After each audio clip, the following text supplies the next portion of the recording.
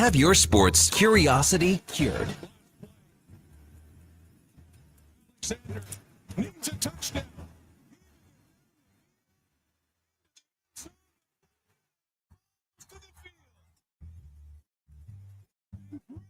Has just turned 3 and 1. The Saskatchewan Roughriders and Trevor Harris have won the Grey Cup. A veteran of the sports reporting game for over 25 years. And he has set up this offense nicely now with 3:53 to go in the third. Allen steps up, delivers downfield, separation, catch made, touchdown, James Cook. Breaking down Edmonton's favorite teams. And 3-on-3 for 5 minutes. On Hockey Night in Canada, we've got McDavid, Draisaitl, and Bouchard. McDavid carries it in. Draisaitl having won the faceoff, shoots and scores. And Edmonton, 19 seconds in, prevails 4-3 in overtime. This is Sports 1440 and the Kevin Karius Show.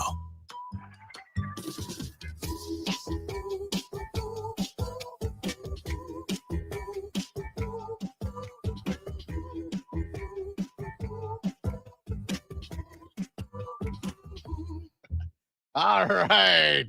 Good morning. Here we go for Saul 542 or Monday, November the 17th. Eddie Steele caught me off guard with a rare first time ever knuckle punch to start the show off. Didn't know what the hell he was doing. Thought I was going to catch one between the eyes here for a second. Hey, good morning. And for the 5th time in franchise history, the Saskatchewan Roughriders are Grey Cup champions. Good morning. Welcome to the Kevin Karius Show on Sports 1440, presented by Sports Select on your AM radio dial, on your morning drive, or whatever you're doing this morning on a Monday. Hope you had a fabulous weekend and got to watch a little football yesterday and got to do whatever you needed to do on a weekend where, again, the weather's pretty darn good, is it not? As we head into the third week of November here. Hey, you can watch us as well now on YouTube. Sports 1440 AM. Drop us a like, a subscription. We would really appreciate that. We're also on X, Facebook, and Instagram.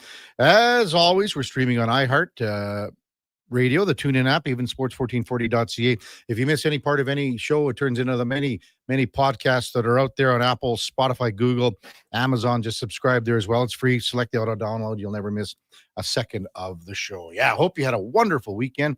And again, Grey Cup champions for the Saskatchewan Roughriders after a 25-17 win over the Montreal Alouettes, 5th time in franchise history, 1st time since 2013. So this is almost another new group, a generation of Rough Rider fans that are tasting victory today, last night, and it's going to be a big party in Sasky for a long, long time as we welcome in our co-host on Mondays and Fridays, Eddie Steele, Grey Cup champion from 2015 back in the peg and all-decade team. Good morning, Eddie. Yeah, I didn't know. I saw this big bag of wieners coming at me over the computer top here, and I'm like, what's going on here, big guy? Thought I was coming square for the face, huh? Well, I was kind of looking at the computer, and then I was finding my notes here and everything. I was hyped up, man. Yeah. Monday morning, fellas feeling good. Hey, Give you a pound. Like, I've been looking. I was watching some social media posts. You say, okay, the Riders are going to win, then Montreal's going to win. No, Maybe yeah, you went back and forth so many times. I don't even know who you finished with. It was the Als. Yeah, I thought MBT actually. I thought my prediction might come true when Davis in that last minute really pulled up. You could hear him screaming even through the TV. Eh? I think he was hamming it up a little bit more. You I think? I think I'm not saying it wasn't hurt or anything like that, but I'm thinking maybe he laid it on a little thick to, maybe so the Riders would go, okay, he's really busted up. You know what I'm saying? Because he dropped turned a bit though. He dropped back, bang, bang, bang on the next play, which was and took off the run. Yeah. And I mean, so he took off the run and it was stopped. Yeah. You know what I mean? So anyway, this play, the big play in the game is Shea Patterson, the fumble. They're down by 8 with just under 3 minutes left. They're going to go for 2 points. Don't know what had the momentum as well. They had all the momentum. So that's the one that's. I'm fully confident. Had they scored that touchdown, they would have scored. Even not win, but they would have scored the 2, and then it would have been crazy. CFL OT. You never know what would happen. it could have come down to Brett Lauther again and maybe his foot. Yeah. And last second field goal. So nonetheless, kudos to the Riders, man. 5th in franchise history. You would never guess that with the pride around the organization. You would think they have a lot more. Yeah. But congrats, man. They got that 5th. And I'm probably most happy for Corey Mace. Okay. Just seeing what he's done and the respect that he has. And he's commanded the respect, not just of his players, but across the league as a coach. He's a stoic figure. And he's a guy who played my position during my era. I played against him. Yeah. You know, he was as a Canadian defensive tackle, as a position player in general. You're looking at the other guys who play your position, comparing stats, seeing how they're doing. So this is a guy I followed closely to see him become a defensive line coach, then become a really well-respected defensive coordinator with a lot of success. Now a head coach. He climbed the ladder the right way, and you find someone that has something bad to say about him. It's pretty awesome. And, you know, he sticks to his convictions, right? He's not a waverer guy. Like you saw that in the West Final, you know, because he could have easily with the game plan, with what he did at the end, sticking going, to the well, defense. yeah, we're gonna go for it on 3rd down here, and instead they kicked the field goal and ended up winning. What about like Trevor Harris? I mean, MVP, highest completion rate in CFL history in a Grey Cup game. He was throwing darts, man, and that's the thing about Trevor Harris. If you can get to him, well, good luck, because he gets the ball out so fast, and that's always been his MO. He's a very accurate passer, and he got into such a rhythm. You could just see it, especially with those seams kind of on the hash marks, those intermediate 15 to 25-yard throws on the hash, the posts and stuff. Man, he's throwing darts out there to the boys. Maybe, and you always say this too, like the games are won on the O-line, D-line, and that's normally what happens a lot. And I don't know if it was talked about how well the Riders' offensive line protected played. him well. Yeah, like he never was really under duress. You saw Alexander, he was running for his life a few times. He was, and AJ as well got off because of that O-line. They were creating some space for Ouellette, and he really got rolling. He could have been the top Canadian, but he's not Canadian. Oh, sorry. Yeah, he's not Canadian. You would think, yeah, you would. I know why. I get it. I had a little brain there. No, yeah, I get it though. Samuel Emelis caught all of his 10 targets over 100 yards, and he was good. Yeah. So you know, the Riders, they really got rolling in the second quarter, and they took it to Montreal pretty good in the middle portion of the game. Montreal came on late.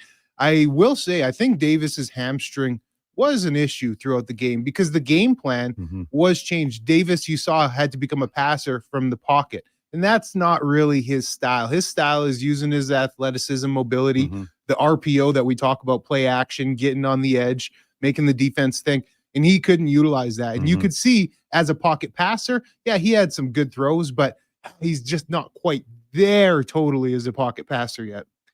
And again, like we all know that his hamstring wasn't 100%, and that had a lot to do with how they probably game planned as well. So without a question, everyone talked about how good the two defenses were, and both of them were pretty darn good again. But when you win the turnover battle 4-0, you're going to win the game.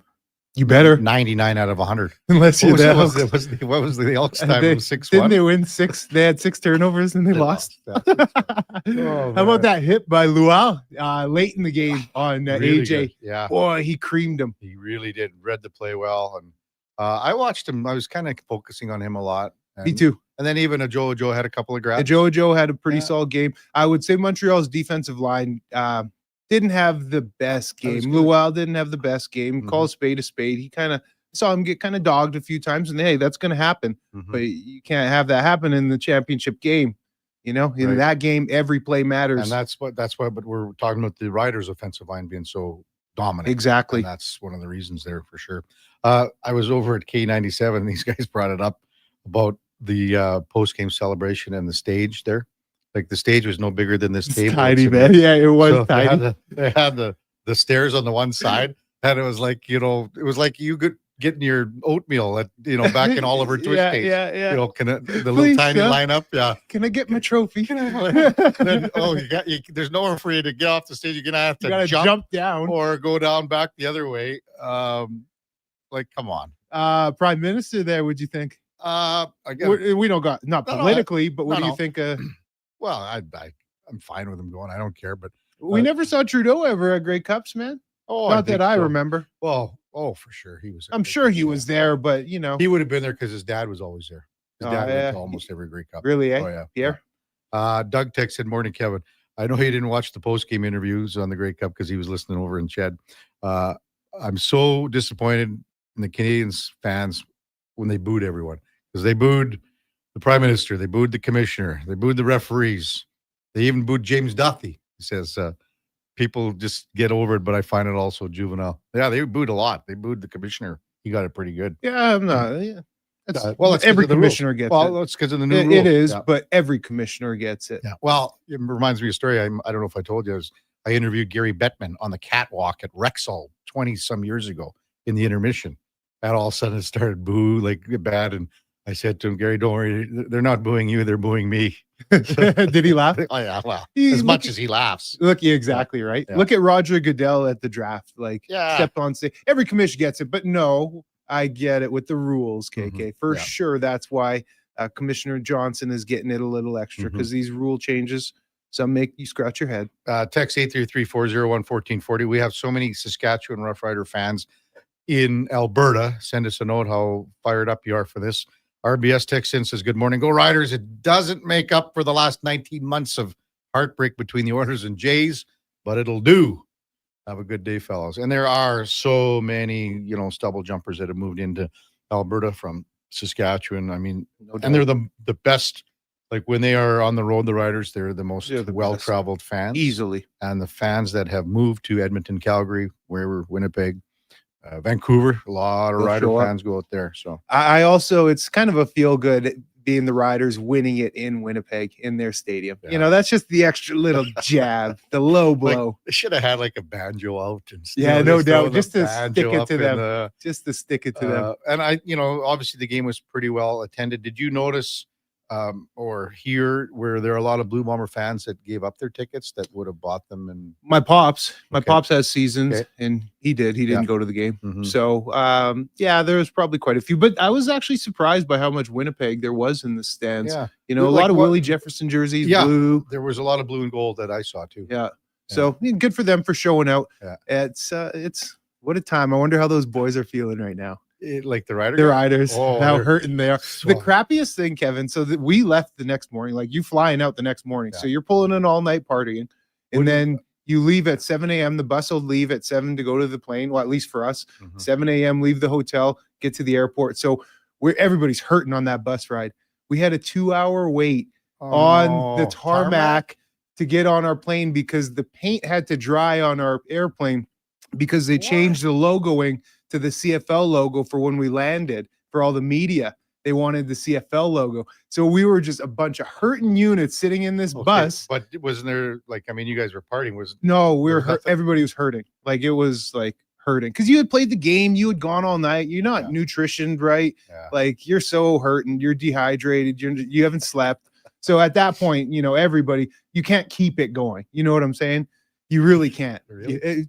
KK, believe me, you get to a point, and then you got to get a little bit of rest, and then you had this 2-hour wait on the tarmac, and You it should was hurting, Asked man. Laddie about the Olympic hockey team from Czech that won in '98 and decided to make a detour and stop and check from Nagano. I love that. I love to do that. Yeah. That's power right there. Uh, But no, we had nothing to pass around. Like it was, Really? guys were hurting, man.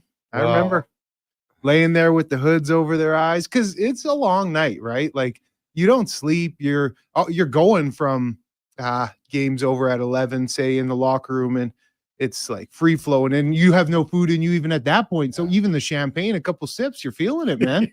You know what I mean? Oh, that's good stuff. We'll talk about this game and some other stuff regarding Eddie's CFL soiree back in 2015. Once they got back to Edmonton and then the party, I mean, it was boy. it was a really good gathering down at City Hall area. Yeah, right? we had we didn't have a parade. We had the kind of a rally. Yeah, at Sir I Winston was down Churchill. at Winston Churchill. That's what I was trying to think of. And I remember grabbing Dwayne Mandruziak for, like I said, Dwayne, like, this is awesome. And he goes, I don't do interviews. But I grabbed him and I put him in a little headlock and I just put that mic in his face. I love it. And man. he was not happy. He goes, "You son of a." Speaking of Dwayne, before that rally, Dwayne got the boys right back in the training room because the buses left from the stadium, and let me just say, Dwayne's office was the place to be. Yeah, why wouldn't it be? Yes. He would have had a couple bottles. More than a couple. A lot of the boys. Oh yeah, because you take care of them at the end of the year. Everybody gives Dwayne a little something. So yeah, he pulled out Crown Royal. Woo. Yes. Yes. Well said. Coming up on the big program, Alan Mitchell, our usual Monday morning leadoff man, will check in. Mark Spector at 8 o'clock. The Edmonton Oilers continue their road trip tonight in Buffalo after a 4-3 win in overtime on Saturday night in Carolina. It was the return of Zach Hyman, and man, he made a difference right off the hop. Involved in the play. Every 40 seconds he was on the ice, and he played like 23 minutes. He had 10, 11 hits. 11, I think. Yeah, I mean, sometimes the score but still on the road. Phenomenal. Like, I mean, that was the injection of life that this team needed, and Stu Skinner was really good, and I would imagine we'll see Stu tonight again in Buffalo. Matthew Shinetti, CFL on TSN, will slide in at 9:20. Man, those guys, they work all night. Like, that's it's a full day. Well, 2 days. You got Saturday, and it's all week. So, I mean, he'll be running on fumes today as well. Bill Hoppy from Buffalo Hockey Beat covers the Sabres at 10 o'clock. And then Calvin Watkins, from the Dallas Morning News covers the Cowboys, the Monday Nighter. And I'll tell you what, Eddie, that stupid fumble by Shea Patterson it cost me a sweep with the Duke on the weekend picks, a sweep. So you're saying you're back? I'm back, baby. I'm back, baby. And one more to go tonight, and I think everyone knows which way a guy will lean to. And Duke can feel the pressure coming, the momentum swinging. When we come back, Alan Mitchell, Lowdown with Low Tide. I thought you were going to jump in here, Duke, but you didn't seem to want to talk about anything. I thought he was too, actually. Well, what's there to say? What's there to say? You gave him a little bit. You set the stage for him. Yeah, Kevin's just juicing me here. And what, do you want me to step in and defend myself? It wasn't a great weekend. So be it. Yeah, like I've had to do about. That's what I mean. Like as if I hadn't padded myself a 10-game lead in these head-to-head picks, and I'm still just warming back up, coming off vacation. This is my first couple made. I'm sure next weekend will be much better. Shake it off. No, and how about a couple things on Friday that I said? Chicago Bears will be leading the NFC North. Crazy. And the other one, it was the dog of the week, Houston. Mm-hmm. You did. Alan Mitchell, when we come back on the Kevin Karius Show with Eddie Steele, Duke of Delburne, and Josh Fenwick on Sports 1440, presented by Sports Select. We're streaming on YouTube, X, Facebook, and Instagram. Today on Hey Culligan, how smart is your water? Here's Tracy. Hey Culligan, I think my water might be dumb. Good news, Tracy. Your water's not dumb. It's just not talking to you. You can make my water talk. No, but the new Culligan Smart Drinking Water System can talk to your phone to tell you when your water filters need changing and help you meet drinking water goals. Now that's some brilliant H2O. You said it, Tracy, and we're already on the way. Let us help you out with a free in-home water test from a local Culligan water expert at culligan.ca. Hey, sports fans, we've got a clear choice for you. At Crystal Glass, we provide customers with the perfect glass for any job. From home to auto and even commercial, installation or repairs, we're your team. Call 310 Glass or visit crystalglass.ca. Crystal Glass. Well, get ready for a silly hockey fans.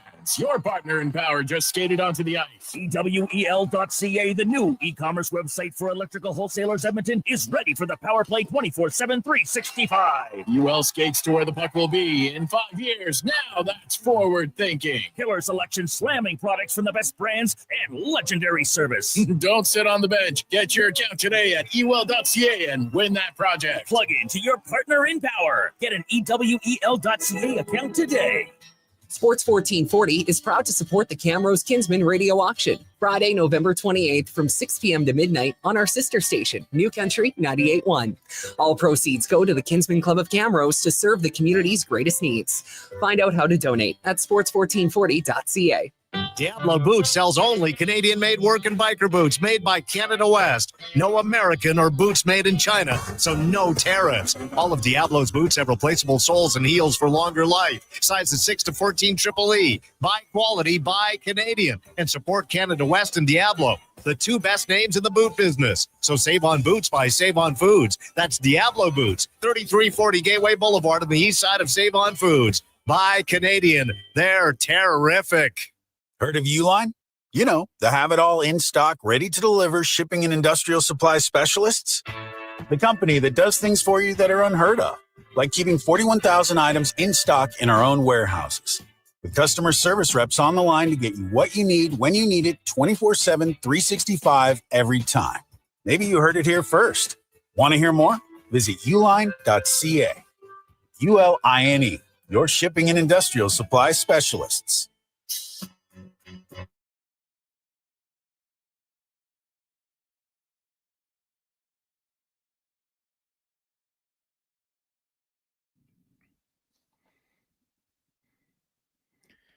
Portions of this hour brought to you by Nectar.io. Learn more about how we can help your business automate processes, streamline operations, and save money at Nectar.io. Nectar.io, your business made better. Have your sports curiosity cured with the Kevin Karius Show. This is Sports 1440.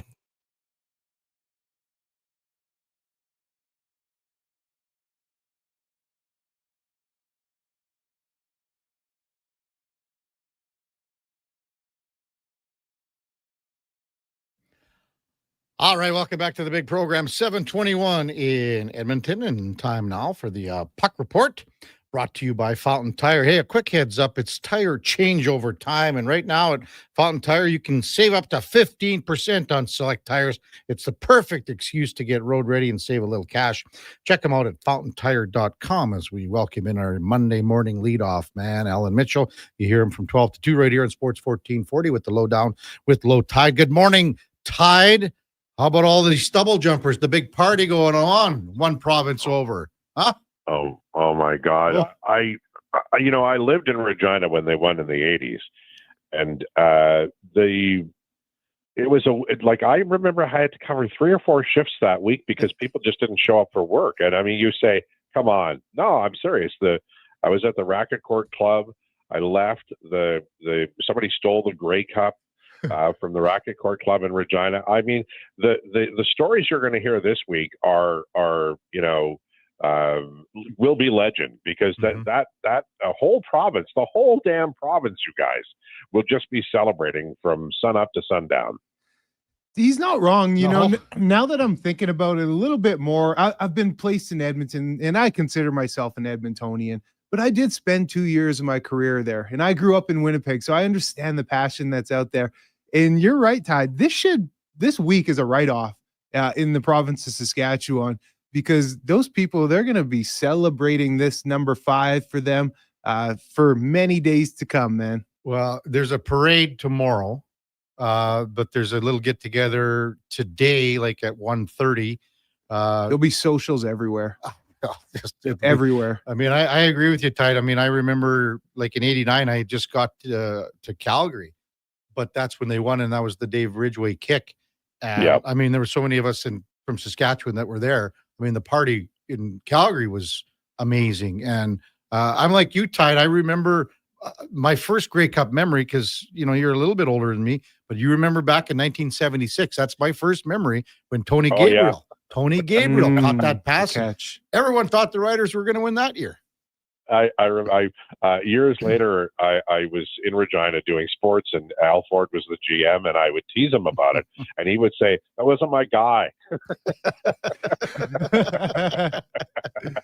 Oh, because they had such great teams, you know, with George Reed and Ronnie Lancaster, and they were, growing up in Saskatchewan, it's easy to forget, but George Reed was as famous as anybody, people would talk about him, 200 miles from Regina in the middle of, December, because he was so loved, and he had an enormous impact, as did Ron Lancaster on that community. Yeah. But you're right. George Reed was like, the way he ran, his legs just kept churning and churning and never stopped. And I mean, he was the equivalent to like a Walter Payton. for us. Yeah, he was built like a brick outhouse. I mean, he was more fullback than running back. Even though if you look at his average yards per carry from rookie season to last season, he didn't give up much, man. Yeah, but he really didn't. Even for you, Tide. Like, I mean, I was in small town Saskatchewan. Like, I mean, everyone in the province goes to the games, and they're listening to it in their combine during. It's just different. It is different. It's different. Yeah. Well, I always tell this story about when we moved to Regina. The first, lots of aunties and uncles that I hadn't met in law, and we went to Aunt Kay's house on a Sunday, which was a mistake because we talked to her hubby in the living room, but in the kitchen she had the radio on so loud you couldn't talk to her during the Rough Rider game. And during the commercial, she'd come out and apologize, but she wasn't going to give up the damn radio. And that's Saskatchewan Rough Rider fans. It's like it doesn't matter what else is going on. The Rough Riders are on, and that's like a sacred moment. Mm-hmm. So, Tide, over the weekend, Saturday, Edmonton with a 4-3 overtime victory over Carolina. It was the Hyman hit game. What'd you think watching him come back and play and come out and just lay the body out there and get right back into the mix of thing? And as Kevin says, jump on this moving train. Well, Hyman has played every game in Edmonton like that. And it's so refreshing because he has so many great chances. I think he only had a couple in this game, but he'll get more. He's always around the puck, and he's like relentless on the forecheck. He won't give up on a play, and he irritates the hell out of the opposition because he gives them no time and space, and he won't back down. He simply won't. And what you hope is, I saw Janmark pushing and shoving a little bit and getting involved in scrums, but you're kind of hoping that some of the fellows who can do that, like Trent Frederick, who are capable of doing that. I know he's got a high ankle sprain. He's coming back from that. And I know he's late to the play because his speed is not where it should be. But he can still be physical. And I think that a lot of the forwards on this team, need to remember that. Because if you're not scoring, you can help in other ways. And hitting for hitting's sake is worthless. But when you hit a player and take him out of the play, there's no return pass coming. There's no opportunity to give and go. Those are important things. And I think that the Oilers are kind of lulled themselves into a sense of, well, this is how we play the game. And Hyman's a great reminder for fans, but also for the Edmonton Oilers that there's a side of the game maybe that they're not using to their full advantage. I think they're like the ones that you're talking about, Tide. You can call them investment hits because they wear on defensemen and they wear on other players over the course of the game. That's why they call it in a 7-game series. That's because they add up and add up and add up, and over the course of the playoffs. But I think even more so, if you know as a defenseman that the forecheck's coming in, this guy is thinking player, not puck. You're thinking about it, and you're probably more likely to make a hurried pass, a bad pass, something that's going to affect the play as it progresses here. So yeah, and that's why, I remember when the year Chris Pronger spent here, every opposition team danced across the Edmonton blue line lightly because they were sure Pronger wasn't on the ice, but maybe he was, and you didn't want to get absolutely derailed. It was like, getting a fish for Chris Pronger a lot. I mean, that's the way he played the game, but he made everybody taller. And you'd like to have that. But the Oilers, they had it in Nurse, but I think the concussion and some other things have sort of altered his game in that way. Who's the most physical member of the defense? They move the puck really well. But Desharnais not there anymore, so they don't have that. They're just trying to move the puck out, and those battles won on the defensive side of the puck along the wall. There's less now than there was in the past. Alan Mitchell with us on Sports 1440. Go ahead, Ed. I was just going to say that. No, you were. Yeah, I was talking all sports with Low Tide from the lowdown.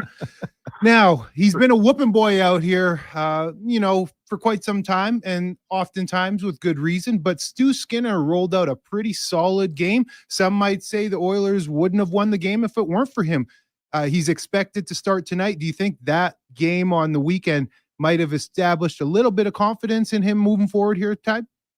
I think it might, and I think that goaltending is a lot about confidence. The thing about Stuart Skinner is that his rookie season was his best season, and lots of reasons why he's faltered in the past couple of years, including the team in front of him. But the Oilers have gotten better each year, and Skinner, 2 years in a row, he really helped them in the Dallas series. Florida twice in a row had his number, but he's still not an old goalie. He has 50 playoff games experience, $2.6 million. This is a contract year for Stuart Skinner. So he, more than anybody, knows the importance of stopping a lot of pucks. And I do think, I think the Edmonton Oilers need him. And I do think that he's a little better this year. He needs to be, better again. He needs to have another gear. But the Oilers against Philly and then against Carolina, I really felt they were a team that looked like they were presenting a repeatable template for outlets, passing, scoring, and defending. And if it does work, if they can, Chris Knobloch is known for like 8-game winning streaks. That's exactly what they need right now. When you look at the defense pairings too, Tide, I think, Alec Regula at times on Saturday looked a little off to me. And you see a lot of this going back with just Regula in, and then Emberson comes in or out, just maybe going back and forth with these two a little more than maybe the defense pairings want, because you always want that consistency. But I think we're going to see more than people think. Yeah, I think it'll take a while to suss out. I know they really like Regula, but Emberson obviously survived the cut. And I think, the problem, Kulak had a really good October. Wrote about this on The Athletic today. He had a really good October at 5-on-5 so far in November, 0 goals and 11 goals against. Now that's not all on Kulak, and there is a lot of bad luck in there. But I think that pairing, I like Regula a lot. I like Emerson, but I like Regula's ability to move the puck. So they're going to find a partner for Kulak that works. And my feeling is that by spring it might be Regula, but I don't know. As you say, they're going to see some back and forth there, some flip-flopping on the right side of the third pairing. Well, I'm just really excited to see the effort that they roll out, and I hope that they're able to put their proverbial skate on Buffalo's throat early and often in this game and not let them hang around in the game. But I wanted to circle back just to the Grey Cup quickly, Tide, because KK, you and I haven't even chatted about this. And Tide, you're a musically inclined fella. What'd you think of the halftime show, guys? Both of you. Tide, go ahead. Well, here's what I say, and everybody gets mad who's my age, but there are certain things that aren't for me. So if everybody's enjoying it, that's great. I'll tell you, boys, they could ride Shania Twain out in a sleigh again, and I'd love it. That's just the way I am. Having said that, I'm open to new things. It wasn't my bag, but if you're trying to attract young people, and I mean, I watched the Who at the Super Bowl, and I didn't enjoy it, and I love the Who. So you got to move on, because all of my favorites are Crickety and 85. KK, I thought it was really good. I liked it. And I'm surprised. I you know what? And I was sitting at home, and I was sitting with the father-in-law, old man Baker, and I think he even enjoyed it. And he's even older than you, Tide, not by much, but. I'll be honest, I didn't know anything about this MGK, whatever. But I thought he was pretty good. I thought the woman guitar player was good too. Yep. Yeah, I thought it was a good show too, to be honest. You did? You enjoyed it? It's not my bag, like Tide says. I didn't know a song at all. But overall, I thought it was a fine performance. There's nothing to trash, that's for sure. I'm with you, Tide. You could, again, Shania could come out in 50 years from now. Yeah, no, I don't care. She could come out and just read a poem, and I'd be okay. There we go. That's okay. Yeah. So, but having said that, I'm all for making it exciting for younger fans, because I love the CFL, and I'm. It's kind of fitting that the Saskatchewan Roughriders won the last pure Canadian Football League Grey Cup, because we're entering a new era where The rules are changing. It's becoming more Americanized. And, I'm not going to tell you I hate it, although I hate it. But, I'm also a lover of the game. And if it increases the eyes on the field, then great. But I love that game. I love the final minutes of the game. I love the bleeding rouge. I love that. Hello, nice. So I'm going to miss this CFL, the one that I just watched yesterday.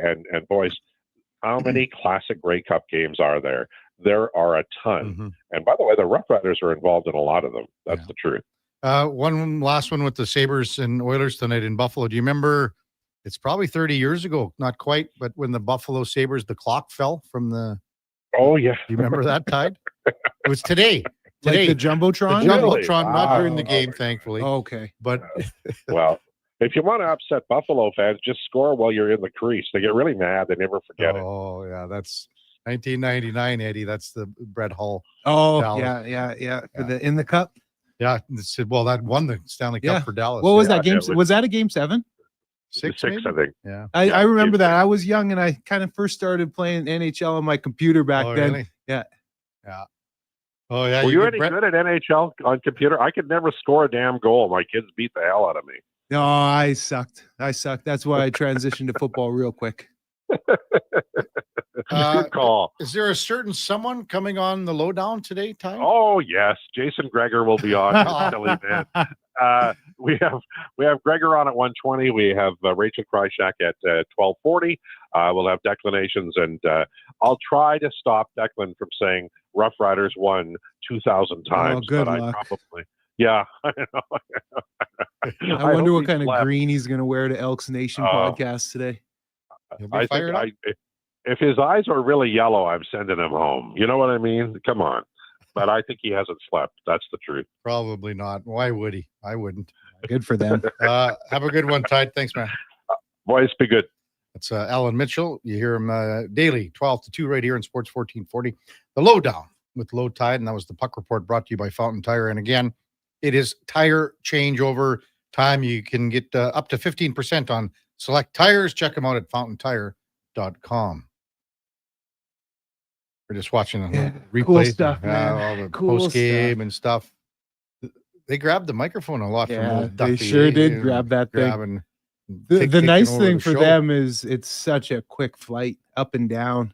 By the time you reach your cruising altitude, you're starting to That's descend already. Oh. So, like, are you 100% sure that they are flying back this morning? Oh yeah. Yeah. Like, I mean, we did. I'm only going off our protocol. Yeah. You got to get back and get things going here. There's nothing to hang around in Winnipeg for. Well, You treat it like a normal game. In a normal game, you'd be flying out that night. So here you just extend it and you're like, we were out. The bus call was 7 a.m. You're on the bus Anybody heading miss to it? the airport. No, everybody was there. But you wouldn't have left anyone behind anyway. Nah, yeah, I thought about it, to be honest, because I didn't even celebrate with the team that night. You were with friends. Yeah, buddy had a huge house party with really? a bunch of locals that I grew up with. So I went and I partied with them, and then I meandered to the bus at like 6:30. Got to the hotel room. Threw all my things in the bag, and then got on the bus. And man, it was quiet. It was quiet, KK. I'm not getting that. I just know enough of the NHL parties on the plane. Yeah. Because, and maybe it's different with the charter and the plane because they can stock it up and yeah, we this weren't is years ago. Yeah, we weren't stocked at all. But it wasn't for a lack of. I'm just telling you, when you had there was nothing, no sleep, no food, like nothing. So guys, you just shut down at this buddy's and party. then you get back to. They didn't even order a wheel for you or what? Oh man, no, I didn't. I wasn't worried about eating, man. I was on the liquid diet that night. But then the next morning, or when you land, everybody's hurting. You go home, catch some sleep, and then you just rally. Text 833-401-1440. Sask Oilers fan says this win will revitalize the fans here in Saskatchewan. Team has still been turning a small profit, but I'd imagine this will bring better crowds and a new generation of fans. Long live the CFL Sask Oilers fan. Well, the one thing that will be generated, and it will be huge, is merchandise. And the Rider faithful, they buy it like no other. And I remember back when they won in what year was it? Not after 89. when they won, not in 2013. There's only a few to count. Yeah, So 07. So it's 07. That's it. That's like, I mean, their merchandise was off the charts. Really, eh? Yeah, off the charts. And they sold everything. Yeah. So they're going to make, they will make so millions. much, yeah. They'll make millions on merchandise. And just because they're going to come up, it's going to be all the same stuff, but there'll be a Grey Cup patch on it. That's it. And they'll sell them like crazy. Jordo says, how would the party not still be going at 7 a.m., Eddie? Man, I'm telling you, like, you got nothing left in the tank. Like that's what it is you just got nothing left. You want to sleep for a little bit because when you get back to Edmonton, that's when it really gets going. Yeah. So you got to try and sleep. Tiger texts in, I was born in Saskatoon the year the Riders won their first cup. So 66 for Tiger. So fun last night. Yeah. It was like 1 second after the final play. My mom texted me from Melville. I love it. I love that, man. I love that. I thought, man. well, I'm just going to let her celebrate it. I texted some relatives from out there. Good Yeah. When we come back, we'll get to some more of your texts. Hey, 833-401-1440. If you're a Rider fan, what did this one mean to you compared to, again, it's 2013. It's a dozen years. It's another generation here of fans that, and they were close. They've been in some great cups and stuff. There's been some breaks. Some tough ones to Montreal here, what's it mean to you? 833-401-1440. And we'll bring in the Duke of Delburne a little bit more than what we did earlier, just because of how the show was going. And he didn't want to talk about anything anyway. So he liked the halftime show, I bet. I'm gonna throw it out there. He went over to the. You think he didn't even pay attention? No, he had a vested interest in the NFL game. So. Okay. Well, we'll see. Yeah. There's the tease. That's coming up after the break. Kevin Karius, Eddie Steele, Duke of Delburne, Josh Fenwick on Sports 1440, presented by Sports Select. We're streaming on YouTube, X, Facebook, and Instagram. More fruit? Check. Satisfying texture? Check. 3 amazing new recipes? Check.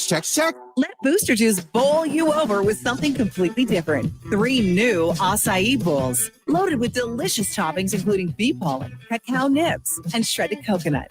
Piled high on top of a refreshing blend of authentic acai, straight from Brazil. Spoon? Check. Booster Juice, Canada's original juice and acai bowl bar. Get Black Friday prices now at The Brick. Skip the line and save big. Get 65% off genuine leather and reclining sofas when you buy the matching Love Cedar chair.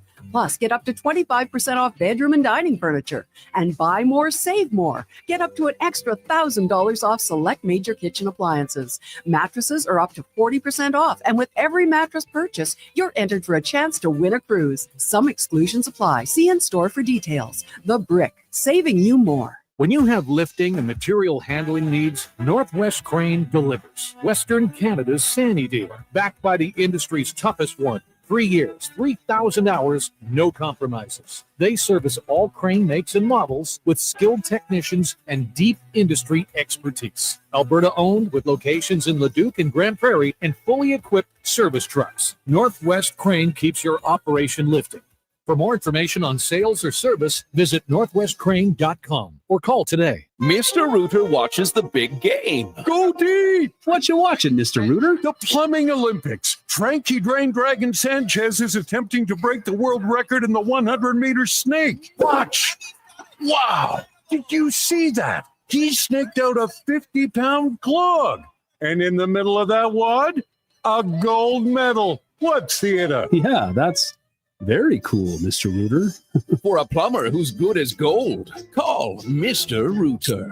60 years ago, we started selling trucks as Western GMC Buick. Today, we are Wolf GMC Buick. We're still located on the corner of 184th Street and Stony Plain Road with the same ownership for over 2 decades. Our customers have trusted our family-owned, community-driven business. And for that, we are thankful. If you're looking for a truck or SUV, pop in and one of our seasoned professionals will get you a great deal, hassle-free. Come trust our team at Wolf GMC Buick. Wolf GMC Buick. We're making it easy. If you're looking for nonstop sports coverage, tune into Sports 1440. Edmonton's only sports radio station. 24/7 coverage comes at you with expert commentary, in-depth analysis, And so much more. We are Sports 1440. This hockey season, they're all in at Metal Supermarkets. They were even practicing the wave around the lunchroom table. till Bob's soup splattered everywhere. I'm so hungry. Poor Bob. Oh, well, gotta love the passion. Speaking of which, their team is all in on cutting metal to your exact specifications and fast. Metal Supermarkets, the local convenience stores for Southside, West End, metalsupermarkets.com. At jackpotcity.net, you can do amazing things with just one casino chip. Discover a world of incredible casino games with over 500 high-quality online slot games, including the world-renowned progressive jackpot slot Mega Moolah. Play for free at jackpotcity.net and get treated as a VIP 24/7. So visit jackpotcity.net today on your tablet, laptop, or mobile. Jackpot City, a whole world of casino games. 18 plus. Please play responsibly. This is not a gambling website.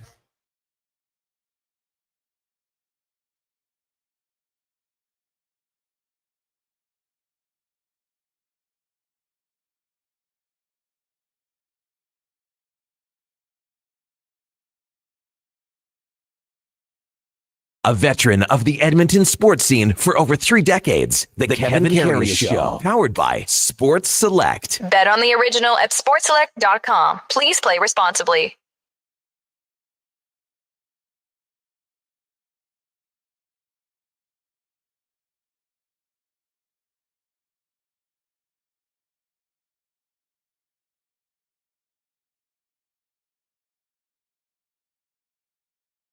All right, welcome back to the big program.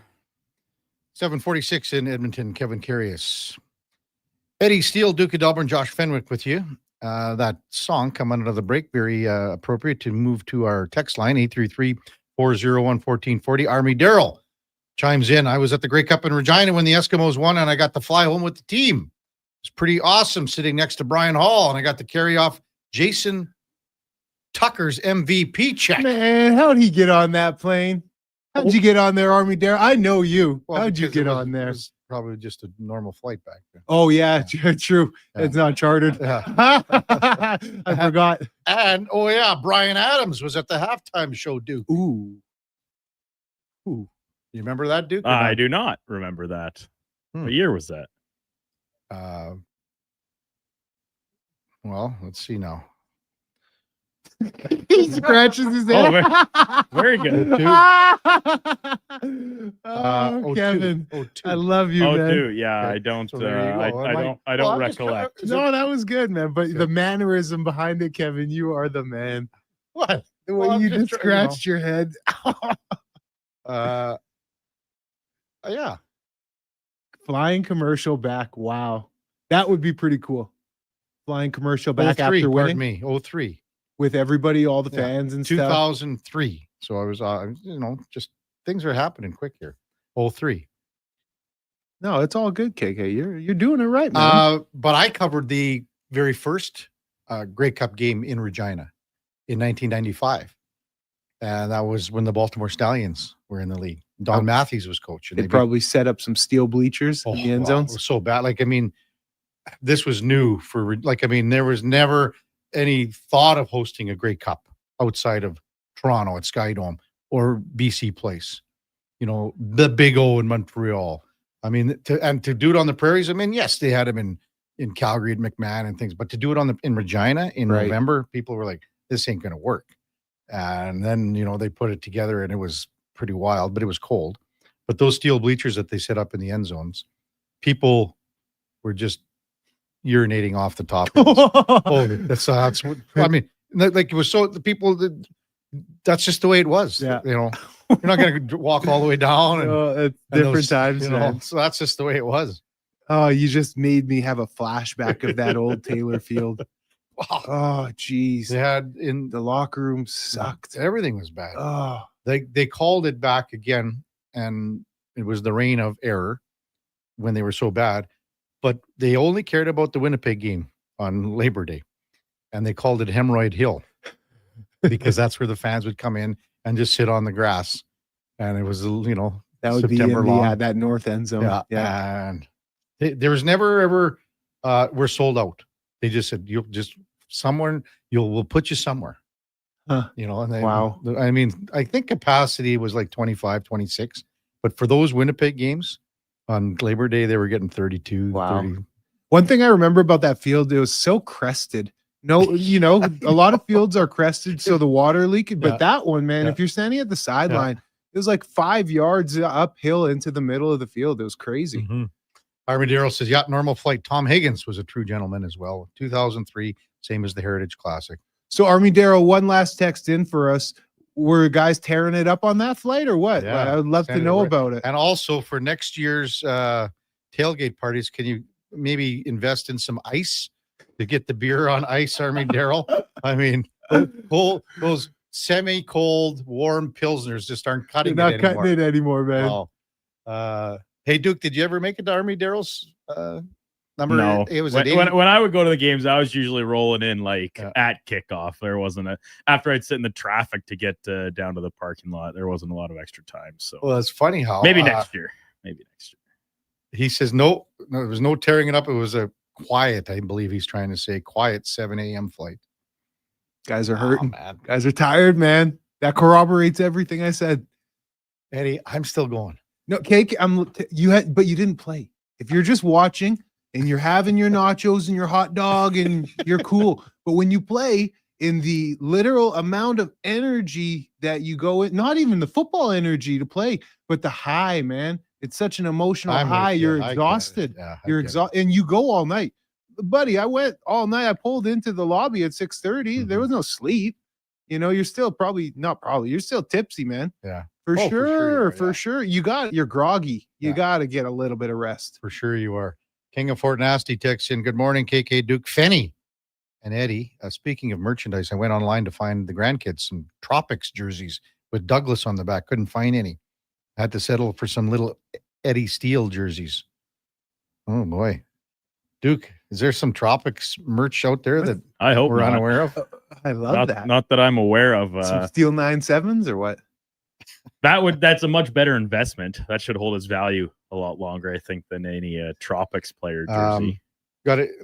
K-Fed, great text here, and we got to mention this because of, I believe you sent a post or Reed did a post about junior football and the Vanier Cup coming up.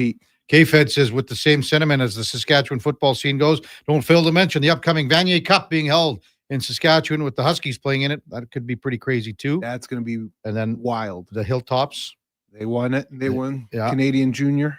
So as we said, it could be like a 3-for-3. That would be pretty cool for the province. Like that would be total football domination. It would be, yeah. Kudos to them. And I mean, the Hilltops junior program has been around a long time. And then what happened was that the Rams they weren't on par with the Hilltops for a long time. And then they got to be because of Frank McChrystal. Right. And then, so those two programs collided a lot. And then the Rams went to Canada West, became the Cougars. No, sorry. They thought they were going to be called the Cougars because that's all the Regina teams. Yes. They kept the Rams name. Yeah. Because that's what they wanted. And anyway, so now it's a little different dynamic because then the Thunder came in. Exactly. Junior, right? Yep.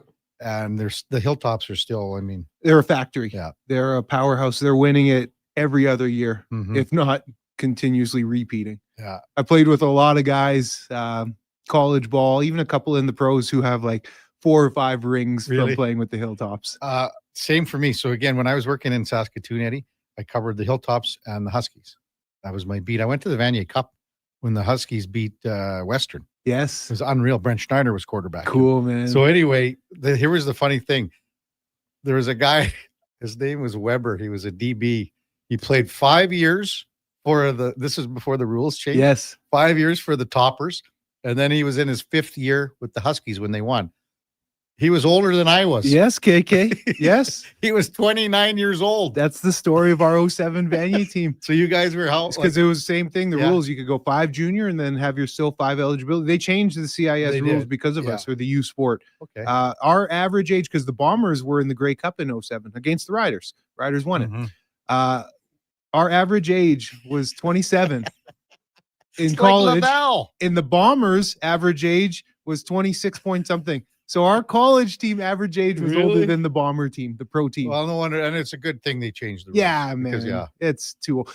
But with that being said, that sharpened me. That I believe is a real reason why I was the player I was, because I was a 18-year-old coming out of high school, wide-eyed puppy, And I was practicing every day against like 26, 27-year-olds, full beard, full men, but they had families, man. Like it was different. And so when you're going against guys with man strength, boy, you better buckle up that chin strap because you'll get finished quick. I agree. Maddie in Regina texting. We got a lot of people from Saskatchewan texting in today.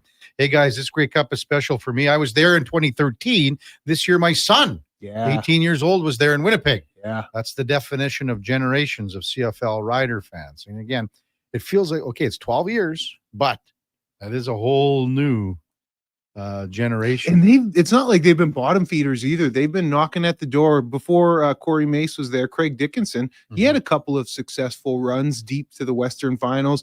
Fajardo hit a goal post against Winnipeg in 2019 or one of those years where they could have beat Winnipeg. So they've been on the cusp. Good for them. I'm happy. I'm actually really happy for them. Text, keep them rolling in, 833-401-1440.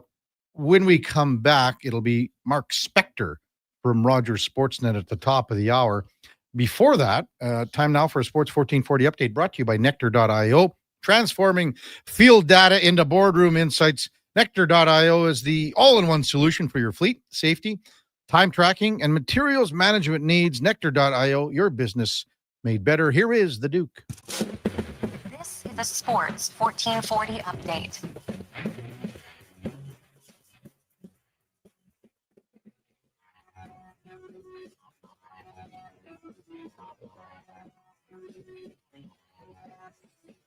Five games in the NHL yesterday. Pittsburgh blanking Nashville 4-0 in Stockholm, Sweden. The Canucks beat Tampa 6-2. Mini getting past Vegas 3-2 in overtime. The Rangers fell to Detroit 2-1. What was a feisty brawl-ending affair. And the Avalanche, they won their seventh straight 4-1 over the Islanders. Off the ice, Kings forward Adrian Kempe has inked an extension to remain in L.A. 8 years, $85 million total for the 29-year-old Swede, who has 19 points in 19 games so far this season. Saskatchewan Roughriders captured their fifth Grey Cup in franchise history last night over the Alouettes, 25-17 the final from Winnipeg. Trevor Harris throwing for 302 yards and being named the game's MVP. In the NFL, Week 11 action yesterday started in Spain, where the Dolphins beat Washington 16-13 in overtime. The Bills, they get a big win over Tampa Bay, 44-32. Seattle falling to the Rams in a heated NFC West matchup, 21-19. And Sunday Night Football had the Eagles continuing to roll 16-9. They beat the Lions. In the association yesterday, full slate of games, including Celtics stopping the Clippers 121-118. Rockets over the Magic 117-113. The Warriors stay hot with a 124-106 win over the Pelicans. And in one of the nightcaps, the Hawks beat the Suns 124-122. Finally, from the Major Leagues of Baseball, reports have the Seattle Mariners and first baseman Josh Naylor coming to terms on a new 5-year contract.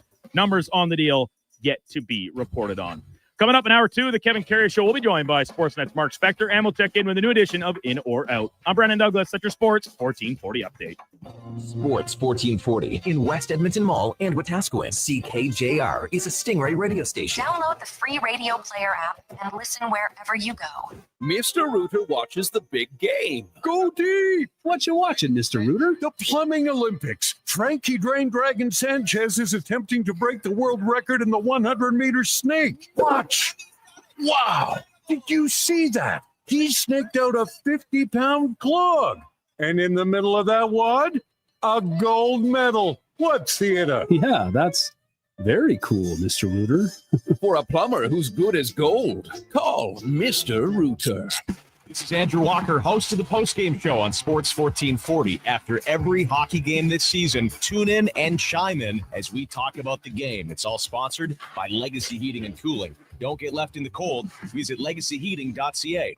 I'm Grant Fedork from Leading Edge Physiotherapy, and sadly, some people think orthotics are just glorified shoe cushions. But I've seen a runner drop 8 minutes off her marathon, a grandmother ditch her painkillers, and a 12-year-old nail her long jump, all thanks to custom foot orthotics. So if your feet are screaming for help, flat, high, or funky, that pain's heading to your knees, hips, even your lower back, our professionals will assess you and, if indicated, custom fabricate a pair of orthotics made just for you. Happy feet make a happy person. Feet shouldn't hurt. LeadingEdgePhysio.com. Don't look now, but I think we're being followed. Oh, that's just my Fountain Tire sidecar. Well, they're driving pretty close. Because they're attached. Save up to 15% on select tires until December 13th. cool. Plus, get up to $125 off a set of 4 Goodyear tires. Anything else? Get $50 off a $150 service when you buy those tires. Well, that's handy. Yep. And weird. Well, I love my Fountain Tire sidecar. Book your appointment online today. Restrictions apply. Fountain Tire. We're on this road together, Canada. The job won't wait. Why should you? At AWS Welding Supplies and Repairs, conveniently located in Nisku, we've got everything you need to get it done. From product sales to servicing and calibrating machines, we're your one-stop shop. We're a proud, locally owned and operated business, committed to serving our community with a proven track record of customer service. Don't let a broken tool slow you down. We offer fast repairs and free same-day delivery of in-stock items to Leduc, Nisku, and South Edmonton. AWS Welding. We make it happen. I hear the train. Backed by popular demand, Folsom Prison Revisited. The story of one of the greatest concerts in history returns to the Jubilee Auditorium this Saturday. Step back in time before, during, and after this iconic Johnny Cash performance. You'll relive an event that changed the life of Johnny Cash and changed music forever. Tickets at Ticketmaster.ca and the Jubilee box office. Brought to you by Stars and Stories Live.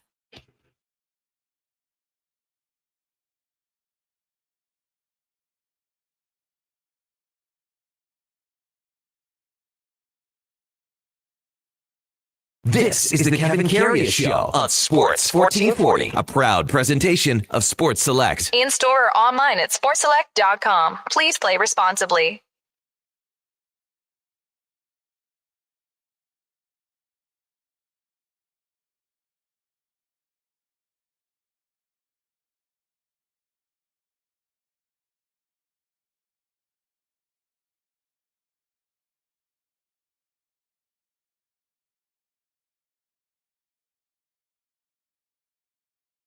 All right, welcome back to the big program. 8:01 in Edmonton, and time now for On the Mark. Brought to you by Northgate Chevrolet Buick GMC. Hey, we got winter tires. Tires at cost. Yes, tires at cost. Don't believe me. Check them out for yourself at northgategm.com as we welcome in Mark Spector from Good Morning, Spec. How's it going? What's going on, boys? Looking sharp, Eddie. Thank you, Spec. What about me? Thank you. Now, what about you? You look okay. Thank you. Going golfing? You look just fine too yourself, Spec. You see it? I can see it. Oh, I can't see Spec ever. Well, that's not so bad, Eddie. Sometimes Spec, like what he does, Eddie, is he puts himself into the certain background. I've seen those backgrounds. And then his online. head disappears. Yeah. Gets all choppy in and out. Hey, were you at the cabin on the weekend? I was, yeah. Are you still there? Nope. No, back in the city. Came in when last night after the game, or where did you watch the game? Oh no, you had your party for your son, right? Went to a Grey Cup party a little bit. Well, a party with my grandkids and my son's birthday and stuff. So I did try to watch as much of the game as I could, but did my best. It was not a bad tilt. It came down to it pretty well in the end. I thought I wasn't cheering for Montreal. I was cheering for Saskatchewan, but I was cheering for Montreal to make it close in the end, and they couldn't quite get there. Well, the turnover by Shea Patterson, it's the difference in the game times 100. He takes that one in, and we were talking about the play, and we're going to address it a little later too, in or out. But Eddie and I both really didn't like the play call. How do you like that? Yeah, well, I mean, what was it? A plunge from about the 3-yard line? Yeah. And more so, like he's kind of going off left tackle, not it, right, Eddie? Yep. And instead of going forward, he's going sideways for the better part of the play. And a little more detail to that, KK. Earlier in the game, he did a sneak, and I noticed his ball security was very loose. Okay. I personally saw he stuck it out there. He didn't keep it tight to his chest and his body. And then I'm sure Saskatchewan saw the same things because that ball came out pretty loose, and it wasn't anybody's fist or hand coming in and jarring it. It was actually one of his own guys who got displaced right back into his lap who popped it loose. But it was entertaining, as you say, Spec. I mean, I think we were even talking about the halftime show too. Did you see any of that at all? I saw a little bit of that. Yeah, I don't know who that guy is, but he looked entertaining. It's Machine Gun Kelly, MGK. Yeah. Yeah, MGK. Yeah, well, you're talking to a guy who went to see Kim Mitchell the other night, so Yeah, yeah. I was doesn't talking about quite this. be sly. That comes up to me the other night in the press box. Yeah, I went to Kim Mitchell the other night. Wow. That's Yeah, kind of how I feel about your private showing with Chantel Kreviatsik. Oh, beautiful. Private showing. Private showing. Yes, Oh. private. So, Spec, Oilers 4-3 over Carolina in OT. What'd you think of that game? There's lots to bust down when it comes to it, from Stu Skinner to Zach Hyman. The big guns are rolling. Overall, though, they got the dub. Let's hear your thoughts. There's elements of their game that you're starting to see. You know, the penalty kill went 2 for 2. And that's something that when this team's good, obviously the penalty kill is exceptional. And the power play delivered. They got one chance, they delivered a goal, and that's what happens when the Oilers are successful. They got really good goaltending. Stu Skinner was fantastic in that game. I mean, I think he made 33 saves. And when they're good, they get proper good goaltending. They did get that. And, you know, their leaders showed the way. Their top guys were better than the other guys' top guys. And again, another element of the Oilers that we've all come to know. So, you know, they're slowly piecing together their team. I think they're still missing some defensive play. That's like from defensemen. You know, I thought the Wallman Nurse pairing was lost for a good portion of that night, and their depth lines aren't producing for them at all. Frederick played 7 minutes and 8 seconds or something like that. So it's not all there, guys. It's not all there, but we're seeing it. We're seeing more and more, you know, as the games go on, we're seeing more elements of the Oilers team that when they get all the elements, or even when they get 90% of those elements, they become very, very difficult to beat. You know, we were talking about that third defense pairing right now, Spec. And in my mind, one of these guys like Regula or Emberson has to say, when they get in, they got to play like they're not coming out. Yep. And that's not happening right now. So sometime sooner than later, that has to happen. I mean, have you got a perspective on how each guy has, I don't know if the question is failed to do that. Maybe it is. I think you know, first of all, you lose Troy Stetcher because you like the two younger guys. You kind of feel like one of them's going to pan out into an everyday defenseman for you. So, you know, that's why you let Troy Stetcher go on waivers. You go, okay. And I don't think anyone's of the belief that both Emberson and Regula are long-time Oilers, but it doesn't matter. If one of them turns out that's what you want, they're young right-shot guys.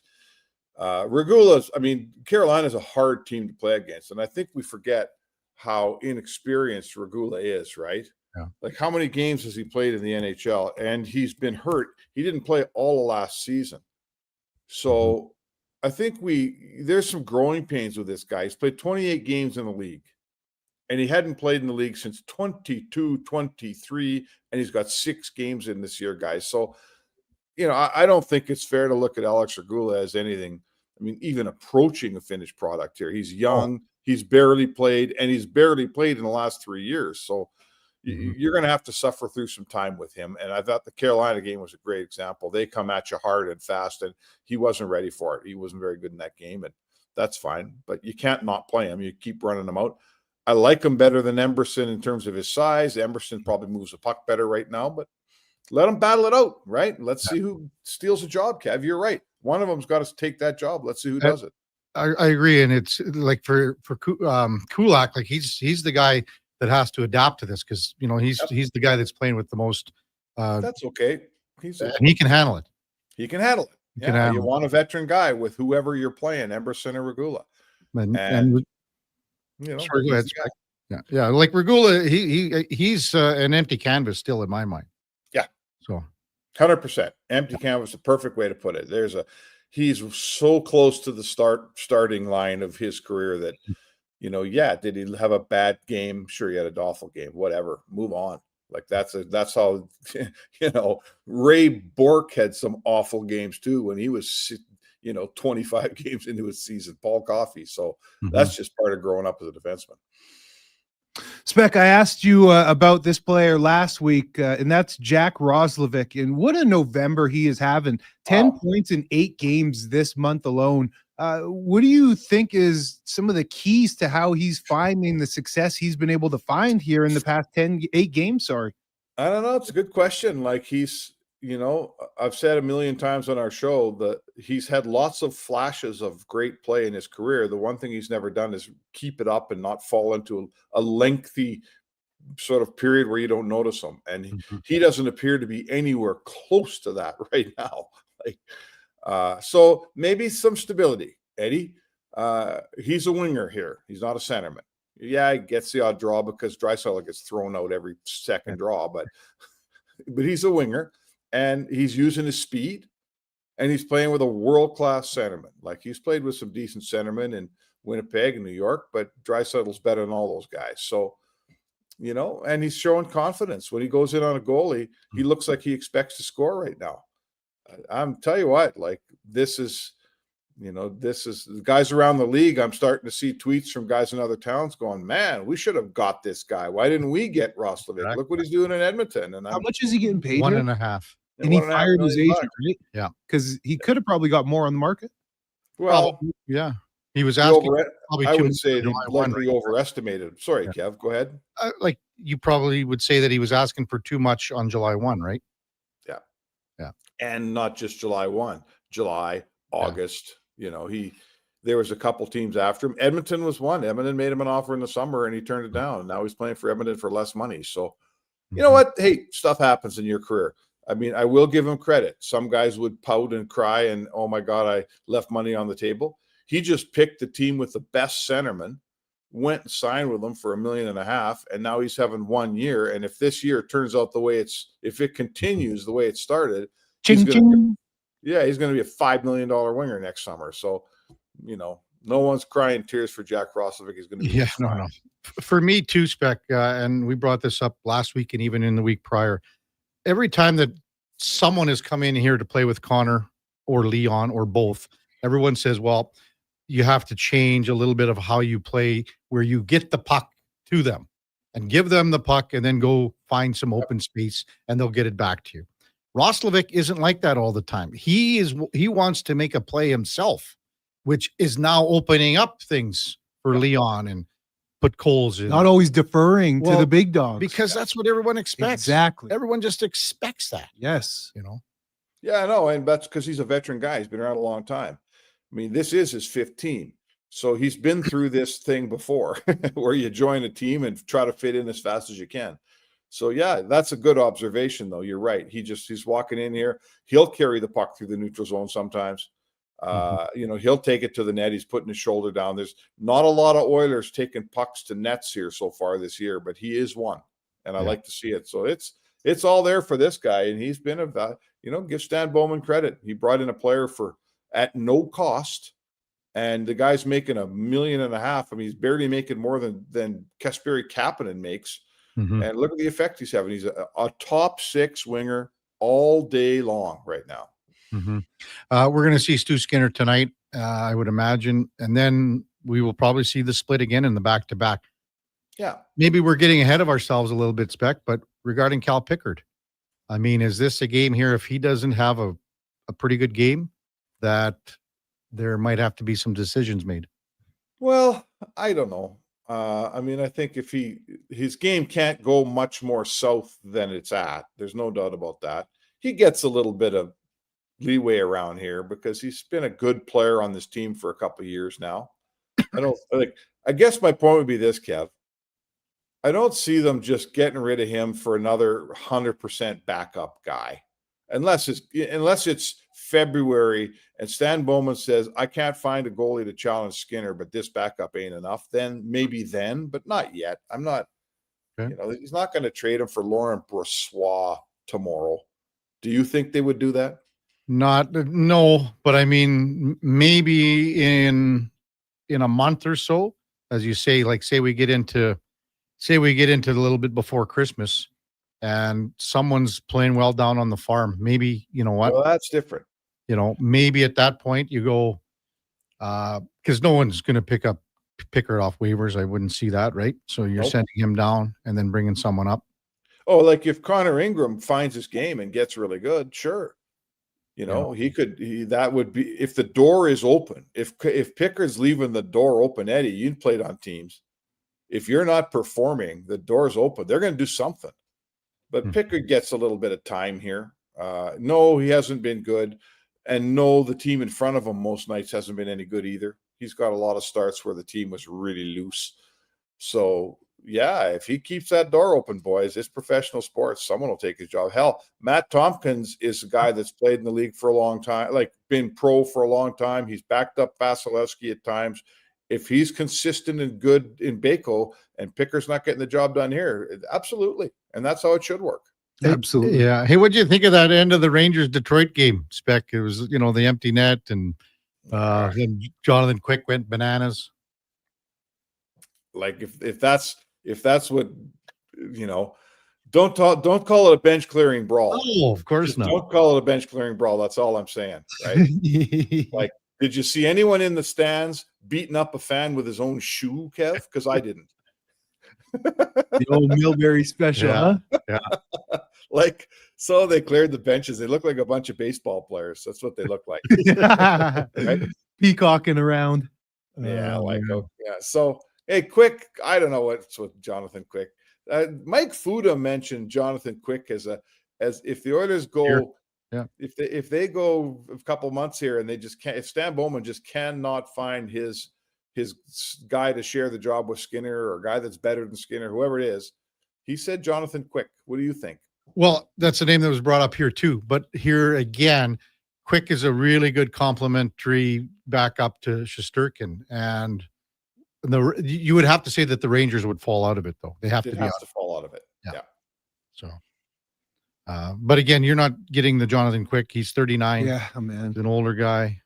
But he's still got the fire, obviously. So I guess he played real well yesterday. I did not see that game. Mm-hmm. There's some games in him, but you're right. I mean, I just remember Jonathan Quick coming through Edmonton for all those years when the Kings were cup contenders, and just the Oilers just couldn't solve the guy. Like, he just was such a fine goalie in his day. But I suspect at 39, his days a few years ago. So I'll tell you what, I'd have to really scout him and dig in on this guy. And his numbers are good in small sample size this year.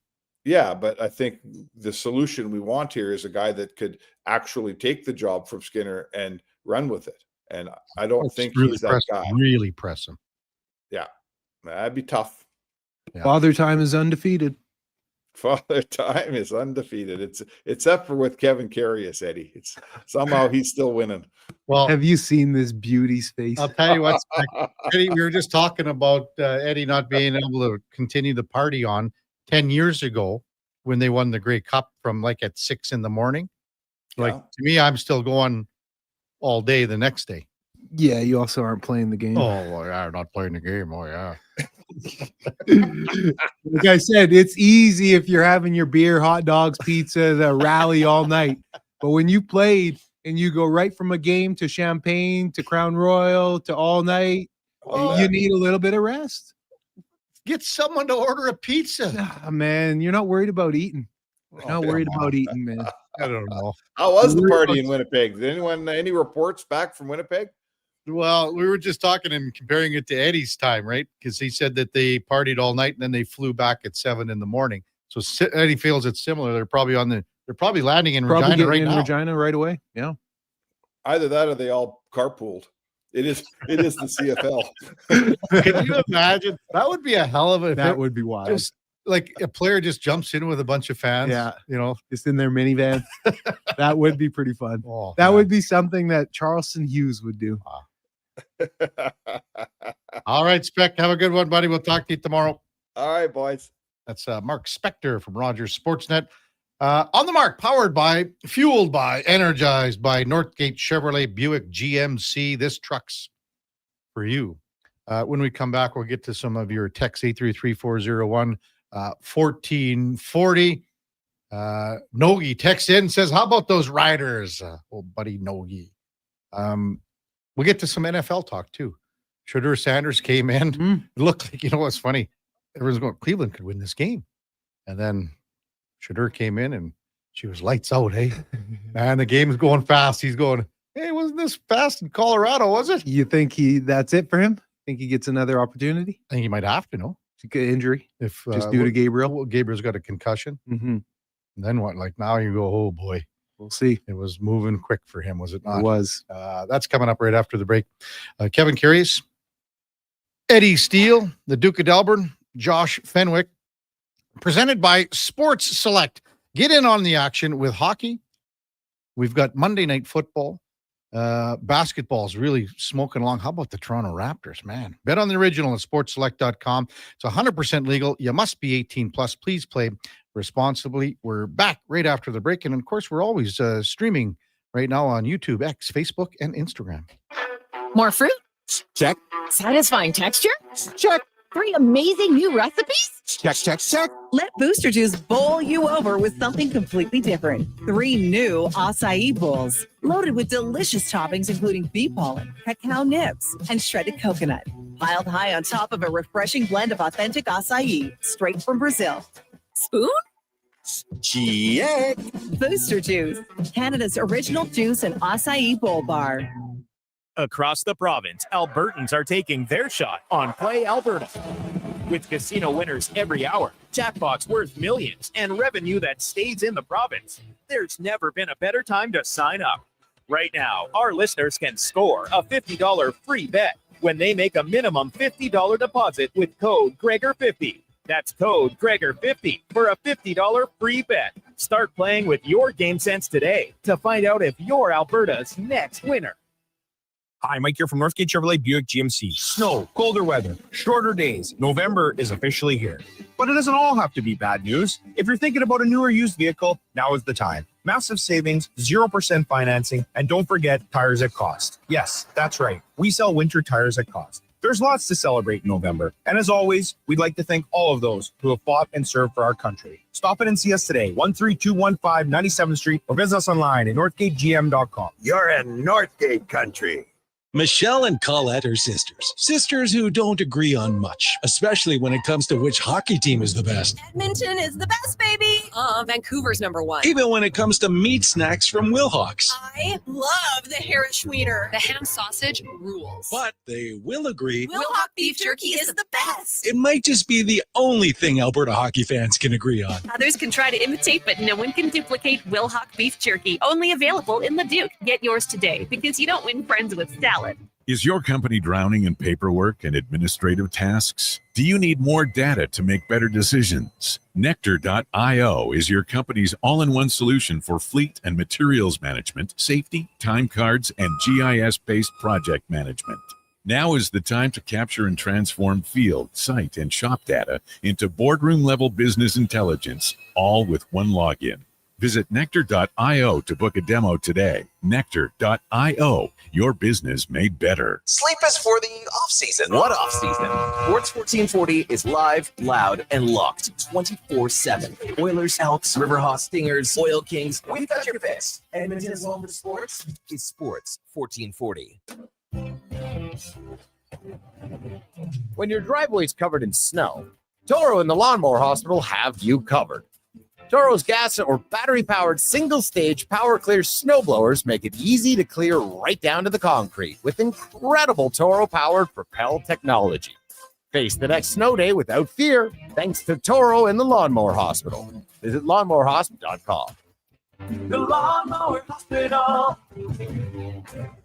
I hear the train. Backed by popular demand, Folsom Prison Revisited. The story of one of the greatest concerts in history returns to the Jubilee Auditorium this Saturday. Step back in time before, during, and after this iconic Johnny Cash performance. You'll relive an event that changed the life of Johnny Cash and changed music forever. Tickets at Ticketmaster.ca and the Jubilee box office. Brought to you by Stars and Stories Live. Hey, you.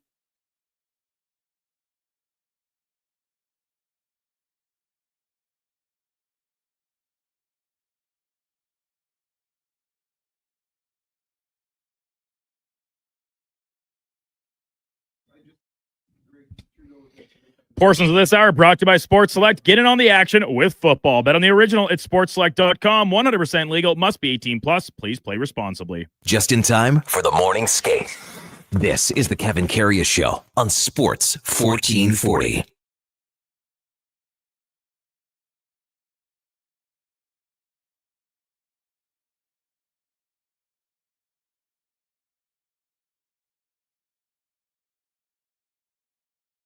All right, welcome back to the big program. 824 in Edmonton. Kevin Karius, Eddie Steele, Duke of Delburne, Josh Fenwick on Sports 1440, presented by Sports Select. Eddie's eating his oatmeal and gruel in between the break here, and he's trying to talk while he's eating, and he spits it all over the back of my laptop. I've never heard him make a It streak almost- like that. It almost came over. It was like a projectile. I almost arced it over like a Trevor Harris pass. Oh. Right in the saddle. Wow. Text 833-401-1440. James texts in, and Ricky in the donut. We'll get to James in a second. Where was that Trevor Harris during his tenure in Edmonton? I know, right? From Ricky. Well, he wasn't getting protected. He threw 5 fewer picks that year in Edmonton than he did in Saskatchewan this year. Nice.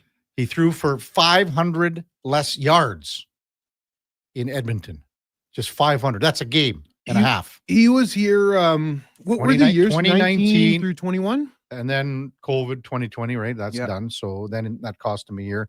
And then he was 4 games here and then went to Montreal or something like that in 2021. Yeah. He only played 4 games in 2021. Okay. And then he stayed in Montreal the year after. But his full year before COVID, played 13 games, threw for 4,000 yards, 16 TDs, 6 picks. I mean, very serviceable. Pretty Very, good numbers.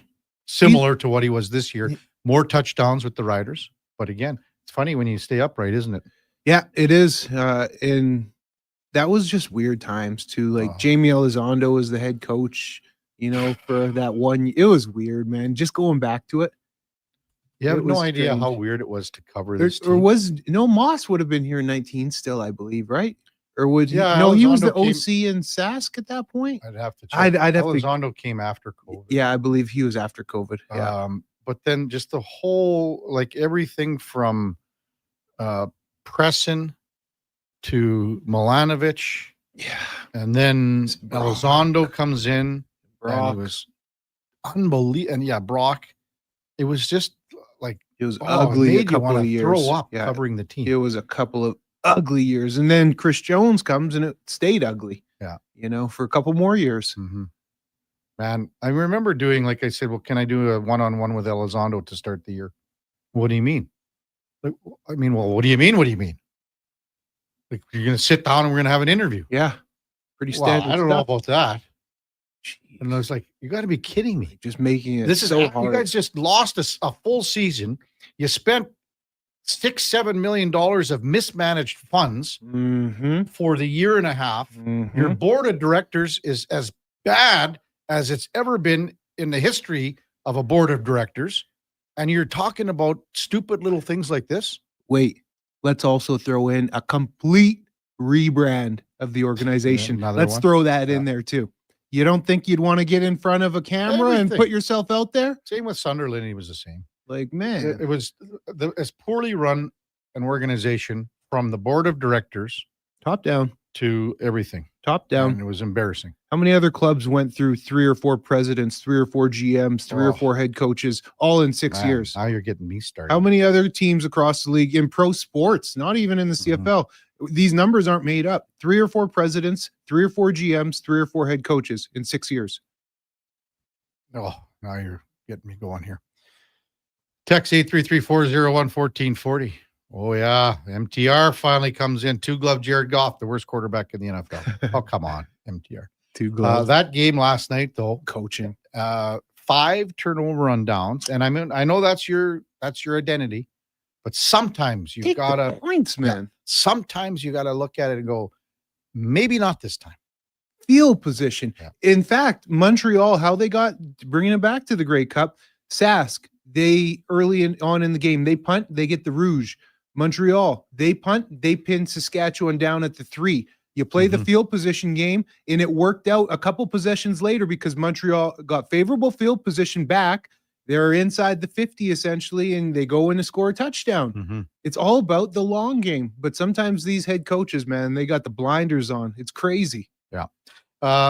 In the NFL yesterday and even yesterday morning, that the game in Spain.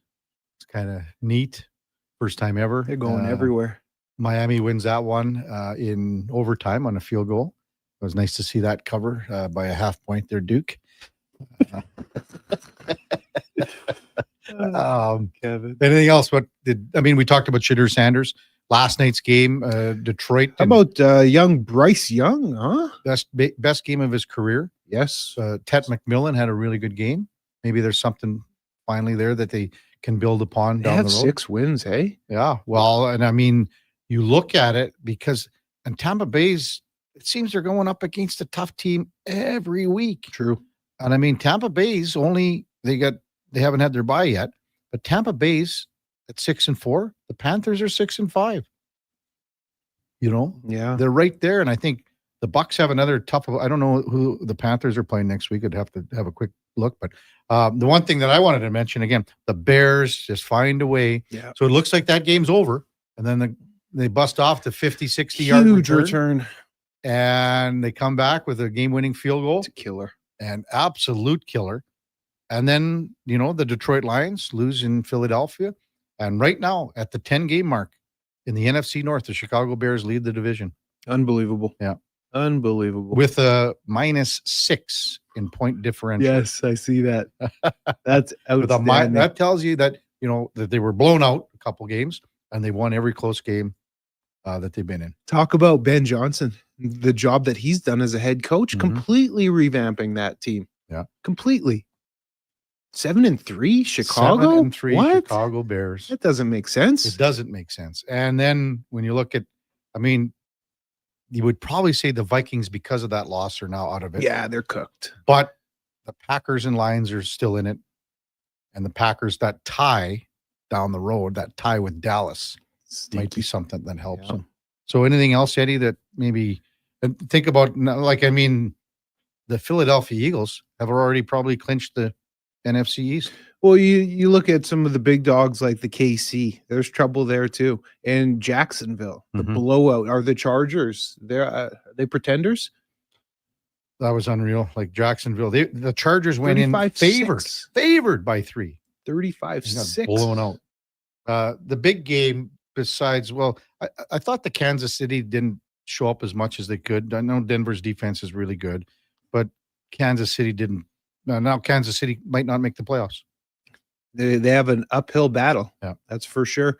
Then tonight, what do you think? I know you and Duke got your picks. I don't think this will be a overly entertaining game. Well, Vegas just hasn't done it, man. The thing is, you're always going to have points on the board with Dallas. Yeah. And points both ways. They contribute both ways. And it'll be a little more of a higher scoring game. I know it's a question for in or out, and it'd be nice to have a nice Dallas win by 3.5. Is that what the line is, Duke? Yeah. Nice. The other thing in the Steelers, their defense looks like it's back, Eddie. Cincy. I know. I'm gonna pull the old Kevin Trump card. That's Cincy. Their offense, that's nothing special. Wow. We'll see. A couple of Who defensive does Pittsburgh touchdowns. have this upcoming week? Let me take a peek here. Okay. Because that'll be telling. At Chicago. Pitt at Chicago. That'll be a good test. Jurassic Bark says the Broncos are looking good. Montana race, the Panthers and 49ers next Monday. Bucks play LA, I think. Thanks, big guy. We'll figure that out.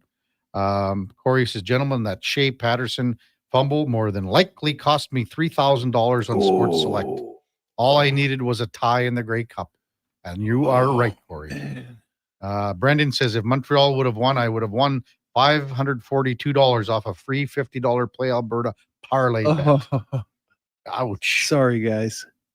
I know the feeling. Yeah. Duke, you hit for anything over the weekend or what? I had a decent day on some college football on Saturday. Yesterday was pretty rough, actually. I took a couple teams that were pretty heavy dogs, one of which was the Bears. So they winning was a nice return. But like I had the Bengals to beat the Steelers. Got a push in the Packers game. That was a pretty pedestrian weekend for me. And then I had the Lions last night, obviously, and they got absolutely stifled by that Philly D. Mm-hmm. Here's a good one. What is it? Where's someone's given MTR? Oh, Triple C in a truck. Hey, MTR. That's what a real defense looks like. Super Bowl champs. Hey, with that being said, though, Lot of that's injuries, San. yeah. Yes, that's San for ND. I'm not going to win that bet with MTR because they got, well, hopefully the Panthers can sneak out a win somehow. It was 12 wins.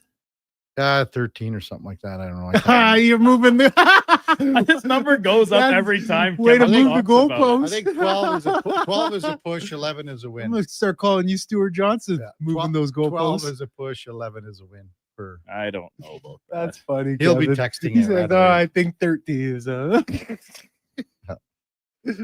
No Warner, no Bosa, dummy. Oh, yeah. Thanks, Tips. Have you had a look at in or out, Eddie? I have not. I'm going into it raw. Wow. No prep. Yeah. No prep. Okay. Well, that's what we're going to do when we come back. We're going to go in or out with Eddie Steele on the Kevin Karius Show with the Duke of Delburne and Josh Fenwick on Sports 1440. Presented by Sports Select. We're streaming on YouTube, X, Facebook, and Instagram. Seriously, another door knocker? I really want to go solar, but these high-pressure tactics are exhausting. And their prices are unbelievable. Before we do anything, let's call Great Canadian Solar. There's a better way to go solar. Great Canadian Solar provides honest advice and fair pricing to save you from overpaying. They're easy to deal with and will never put pressure on you to buy. As a trusted local business for over 15 years, Great Canadian Solar will support you in your solar journey. Visit greatcanadiansolar.com and call today to get started. Stories are told to make a point, and GS Construction takes them very seriously. We're not talking about fairy tales. GS Construction looks at the story old pipes tell us, a tale of time and pressure and endurance. So when those old pipes are ready to end their story, GS Construction starts a new chapter by repairing or rebuilding, or in some cases, renewing the underground infrastructure that supports our modern lives, making sure every community's story continues on safely and reliably. For more, visit gsconstruction.ca. Getting in on the sports action you want is as easy as playing at sportselect.com. Simply make your picks online, generate your QR code, and lock in your bet at your local Lotto Spot retailer. Then sit back, watch the game, grip your chair, and high-five anyone nearby. Every bet is 100% legal with the chance of winning cash in hand. Sports Select. When you're ready to play, bet on the original. Must be 18 plus to play. Play responsibly. Don't look now, but I think we're being followed. Oh, that's just my Fountain Tire sidecar. Well, they're driving pretty close. Because they're attached. Save up to 15% on select tires until December 13th. Cool. Plus, get up to $125 off a set of 4 Goodyear tires. Anything else? Get $50 off $150 service when you buy those tires. Well, that's handy. Yep. And weird. Well, I love my Fountain Tire sidecar. Book your appointment online today. Restrictions apply. Fountain Tire. We're on this road together, Canada. This hockey season, before every game, check out the pregame show with Andrew Walker on Sports 1440. It's brought to you by Titan Supply, your only source for rigging, lifting, and hauling products. Visit titansupply.ca. Watch out. They're back. I don't know why you treat me like the worst moving company in the region. Get ready for a new season of the homegrown Crave original, The Office Movers. All right, should we roll? The hilarious hit series from creators Jay and Trey Richards. We're building. We're elevating. We're moving up. New space, new contracts. You guys need to go. The client is freaking out. Where is the elevator? It's busted. The Office Movers. New season. Stream now. Only on Crave. Proudly Canadian. Subscribe at crave.ca. I'm Rick Showers from No Bull RV, and if you're serious about selling your used RV, then I'm serious about getting you the money you want. You're not the only one who wants to spend the winter in selling mode rather than storage mode, and we're happy to help. People come to No Bull RV 12 months of the year, right, Rick? That's right, Bob. A used RV is one of a kind, which means when the one you're looking for comes along, customers quickly pounce on it. So if you've outgrown your RV or you're looking to upsize, downsize, or just turn it into cash, come see us at No Bull RV. You have to be serious about selling, though, right, Rick? Better believe it, Bob. This is for people who truly want their RV gone. If we're going to store your RV for free all winter, it has to be priced to sell. And that's why customers come to No Bull 12 months of the year. Because you never know when the perfect used RV is going to arrive. And if it's here, it won't last long. And that's No Bull. NoBullRV.ca.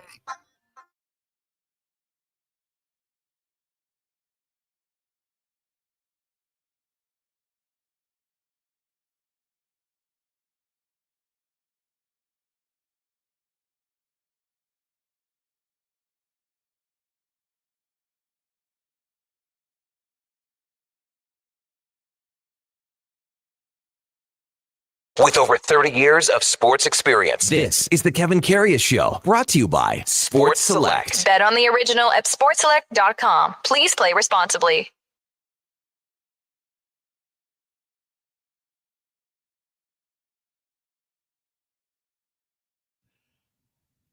All right, welcome back to the big program, 840 in Edmonton. Man, MTR and even Rowdy Roddy, they're easy targets. Hey, you get them going. They both texted in. We'll get them later in the show about all the bets, the side bets, and Rowdy Roddy's even throwing a little more out here, but we'll see what happens. Time now for Are You In or Out? Okay, you know what? Moving too fast. Bottom line, are you in or you out? In or out of what? No time for questions, just action. In or out? Well, then I'm out.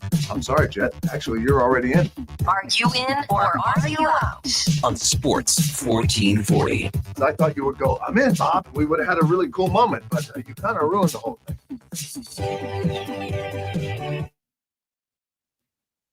All right, Duke. Letterbuck. Rewinding to Saturday night, the Edmonton Oilers eking out a win in overtime against the Hurricanes. Pretty entertaining back and forth a contest.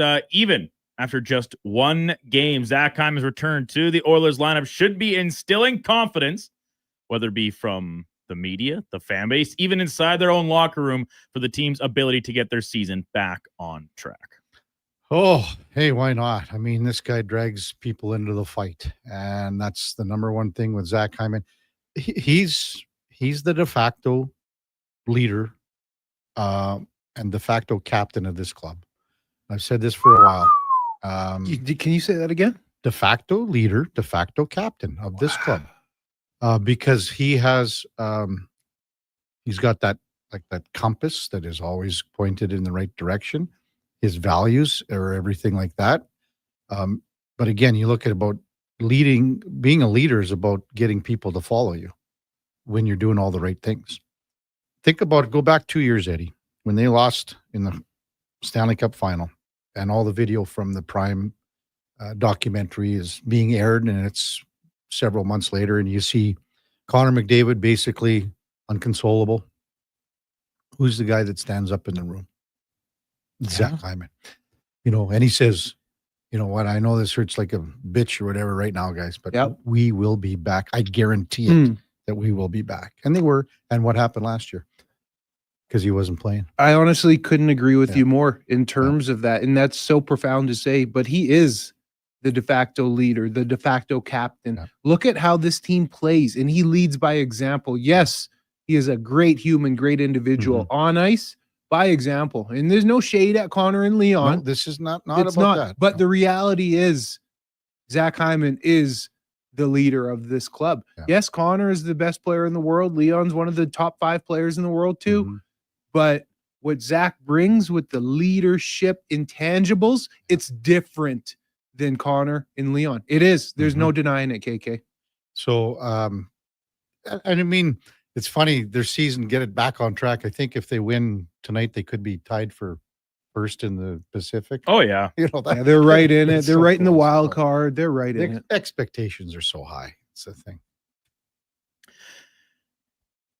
It's so funny how, he is just one player. He's just one guy. But, the team, to certain extents, looked drastically different upon his return, and the hitting part of it, the willingness to do things that other guys won't, I think goes a long way to that. And it does seem like, okay, well, how long is it going to take for some of the touch to come back and, get some of the scoring knack back around the net front and things of that nature.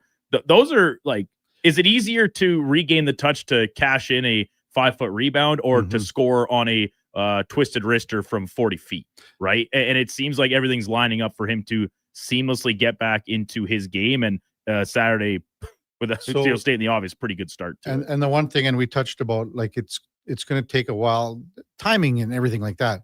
But we talked about his wrist, Eddie. Yes. And there's one thing that I want to say about, and I hope, it just was one of those shots. He had a wrist shot, and I stopped, rewound it, and I thought, okay, was that tipped? No, it wasn't. But he didn't. It was soft. Well, it fluttered. It was wide. You know which one I'm talking about, Duke? I'm not sure. I don't know if it was shot, but so with this being said, you and I had never even talked about it because you had brought up the severity of the injury and potential long-term repercussions of it. Were you surprised with how he played? Did he play up to your expectations or beyond? Above and beyond. That's what I'm saying. I wasn't surprised, but again, what he's doing is what you can do without scoring goals, without like all those other things, like going hard to the net, making the hit, and instead of peeling off, curling off. Those are all the little things that you can do without having world-class skill. That's what happens. And then everyone else goes, I better start playing like this, or else, I'm going to be down in the fourth line. I'm going to be, that's how it is. Yeah. And that's how it was with you when you played. Totally, man. Yep. You want to rise to the moment or meet the level that your teammates are playing. Right. There you go. That's a perfect analogy there. Meet that level. Oilers right back at it tonight, continuing the road trip with a stop in Buffalo against the Sabres. One of the Sabres pending unrestricted free agents, Alex Tuch, another strong start to the year so far this campaign after Adrian Kempe re-upped for a $85 million contract over the weekend with the Kings. I think this sets the table. Alex Tuch going to be earning over a $10 million AAV on his next contract. Well, I mean, the comparables are there, are they not, Duke? Yeah, they are. Adrian Kempe, of course, a high of 41 goals a few seasons ago, has scored 35 twice. 75 and 73 points each of the last two seasons, 67 before that. Alex Tuch, not quite as many goals, but he has touched 35 plus twice, 36 each a couple times, and a high of 79 points a few years ago, 59 and 67 each of the last two seasons on, let's keep in mind, a much inferior Buffalo team compared to what Kempe has been playing with in LA. So I think the comparisons are very much there. If he were to come in just a shade lower than Kempe, I would not be shocked. Both the same age, and both coming off of some pretty team-friendly deals when you look at the production they provided so far. Both the same age. Yeah. I mean, everything, like the stats line up. Probably going to go in on this one. I mean, there's good production there out of that player. I just, like, he's going to get traded here. Is he not? He's not going to re-sign in Buffalo here. Well, I wouldn't if I was Alex Tuch, but hey, money talks. So they're going to offer him, say, 11 mil at whatever. I just don't know if I want to say I want to commit to Buffalo. So they're going to trade him. They have to trade him. He needs a chance to excel somewhere. Imagine if he was on a half-ass team. I mean, holy cow. Yeah, we're not even yet to the quarter pole of this season, but some things never change. There the Sabres are sitting last in the Eastern Conference and so just ahead of Calgary. Should be able to get a decent haul for him. Oh, well, I mean, like, imagine if it's a trade and sign somehow. He was, and yes, there were some draft picks involved too, but he was essentially the centerpiece of the trade that sent Jack Eichel to Vegas, right? Like, and that was the understanding that he was going to be a foundational piece for the Sabres, and he has been. He's played like it. He's been very good for them. Dealt with injuries a little bit his first couple seasons in town, but I think the haul back the other way would be very substantial for a guy here right in the middle of what we assume to be his prime. Yeah, I'm in for sure. 10 plus probably. From Winnipeg yesterday, Rough Riders winning their 5th Grey Cup in franchise history.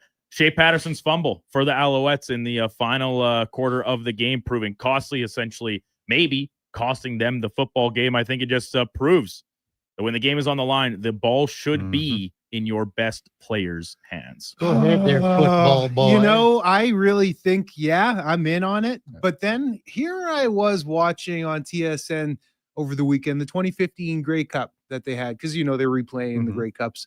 And we won the game late with a quarterback sneak, and it wasn't Mike Riley. it was Jordan Lynch in there. And I'm a firm believer in, you practice that. You have those certain sets in, you have your personnel. I also say that because I had a heck of a block on that at tight end. But was it, how many yards was it at was the one? one. It was at the one. So this is 2 It was plus. a little different. Okay. This year I've changed my thought process though a bit. In Glenn Suter, I got to give him credit. I don't love him on the broadcast, but he sometimes will say some intelligent things. And he brought up, why don't offenses have their starters out there, their number one guys out there, open up, space it out, don't congest everything down and become create a quarterback sneak situation. Open it up, have the whole playbook. And you can do so much more. You can still run the ball. You can still quarterback sneak it. Because if you open it up, well, then the defense has to expand with you too. If you want to hurry up and run under center and sneak it up the gut, that is going to be a lot more easier when you don't have 3 guys stuffing the center's face in. Yeah. So I'm going to be in. Yeah, same with me. And again, use the wide field. That's what it's there for. Yeah. You know, don't congest it. Exactly. I just think it's space it out. You know, I've been saying this for years too. And, you know, even worst case scenario, if you are going to congest that up and have a similar play call, I mean, Scott was running the ball fairly effectively. And again, it was second down. You need two, and it was about 2.5. It was closer to, you know, it wasn't 2 on the nose or under 2. It was a little more than 2. So my ideal play, honestly, KK, is just a normal offensive set, get some wide receivers out there, space it out, and the quarterback's in shotgun. You have a running back. And then you'll see this in the NFL. He'll scramble really quick. He'll run up to the center under his butt, and they'll hut it really fast and then just sneak it. Yeah. That's going to catch a defense way more off guard than just lining up and having them guess which way, right or left, because you're only going right or left. Yeah, totally agree. And I agree with everything you guys talking about, like expanding the playbook a little bit and keeping your full offense on the field. But even if, in this case, like you said, you are still just going to do a quarterback sneak, why are you not having your starting quarterback run the play? He handles the ball 50 other times over the course of the contest, and then once or twice a game, you're turning over to this guy that's just been over on the sidelines with his hands in his little pouch on the front, warmer, keeping his hands warm. And we talked about it a lot this season with the Elks, right? When Cody Fajardo was the backup quarterback, he came in to do the QB sneaks. And all of a sudden, he's the starter. Nope, you're not doing that anymore. Bring in essentially the third string quarterback in Snyder. And it's tough to argue because the effectiveness is actually largely there because of the 1 yard off the ball. It's pretty easy to accomplish in the CFL. I get that.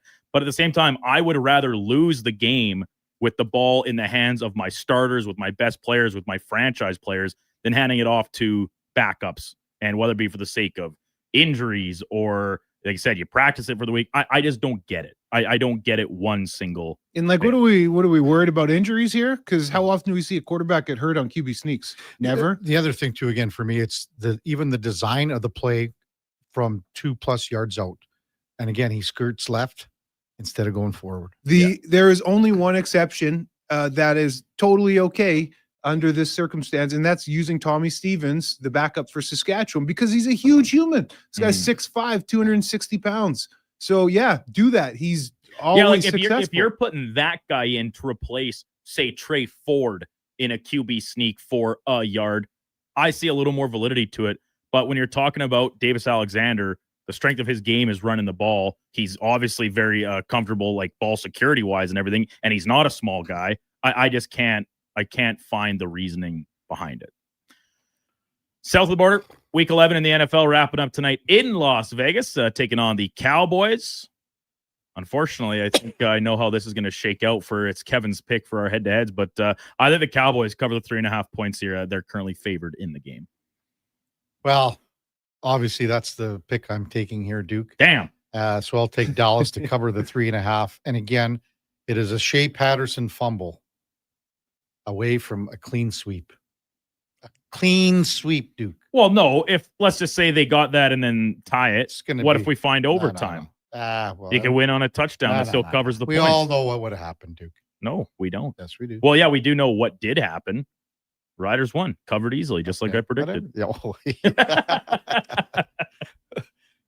I mean, again, that momentum had swung in a big, big way. But I'll say, Dallas will cover the 3.5. You know, We'll see. I mean, Genty could have a big game for the Raiders, but I just don't see them having enough power. And, CD Lamb starting to get back to where he was before. Williams is having a pretty good season. And Dak Prescott's one of the best offensive quarterbacks. Yes, Dallas is going to give up some points tonight, but I think they cover the 3.5. So I am in. Eddie, you're going the other way or what? No, they're covering. Easy. Wow, peasy. Eddie, what happened? You were such a big Raiders guy. It seems like just yesterday. Picking them to win in a Monday night football game, if I recall correctly. For the survivor pool. Come on, man. Easy peasy. Just shout out for the survivor pool down to the final few entries, one of which is still Josh Fenwick. One of three, right? Did you guys all go correct this weekend? Yeah, so three remain. I had a big baldy. He was in one, took the Chargers. Big mistake. I texted Connor Halley yesterday. I said, "Are the Chargers cheeks?" And he just said, "Yes." What kind of cheeks? Bad booty cheeks.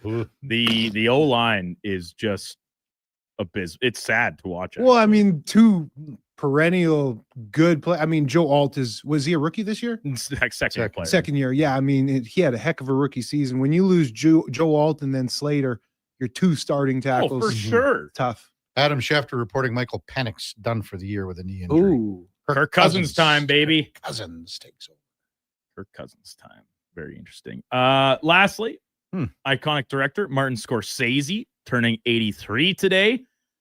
I mean, he's a legend. The filmography of his collected works is nothing short of incredible. But I think his best, going back, I think it was his first actually with De Niro. Wow, taking Taxi Driver. Great movie. Yeah. Oh, for sure. No question. But I just can't go. You go ahead, Eddie. But we'll wait on you then, KK. There's a couple when you look at the list, but the number one and runner-up to Goodfellas, because Goodfellas is a great movie. But The Departed. The Departed. I'm from Boston. There's something about that movie, man, especially that first scene where what's his face? Jack is walking through and they got the Rolling Stones playing in the back. I love that movie. I absolutely love it. That's kind of where I was going to.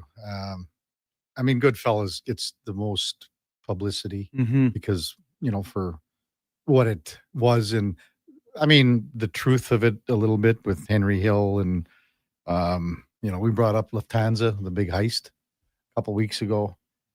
Yeah, there's so many scenes in The Departed. Man, and twists. Cheese-eating rat bastard. Like even when, what Nicholson, when they were in the cafe there with the sister and the priest, like, yes, he's savage, man. That's so many great characters. There's so many characters. I mean, DiCaprio was really good in it, and Matt Damon, obviously, and in the twists, man. It just had you going. Psychiatrist. Yes. What was her name again? I forget. Yeah, I forget. Yeah, it's a good movie. Man. But Shutter Island was a good one. That one was scary. Yeah, that one will get the mind going. What about Casino? Yeah, you can't go wrong with a lot of these. Because there are a lot of he has a demographic of actor, right? And there are a lot of guys that I like. Mark Wahlberg was in The Departed. Mocky Mock. Who else? It was in Let's hear some more of that Boston act. I can't do it very well. You can't? Let's hear yours. No, you got a good one. Not really. Duke just had a really good one. Let's hear yours, Duke. How about that time you almost got jumped at the bar? Who? Because you were wearing a poppy. Oh, yeah. Not jumped. I was like almost murdered. He was cordially escorted out of the You want to get poked? You want to get poked, pal? What are you wearing on your collar there? It's a poppy. I know what it is. Yeah. Take it off is what it was. I said, well, I'm not taking it off. Take it off or you're not going to get. We'll see you later. You're going to get thrown out of here by about 10 guys, big Irishmen. Oh, that's a long time ago, 20 some years. That's good stuff, Duke, today. Thank you. There's no, Scorsese there's so many. There's so many good ones. What does in-house cinephile Josh Fenwick say? Yeah. Ooh, good one. What's as good as The Departed is, Oh, just absolutely nails. It's obviously Goodfellas. The best. You like my Boston accent there, Eddie?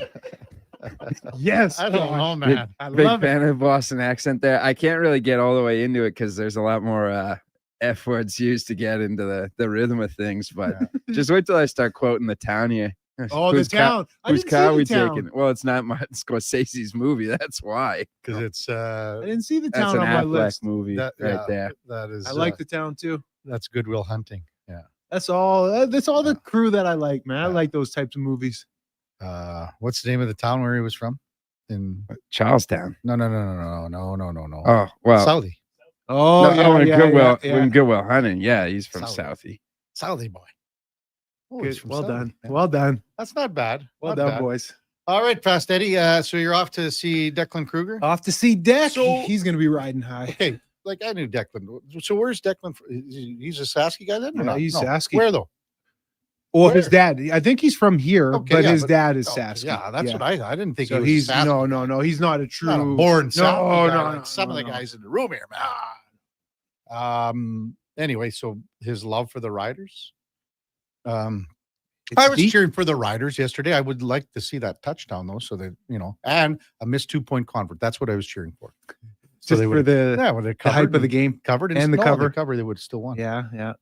But I mean, again, I can't express how like that whole province is going to just explode today and then tomorrow. It's probably a write-off the majority of the week. Oh, people, Because today, tomorrow, they're done. You'll have the parade. What, Thursday Tomorrow. will be the only productive day? Tomorrow's the parade. And then Friday's a write-off.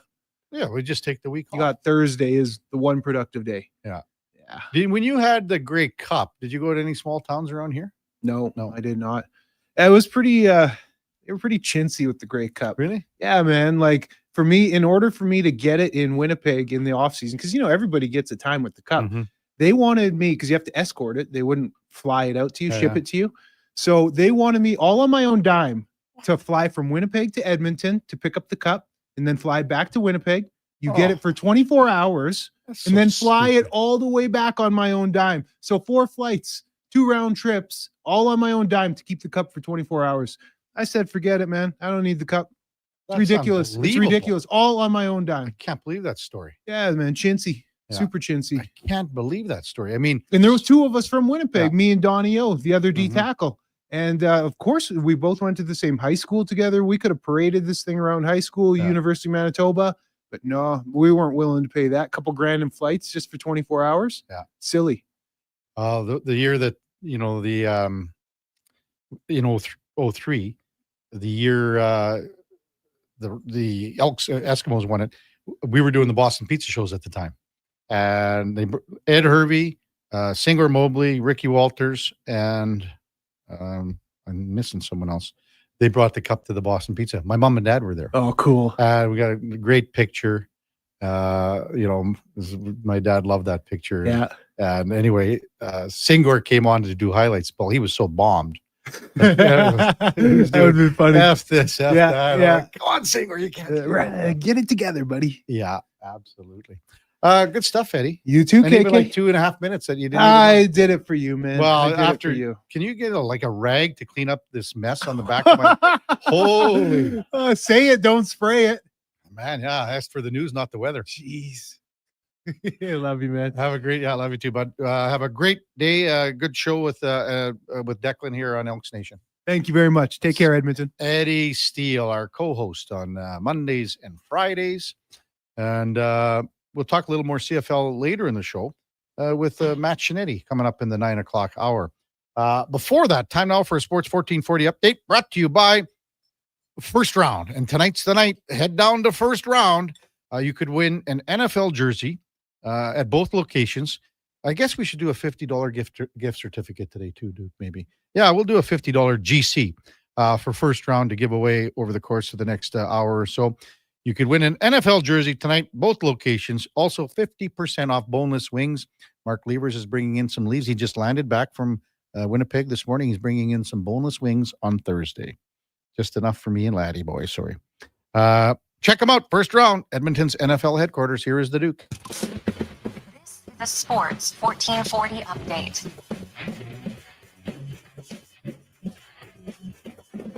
5 games in the NHL yesterday. Pittsburgh blanking Nashville 4-0 from Stockholm, Sweden. The Canucks beat Tampa 6-2. Mini getting past Vegas 3-2 in overtime. Rangers falling to Detroit 2-1 in what was a feisty ending to the game. And the Avalanche, they win their 7th straight 4-1 over the Islanders. Off the ice, Kings forward Adrian Kempe has inked an extension to remain in LA. 8 years, $85 million total. The 29-year-old Swede who has 19 points in 19 games to start this season. Saskatchewan Roughriders capturing their 5th Grey Cup in franchise history last night over the Alouettes, 25-17 the final from Winnipeg. Trevor Harris threw for 302 yards and was named the Grey Cup MVP. Week 11 in the NFL started in Spain with the Commanders losing to Miami 16-13 in overtime. Carolina, big performance from Bryce Young. They beat the Falcons 30-27 also in extra time. Green Bay gets past the Giants 27-20, and Sunday Night Football saw the Lions fall to the Eagles 16-9. In the association, full slate of games yesterday, including the Nets over the Wizards 129-106. The Spurs, they topped the Kings 123-110, and the Warriors, they remain hot with a 124-106 win over the Pelicans. Finally, from the major leagues, reports first baseman Josh Naylor and the Seattle Mariners are in agreement on a 5-year contract extension. Naylor came over to the Mariners at this summer's trade deadline. Coming up in hour 3, the Kevin Karius Show will be joined by the CFL on TSN's Matthew Shinetti. I'm Brandon Douglas at your Sports 1440 update. This is Sports 1440, a Stingray radio station broadcasting on Treaty 6 territory. Download the free iHeartRadio app and listen to CKJR wherever you go. Whether you're a craft beer connoisseur or more of a wine aficionado, there's always something new to discover at Sherbrooke Liquor, a unique family-owned independent liquor store. The selection, incredible. The non-alcohol section is also very impressive. Sherbrooke Liquor, expert, knowledgeable staff with a passion for unique finds. More than just a liquor store, we're a community. Alberta's best, the one and only Sherbrooke Liquor. Wine, spirits, and oodles of beer. Visit SherbrookeLiquor.com. Wing Wednesday at First Round. Whether you're coming for the first round, the last round, or a few rounds in between, they've got you covered. With half-price wings every Wednesday night. Half-price wings. Over 35 delicious flavors like Cajun salt and pepper, maple bacon, and Inferno wings. Now half price every Wednesday night. Wash them down with a cold pint of Canadian or Coors Light for only $5.75. Half price Wing Wednesdays at First Round in West Ed and now downtown. First Round, burgers, beer, sports. Aloha, Edmonton, it's back. Century Vision Care's 4th annual Maui Christmas event on Friday, December 12th from 9 to 5. Century Vision Care, Edmonton's biggest Maui gym retailer, is bringing the island spirit to your holiday shopping. Enjoy in-house savings on all prescription and non-prescription Maui gyms, plus giveaways, prizes, snacks, and beverages all day. Same-day eye exam appointments are available, and they direct bill most insurance plans, but spots are filling fast. Get ahead on your Christmas list and treat yourself to a new pair of Maui gyms. Visit Century Vision Care on Instagram. Looking for the perfect gift? Give the gift of great taste with a Loca Quality Market gift card. Redeemable at any Loca Quality Market or Loca operated restaurant. It's a treat for food lovers. Ready anytime. Grab yours today at loca.ca. Hey everybody, it's Chief Principe and Jason Stradler. Join us on a 7-night cruise through the Mexican Riviera, leaving from Los Angeles and including Cabo, Mazatlan, Puerto Vallarta, and more. While we relax and cruise the tropical waters and have some drinks with umbrellas in them, you could attend an intimate meet and greet with legends like Bill Ranford, Jason Strudwick, Kelly Buchberger, Ron Lowe, Jack Michaels, Louis DeBrusque, and more. Don't miss out on every hockey fan's dream cruise, the Edmonton Hockey Legends Cruise. It's going to be one hell of a trip. Price start at just $23.99. Part of the proceeds support the Ben Stelter Foundation and Kids with Cancer.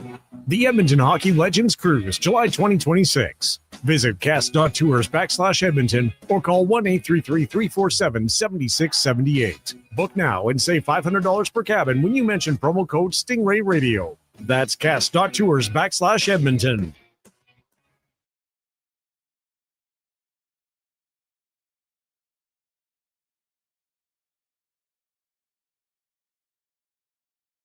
Have your sports curiosity cured with the Kevin Karius Show. This is Sports 1440.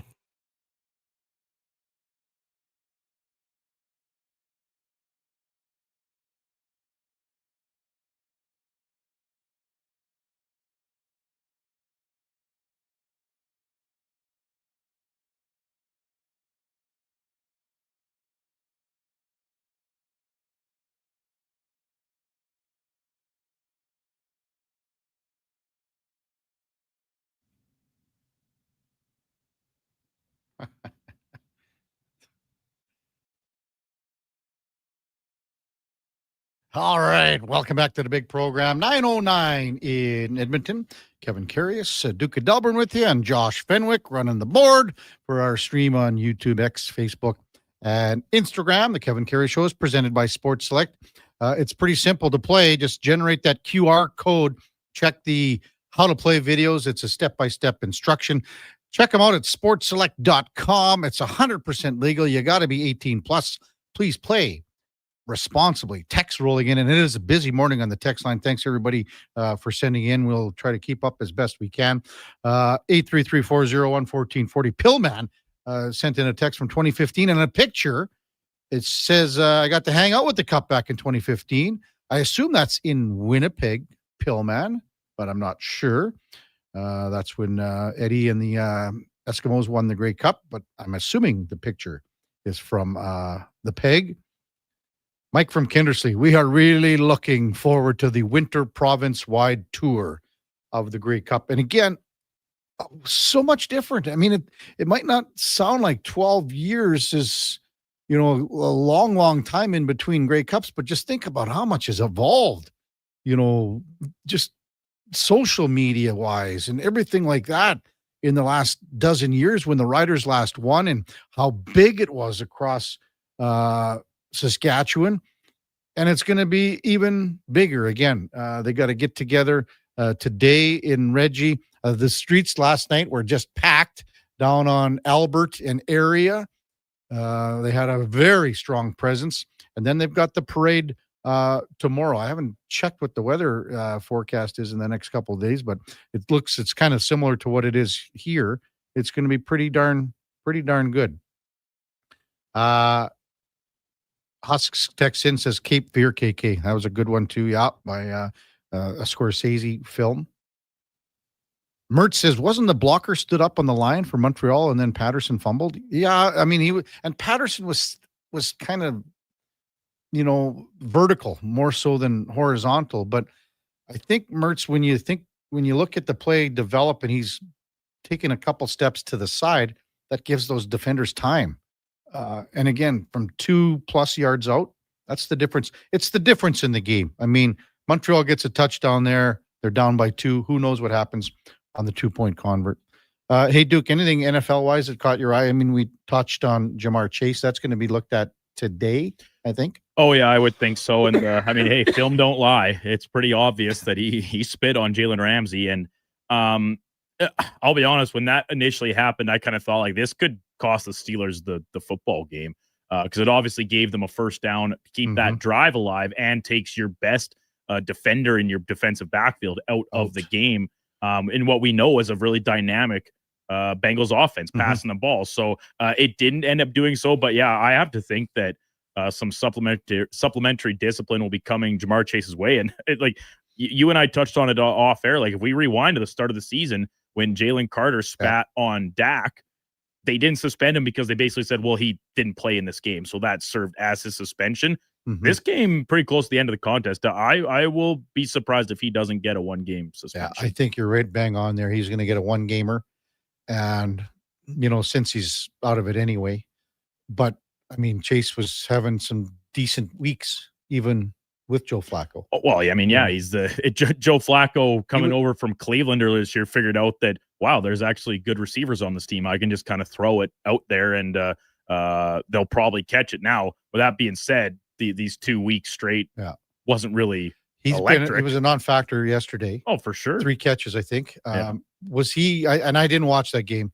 I was outside. But was Ramsey on him the entire game? I believe so. I didn't have that as one of my split screen options, so I only saw it when it would pop up on Red Zone. And I'll be the first to admit, I spent most of my Sunday watching the slate of games horizontally.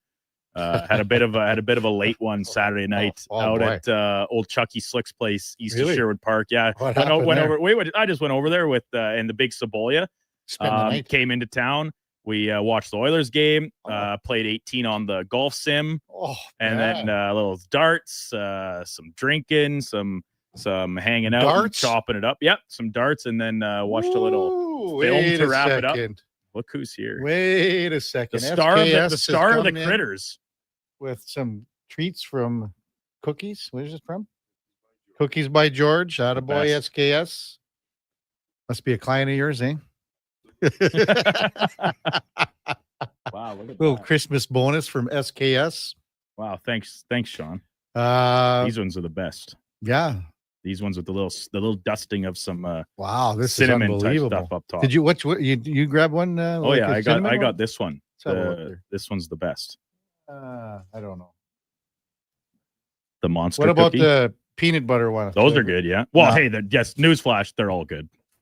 Thanks, Cookies by George. Thanks, SKS. Appreciate it, big guy. Big news, actually, just before as Sean leaves. As you know, Kevin, last week I was tragically cut from the CFCW Critters hockey team. You're back? I'm back. And I'm not back. Nope. They had one Marcel, staple of the team. Yeah. He kind of emailed Marty, I think today or yesterday, saying sorry for the late notice, can't make it. And so I got the follow up from Marty call today. Before I did. Well, yeah, Marty? I was already in, and then they cut me. You came looking for scraps, begging for them to get on the roster. Why? Well, I don't want to take anyone's spot away. It's in Castor on Thursday, the CFCW Critters. You are a phenomenal Oh, jeez. Poised with the puck. Well, I'll only go if Marty addresses it to me personally. I told Marty that even after he cut me, I was like, I'll still come. I'll just ride the bus. And think about it. If I don't actually have to play in the hockey game, how many more beers I can drink over the course of a long drive to Castor. To Castor. That's far from here, man. Was it That's an hour kind of 40? Oh no, it'd be 2+. Is it? Yeah, because it's east of Delburne. Well, that's probably why you want to go. You'll have a strong contingent. Well, that's what I Is kind of it Delburnians? Delburnians, yeah, I believe so. Oh wow. I mentioned that to Marty when he cut me. I was like, this is basically a home game for me, and you're taking me off the roster. And I think that made him feel bad, but I was just joking because I hate to say it.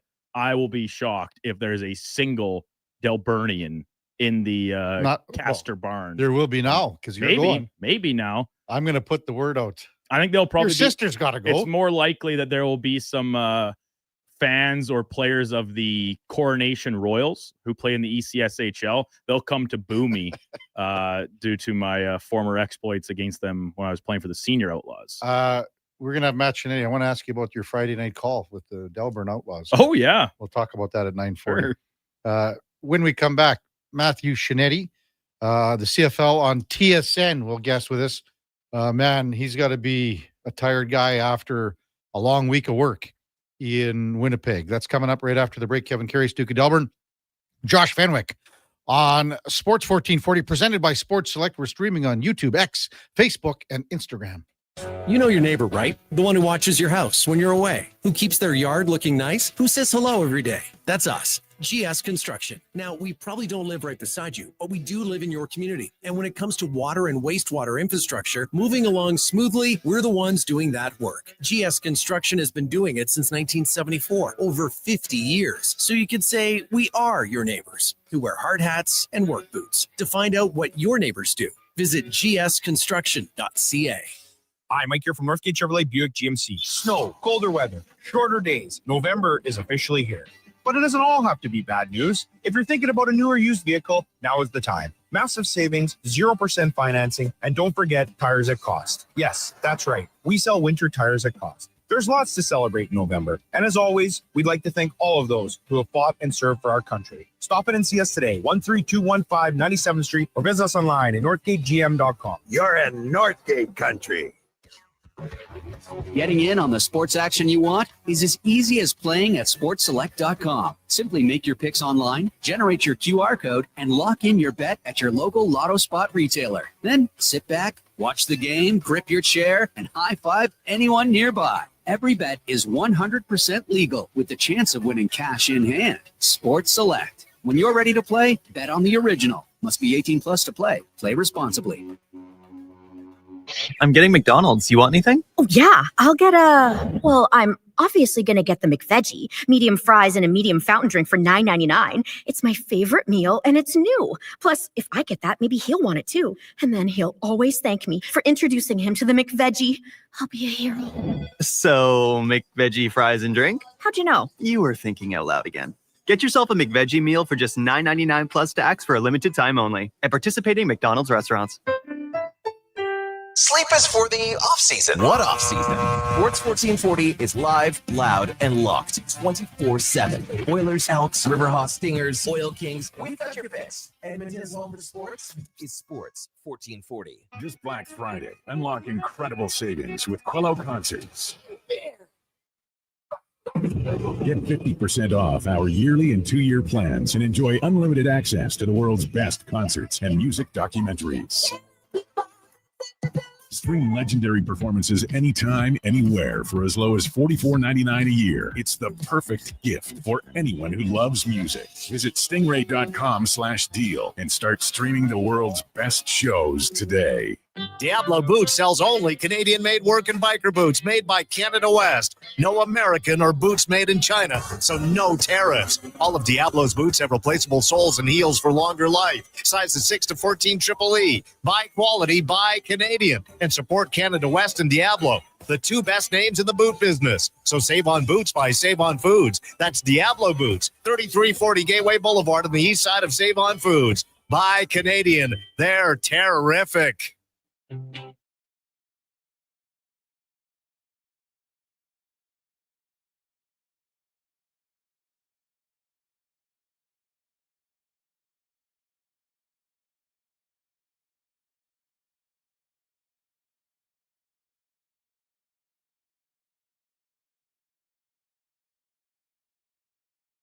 This is the Kevin Karius Show on Sports 1440, a proud presentation of Sports Select. In store or online at sportselect.com. Please play responsibly.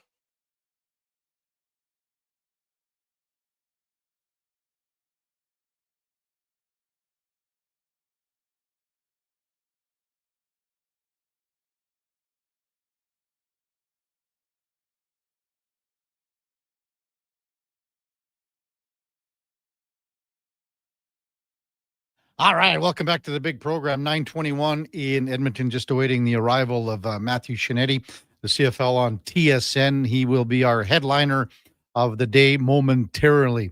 You know, covering events like this, that's why we get into the business. I mean, especially when you can do stuff like what Matthew did and, you know, the various panels, because technically they would have had 2 panels in Winnipeg. And you've got, you know, James Duthie, who really doesn't do much with the CFL on TSN during the course of the year. But he's the big nut in the bowl when it comes to the broadcast crew at TSN. So they bring him in. But Kate Burness and then the normal crew with, Mwamba and Sanchez and Milt Stiegel. So they're there already. And then the cast of thousands continues as well. I mean, Claire Hanna's been on the show several times. Matt Shinetti's been on the show several times, but you get into the business for a reason, and that's to cover events like this. You know, I always wondered why, like, you know, you get people that have been, electronic, paper, whatever you want to call it, and sometimes they don't attend the games and they don't go to the events. And I'm like, well, but this is why you got in.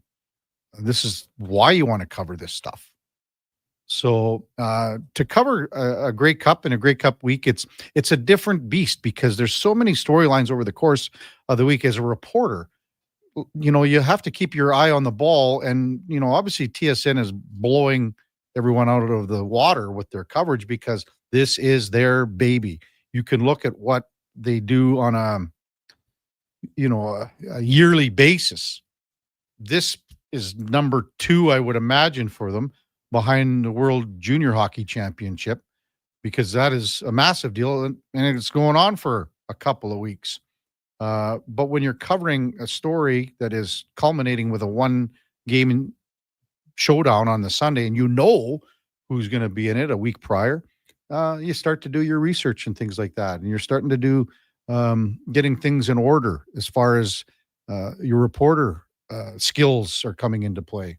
And then also the producers, they're the big part here because they're the ones that are deciding what's important, deciding what's not. And there's input from, reporters and camera guys and things like that. And they say, hey, well, like, what about this? I noticed this today or that yesterday. let's go look at this, or you might get a tip that comes in and something to follow up on. So just awaiting the arrival of Matt Shinetti from the CFL and TSN. And the other thing too, and the Duke said we were trying to get him on earlier with Eddie. Well, I mean, he would have had a few pops last night too after a week covering. Would have had a few pops over the course of the week as well. Text 833-401-1440. Ronnie says, hey, fellas, is it confirmed that Savoy is on, I believe, the first line tonight? I think that's what you're saying.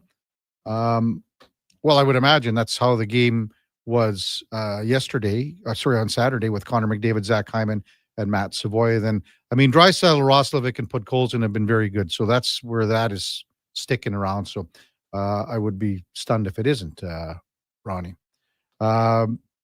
Ranting Rob says the Chiefs went from 71% to 54% to make the playoffs, according to the next gen stats.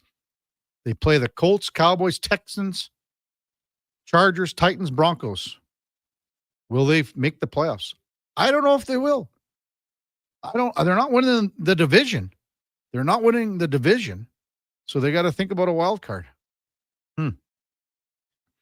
Nails texts in about the only reason someone from Delburne goes to Castor is to rodeo, play hockey and win, or play ball, play hockey and win, and play ball and win. You're probably right, Nails. I'm looking forward to possibly being invited on this trip. I don't know if it's going to happen. Team Dean goes, it's not as far south as Delburne, straight east Bashaw. 2 hours, though, and that's from where we leave by West Edmonton Mall. It's 2 hours, though. The Bashaw Flash, Reg Johnstone, maybe you know him. Team Dean. Earl of Erskine says, Castor's home of the Castor Raiders. 1 hour, 45 minutes east of Red Deer. Steve from Drumheller goes, hey, Duke, can I ask what golf simulator you played? We're looking at setting one up. Where were you, Duke? Well, I was at Chucky Slick's shop, okay. And I think the one he has is a Pro T. Okay, I believe is the name that's on the little scanner. It's really good. I don't think he spared much expense in getting it set up and everything with all the tech and whatnot. So yeah, it's good. It's got the cameras that like shows your club swing path and all that jazz and where you contact the ball, which is a lot of negativity I don't really need in my my game, so I don't pay too much attention. But it's just fun to get out there and smack a few around. I won. The big Saboya blew a pretty substantially. No, I took mine. Oh, did you? Yeah, took them off the deck where they get stored now in the wintertime. You keep them outside? I have to. I have nowhere else to put them. Duke, I don't know if that's a good thing. Why? Well, I don't know if you want to keep like a 40 below. It's not good for your clubs or your balls. Well, I don't have any balls left in my bag from last year. Pumped them all into the lake last round. Like, how would it be any different than leaving them in a sea can or something, like a storage unit? I don't know. That's not heated. I don't think it would be any different. Your clubs are your babies, Duke. You got to treat them right. Well, that's you true. think in the spring, your clubs are going to say to you, thanks, Duke, for keeping me outside 40 below for 4 months. They might. Yeah. Shank, that's what's going to happen. Yeah, I don't. That's not due to the clubs being outside, though. That's just due to me being bad at golf. Tiger texts in and says, "Hey, Eddie caught you off guard, Kevin, when he said I love you." Well, sort of. Whoa, did. What's that? He sort of did. Tiger goes, "My generation never said that kind of stuff."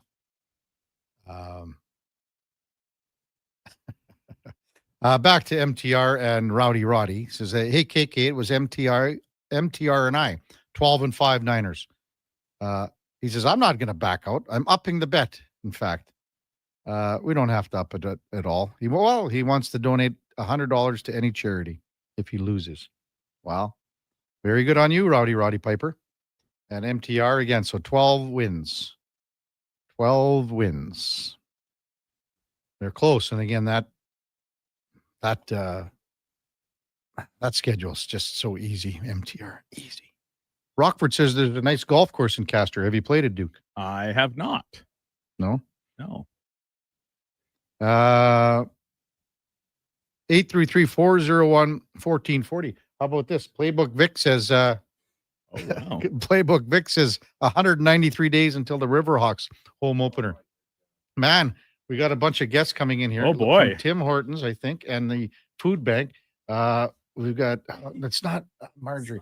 No, I'm Tamis. Tamis, yeah. But I know I know your mom. Oh, yes, Marjorie. Yes, from the food bank. And they brought in some donuts and they got, what is it? Smile cookies. Wow, we just got cookies from Cookies with George. So it's the Holiday Smile cookie. And we got Edmonton's food bank mascot, Philip, coming in studio. Nice. Slide over here, Philip, so we can get you on. Hey, that's a hell of a costume too. Probably nice and warm in there too. How are things going? You know what? Just pull on this mic here, Tamis. I've met your mom many years ago, but you were at the food bank and just making a little tour here. So Tamis Benz, right? Correct. There we go. See, this is just all off the cuff here. So you're making some rounds today? Yes, we are out bribing our local media thanks to a donor. And so we're coming around with some beautiful smile cookies because right now until the end of the week, Edmonton's Food Bank is one of the recipients of the money that is coming in. So it's a wonderful opportunity. $2 a cookie. $1 goes to the food bank and $1 goes to Tim Hortons Foundation that helps kids camps. So it's a great initiative. 100% goes to charity. Just go and eat something. Okay. Well, you know what? We got a cookie that was just brought in here. Look at that. But ours has smilesies on it. Well, they're cute. We'll have to look at it. Eh? Look at Paul's over there. It's jam-packed. This is a little off the cuff here, Duke. Yeah. So how fun. Buy a cookie. Okay. And support your community. I'm going to buy a cookie. Or a dozen. Okay. I'll buy 10 cookies. How's that Here, sound? Kev, how's this? After Fantasy Frenzy, maybe Connor Howell and I will take a little spin down the mall here. Okay. Get a nice dozen of smile cookies and bring them Here, back for Thomas, the afternoon buy 10 show. cookies, please. There's $20, so buy 10. Oh, but and then what? We got them here. Oh, well, I thought I was going to buy them. Oh, yeah, you can buy them. Sure. Make a donation and then thank you. Sure, but just nobody donate that. else Then just put that to the food bank. Then. How's that sound? Okay. You're welcome. you. Yeah. How's that sound? Yeah, no problem, guys. Yeah. See you, Philip. No problem. I thought I was buying cookies for everybody here. Well, you kind of did in a I did, way, yeah. indirectly. Well, you guys already got them from SKS. Yeah, but that's just one. Now we have a full dozen, and I think maybe Connor and I will go get some for the afternoon crew as well at our little lunch break walk. Regulator says, "Come on, Duke, be better. Store your clubs in your closet." I don't have a closet. It's where my clothes go. Here we go, Duke. Here we go. And this is from Gary LaCure, PGA of Alberta. Kevin, you're an idiot. No, that was the last time that he said that. Your grips will have a short life, he says. Well, I'll say this. My grips I haven't ever replaced them.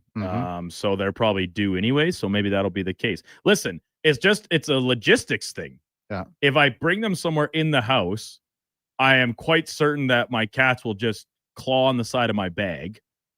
Yeah. Or they sit out on the deck. It's under cover, so they won't get wet. Like it's a covered one. Mm-hmm. I don't know what to tell you. Like I don't have any other options. Either that or they stay in the backseat of my truck. Not all of us live in sprawling mansions. Well, I mean, Duke, just put them in your closet. You got room in your office. There's room in there now. Yeah, but that's where the closets in this apartment don't have like doors on them. So they'll be there. And like I said, my cats will just claw at the bag, which whatever. I guess my two options are leave it inside and buy a new bag in the spring, which I'm due for, or leave it outside and re-grip my clubs in the spring, which I could also probably be due for. So, pick your poison. How are we making out with Matt Chinetti? Not very well. I have not heard back from him after the calls went unanswered. So we'll see. Maybe he'll get back to us here before our next break going into the 10 o'clock hour. Vic says, I'll babysit your clubs and change your grips. You just pay for the grips and materials, Duke. There you go. It's very nice of Playbook Vic. Unbelievable. Stulo says, would you let your firstborn child sleep on the deck too, Duke? You're comparing my golf clubs to a child? That's a little extreme. And also, these aren't like super expensive fitted clubs. I actually got them from a friend of mine, gave them to me when he did get brand new ones. So I've had these ones a few years. He had them for many years. Listen, I treat my clubs well. I clean them regularly. I do all that stuff. But here's just the matter of fact that they might just have to spend some time outside. Tom texts in, come on, Duke, you spend enough time going to your parents' place. I'm sure they wouldn't mind looking after your clubs and store them indoors for you. Well, yeah. How about in the barn? At the farm, by the heater? At the farm, I could store them same thing, like out in like a sea can or whatever. But then they're not available to me during the winter. Like if all of a sudden I get the text like I did this weekend from Chucky Slick saying, hey, do you want to come over and golf tonight? Oh, I'm just going to quickly hop on the truck and drive 4 hours round trip to go get my clubs. Bad captain. Don't golf clubs take up like 1 square foot of floor space, Duke? Once again, the space is one part of it, and it's not a ton, but it's just that my cats will just claw away at my bag. Put that packing tape around them. Just totally wrap my bag. And what if you tape. found? What about like even a cardboard box? Yeah, that could be an option. Maybe around the tall yeah packing box. Yeah, maybe I have to track one of those down. Here's the thing. Everybody seems very invested in the state of my golf clubs. Like, they're not your golf clubs. What do you care what I do with them? I don't care about them, but all of our listeners do. Yeah. You don't have a girlfriend. How do you have no space? What does that matter at all? What's the relevance? That's just an unnecessary shot from somebody that doesn't even have their name on their text line record. Yeah. Dr. Will says in Nova Scotia, he stored his clubs in a cold shed. The squirrels got in and ripped everything up.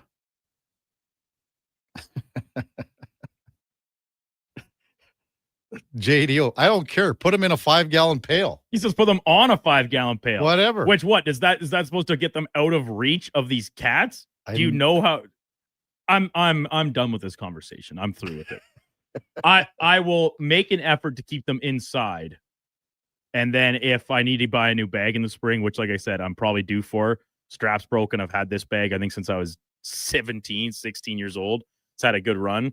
Then I'll cross that bridge when I come to it. But tell you what, text line, you guys win. You win. I won't keep my clubs outside.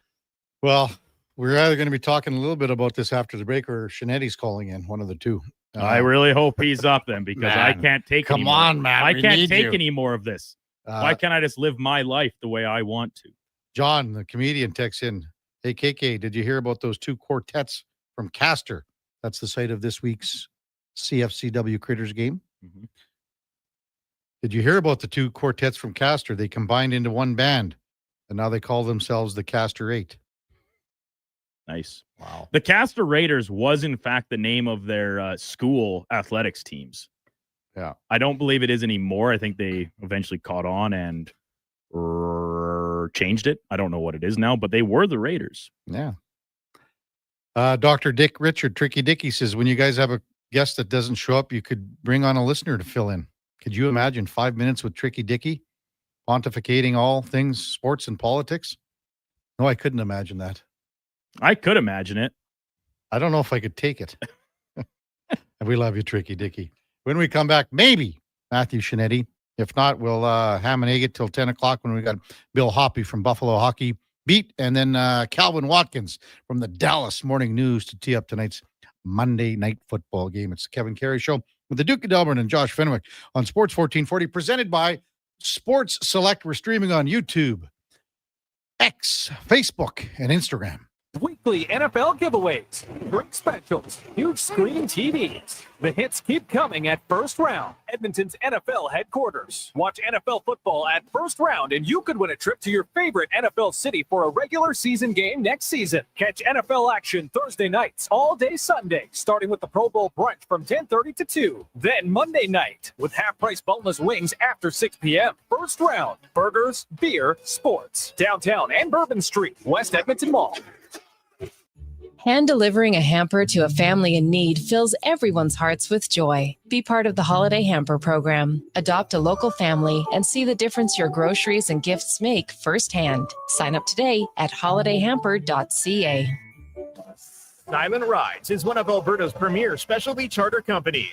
With our luxury motor coaches, we provide our customers with the safest and most reliable ground transportation services. Our seatbelt equipped, top-of-the-line motor coaches have become the preferred carrier for many local sports teams, tours, corporate outings, and other various travel needs across Western Canada. For more information and to request a quote, contact sales at 877-748-0991. or visit silentrides.ca. Aloha Edmonton, it's back.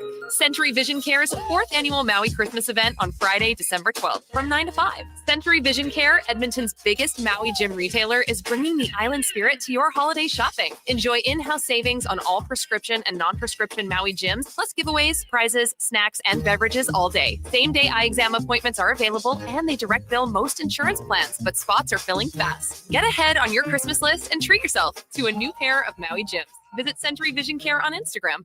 Sports 1440 is proud to support the Camrose Kinsman Radio Auction, Friday, November 28th from 6 p.m. to midnight on our sister station, New Country 98.1.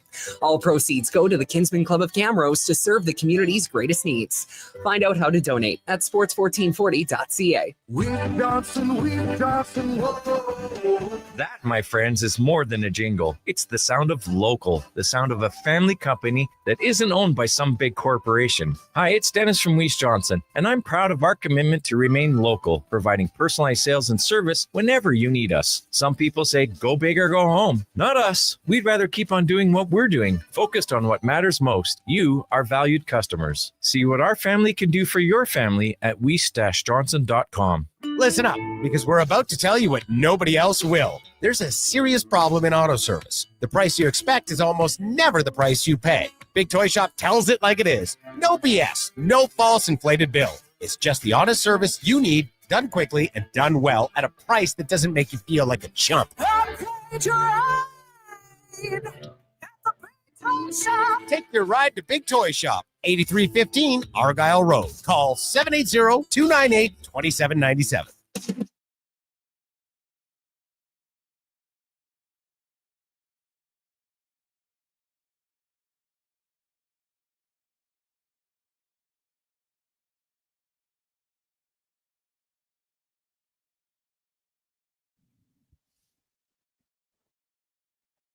Portions of this hour brought to you by Sports Select. Playing Sports Select is easy. Visit sportselect.com and generate a QR code, or check their how to play videos for step-by-step guidance. Sportselect.com, 100% legal, must be 18 plus. Please play responsibly. Have your sports curiosity cured with the Kevin Karius Show. This is Sports 1440.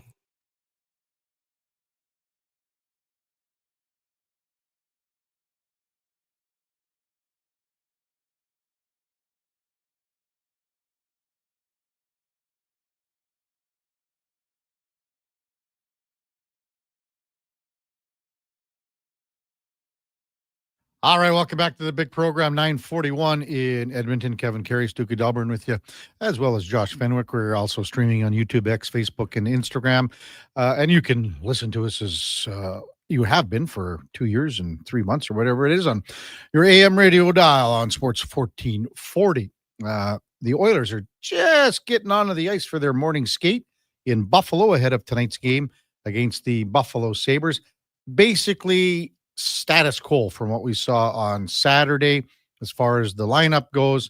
It is McDavid between Savoy and Hyman, Draisaitl, Podkolzin, and Roslovic, and this is at the Monday morning skate, courtesy Bob Stauffer and Tony Brar with the team in Buffalo.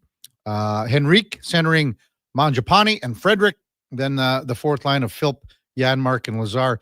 And these guys, that fourth line's been buzzing a little bit on the forecheck and trying to make some things happen and doing a little banging and getting to the net.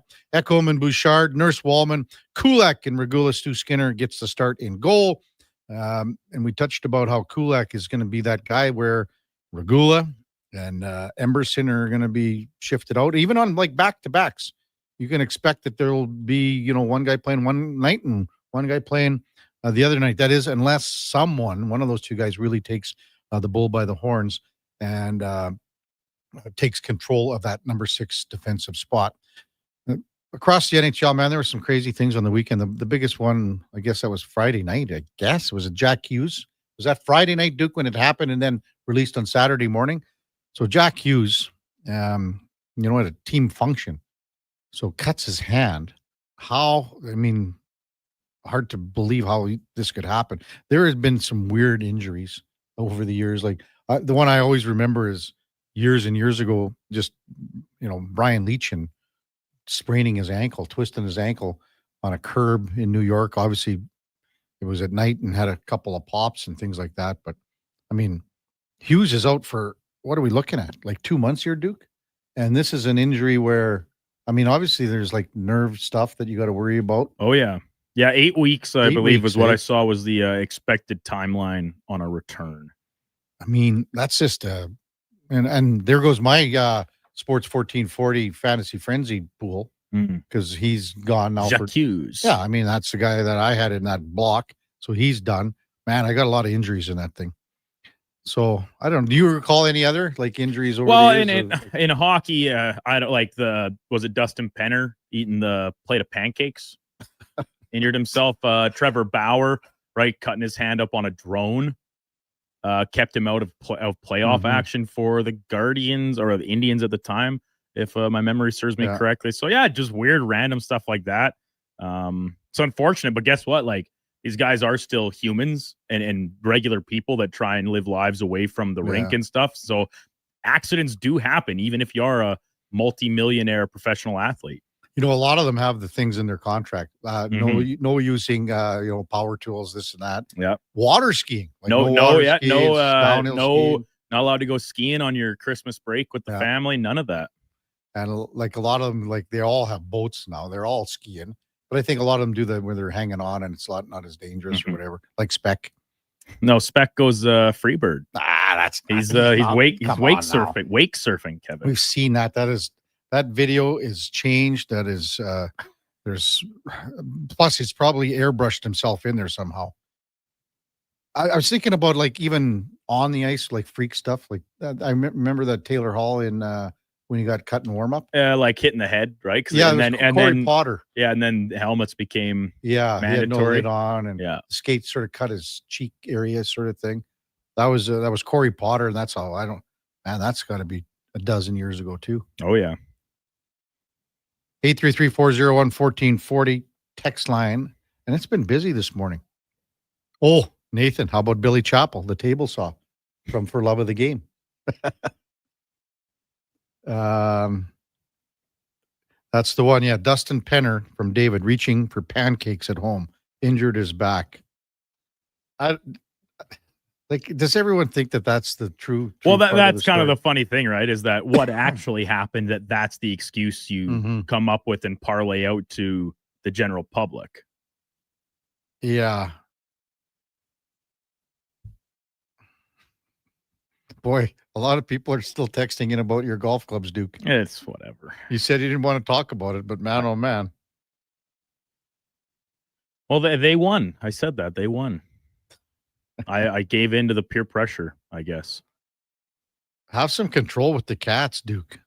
Well, I'm not there for 8 hours a day. I can do my best. Yay, girl Candace texts in. Thanks, Candace, for texting. Leave your bag outside. Keep the clubs under the bed. Well, then that just creates a different issue of the cats. Now I can't even see it. If the cats are crawling in under the bed, just chewing on the grips, then I'll have to replace them anyway. Do you think that they would chew on the grips? Yes, I do. Well, then have some control on the cats. If they're under the bed, I can't even see them. How do I know? That's where they like to sleep, under there. Like, it doesn't matter. It doesn't matter. The bag's coming inside. Everyone can rest easy. No, your concern over my 15-year-old golf clubs is that what kind are those clubs anyway? They're Callaway somethings. I can't remember. But yeah, my good friend Dan Jackson, JD, gave them to me a number of years ago. From Delburne? Yeah. Well, he's more from Elmora, lives in Red Deer now. Yeah. Married one of my second cousins this last spring. One of the weddings I bartended. Anyway. How much you think Jack Hughes has been hurt a lot. Yeah, like he has. Well, we all, talked about that when this season was starting. Yeah. Like, this team could very much be a contender out of the Eastern Conference, but you need to have your best player in the lineup. The best ability is availability. And yes, this is a freak type accident and injury, but sometimes guys just kind of have that spray of a run of bad luck.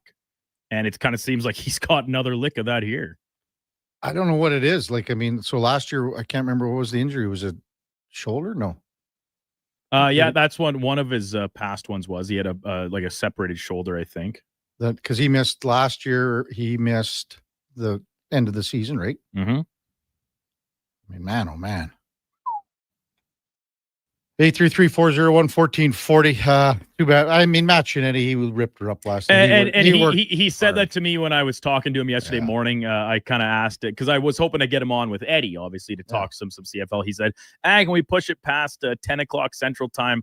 Expected to be a late one here in the Peg. And I said, yeah, no problem. Is this time good? He said yes, but yeah, I mean, you can't. Tough to fault a guy when you look at how much coverage they were doing yesterday, and I'm sure it extended well beyond what the cameras caught on TSN. So I think it's a pretty understandable absence. Yeah.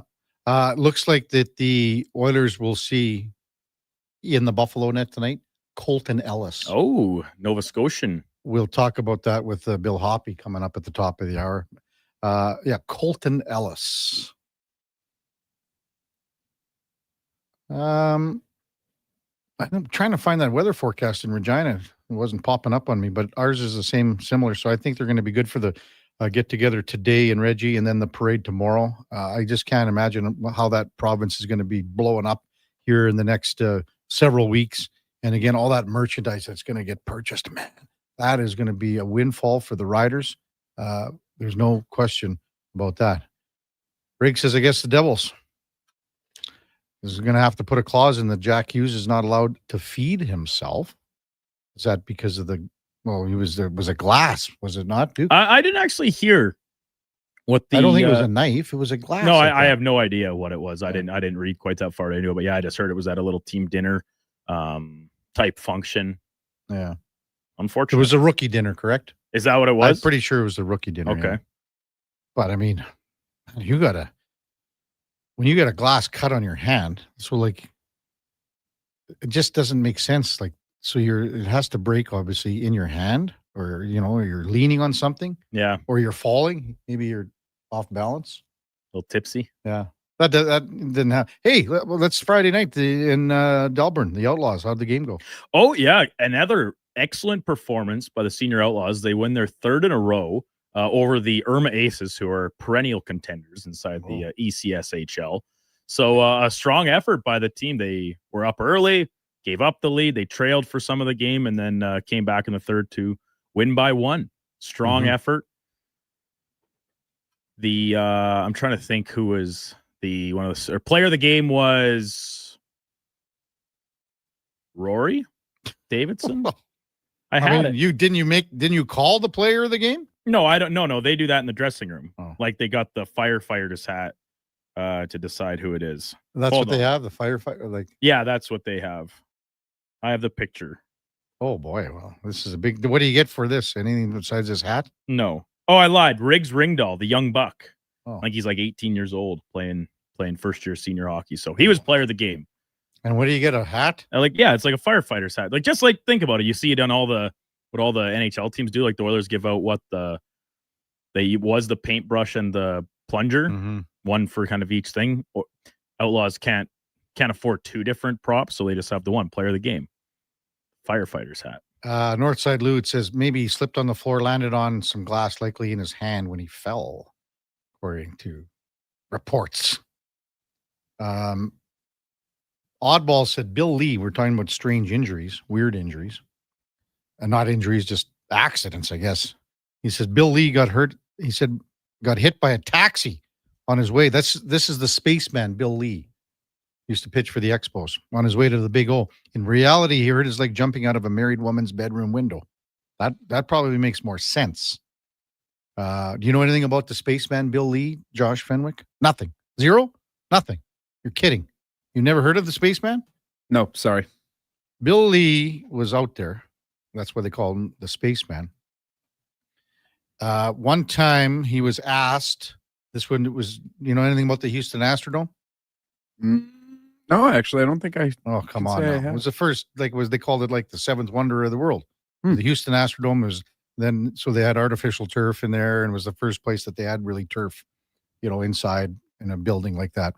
And Bill Lee was asked if he prefers artificial turf to natural grass. And he said, I don't know. I've never smoked artificial turf. That's a good line. Well, it's a true line. Iron texts in, how many guys got injured from fireworks? Man, there's a lot. That's another clause that should be in every guy's contract. Who's the last NFL guy? Najee Harris, right? Najee this year. Who's a big Almost defensive lost his eye. lineman too. And then the goaltender in Columbus. Right. New York Giants player, Big Easy's talking about that. Yep.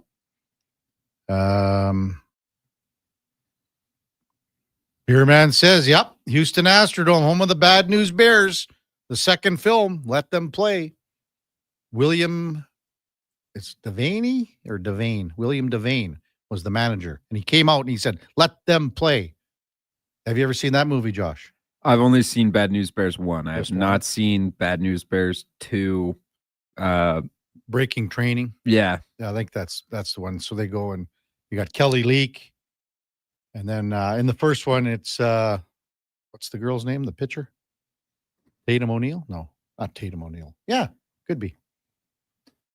Well, that was a tough 40 minutes here, Duke, with no Shinetti, but we got by. Top of the hour, we'll have Bill Hoppy from Buffalo Hockey Beat. We'll preview tonight's Oilers and Buffalo Sabres game and talk a little bit about the Sabres' direction and where this team is going. Well, the direction, we sort of know what it's been for how long? A dozen years? And it's not changing. It doesn't seem to change. Before that, time now for a Sports 1440 update. Brought to you by AWS Welding Supplies in Nisku. Product sales, servicing, calibrating, and free same-day delivery of in-stock items to Leduc, Nisku, and South Edmonton. Your one-stop shop for all things welding. AWSwelding.ca. Check them out. Here is the Duke.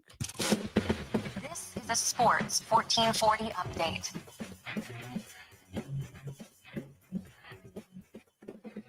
Game day for the Edmonton Oilers. Their road trip continues out east with a stop in Buffalo against the Sabres. Puck drop coming just after 5 o'clock Mountain Time. Stuart Skinner expected to start in the net. No lineup changes as of the morning skate so far. Week 11 in the NFL wrapping up with the Dallas Cowboys in Vegas taking on the Raiders. Kickoff there coming at 6:15. And 9 games across the association, including the Raptors at home against the Charlotte Hornets. That one tipping off at 5:30. Elsewhere, the Heat hosting the Knicks. Pacers taking on the Pistons. And the Milwaukee Bucks are in Cleveland against the Cavaliers. And in case you missed it from late last night, Josh Naylor and the Seattle Mariners in agreement reportedly on a 5-year contract extension. Naylor coming over to join the Mariners at this past season's deadline. Coming up in hour 4, the Kevin Karius Show will be joined by Bill Hoppy from the Buffalo Hockey Beat covering the Sabres, as well as Calvin Watkins from the Dallas Morning News covering the Dallas Cowboys. I'm Brandon Douglas. That's your Sports 1440 update. Sports 1440, Stingray Radio Station, CKJR, broadcasts from West Edmonton Mall and Wetaskiwin. Download the free Stingray music app and listen wherever you go. Getting in on the sports action you want is as easy as playing at sportselect.com. Simply make your picks online, generate your QR code, and lock in your bet at your local Lotto Spot retailer. Then sit back, watch the game, grip your chair, and high-five anyone nearby. Every bet is 100% legal with the chance of winning cash in hand. Sports Select. When you're ready to play, bet on the original. Must be 18 plus to play. Play responsibly. Sleep is for the off-season. What off-season? Sports 1440 is live, loud, and locked 24/7. Oilers, Elks, Riverhawks, Stingers, Oil Kings. We've got your fix. Edmonton's home for sports is Sports 1440. It's the Nissan Black Friday event, a full month of excitement packed with awesome vehicles and exclusive offers. Right now, finance the Nissan Kicks for 0% for 24 months. Plus, get $1,000 Nissan bonus and enjoy an epic ride wherever you go. This Black Friday, we've got great offers and limited inventory. Get yours today before they're all gone. These offers won't last. Go see your local Nissan dealer or Nissan.ca for more details. Conditions apply. Visit your local Edmonton and area Nissan dealer for more information. I'm Rick Showers from No Bull RV, and if you're serious about selling your used RV, then I'm serious about getting you the money you want. You're not the only one who wants to spend the winter in selling mode rather than storage mode, and we're happy to help. People come to No Bull RV 12 months of the year, right, Rick? That's right, Bob. A used RV is one of a kind, which means when the one you're looking for comes along, customers quickly pounce on it. So if you've outgrown your RV or you're looking to upsize, downsize, or just turn it into cash, come see us at No Bull RV. You have to be serious about selling, though, right, Rick? Better believe it, Bob. This is for people who truly want their RV gone. If we're going to store your RV for free all winter, it has to be priced to sell. And that's why customers come to No Bull 12 months of the year. Because you never know when the perfect used RV is going to arrive. And if it's here, it won't last long. And that's No Bull. NoBullRV.ca.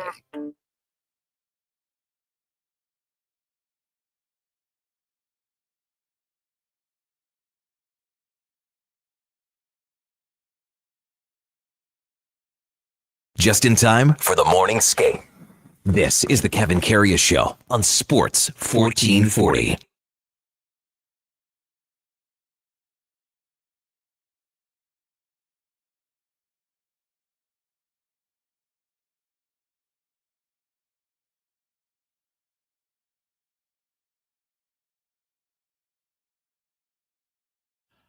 All right, welcome back to the big program. 10 o'clock in Edmonton, and time now for the game of the day, brought to you by St. Albert Dodge, where the biggest sale of the year is on right now. It includes the Jeep Compass. It's a Jeep. It's a 4x4. What more needs to be said? But it's got that 8.4-inch touchscreen. The keyless entry starts at $34,900, only at stalbertdodge.com. As we welcome back Bill Hoppy from Buffalo Hockey Beat, covers the Buffalo Sabres. Morning, Bill. You're with Kevin Karius. Thanks for jumping on Sports 1440 this morning. Really appreciate it.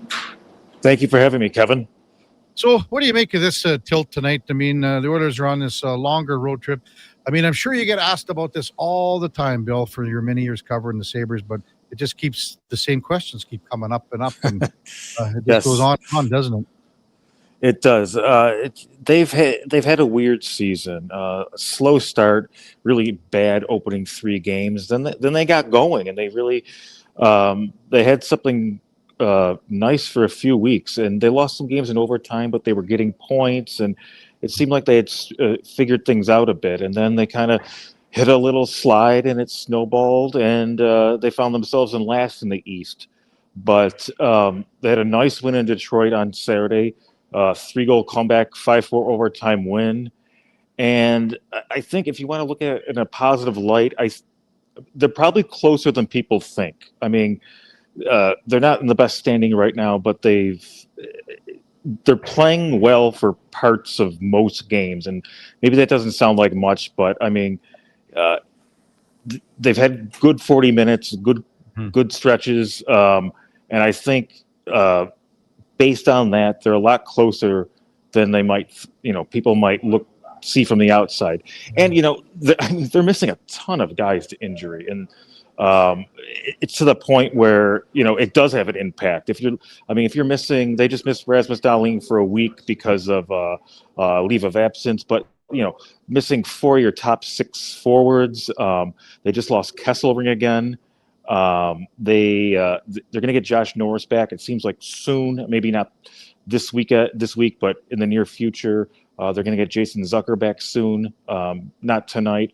But so they're getting guys back. They've been playing relatively well in some aspects. So, if you want to look at it in a positive way, that they're in better shape than it might appear to the outsiders, I guess. Bill Hoppy with us on the Kevin Karius Show on Sports 1440. You mentioned Rasmus Dahlin, Bill.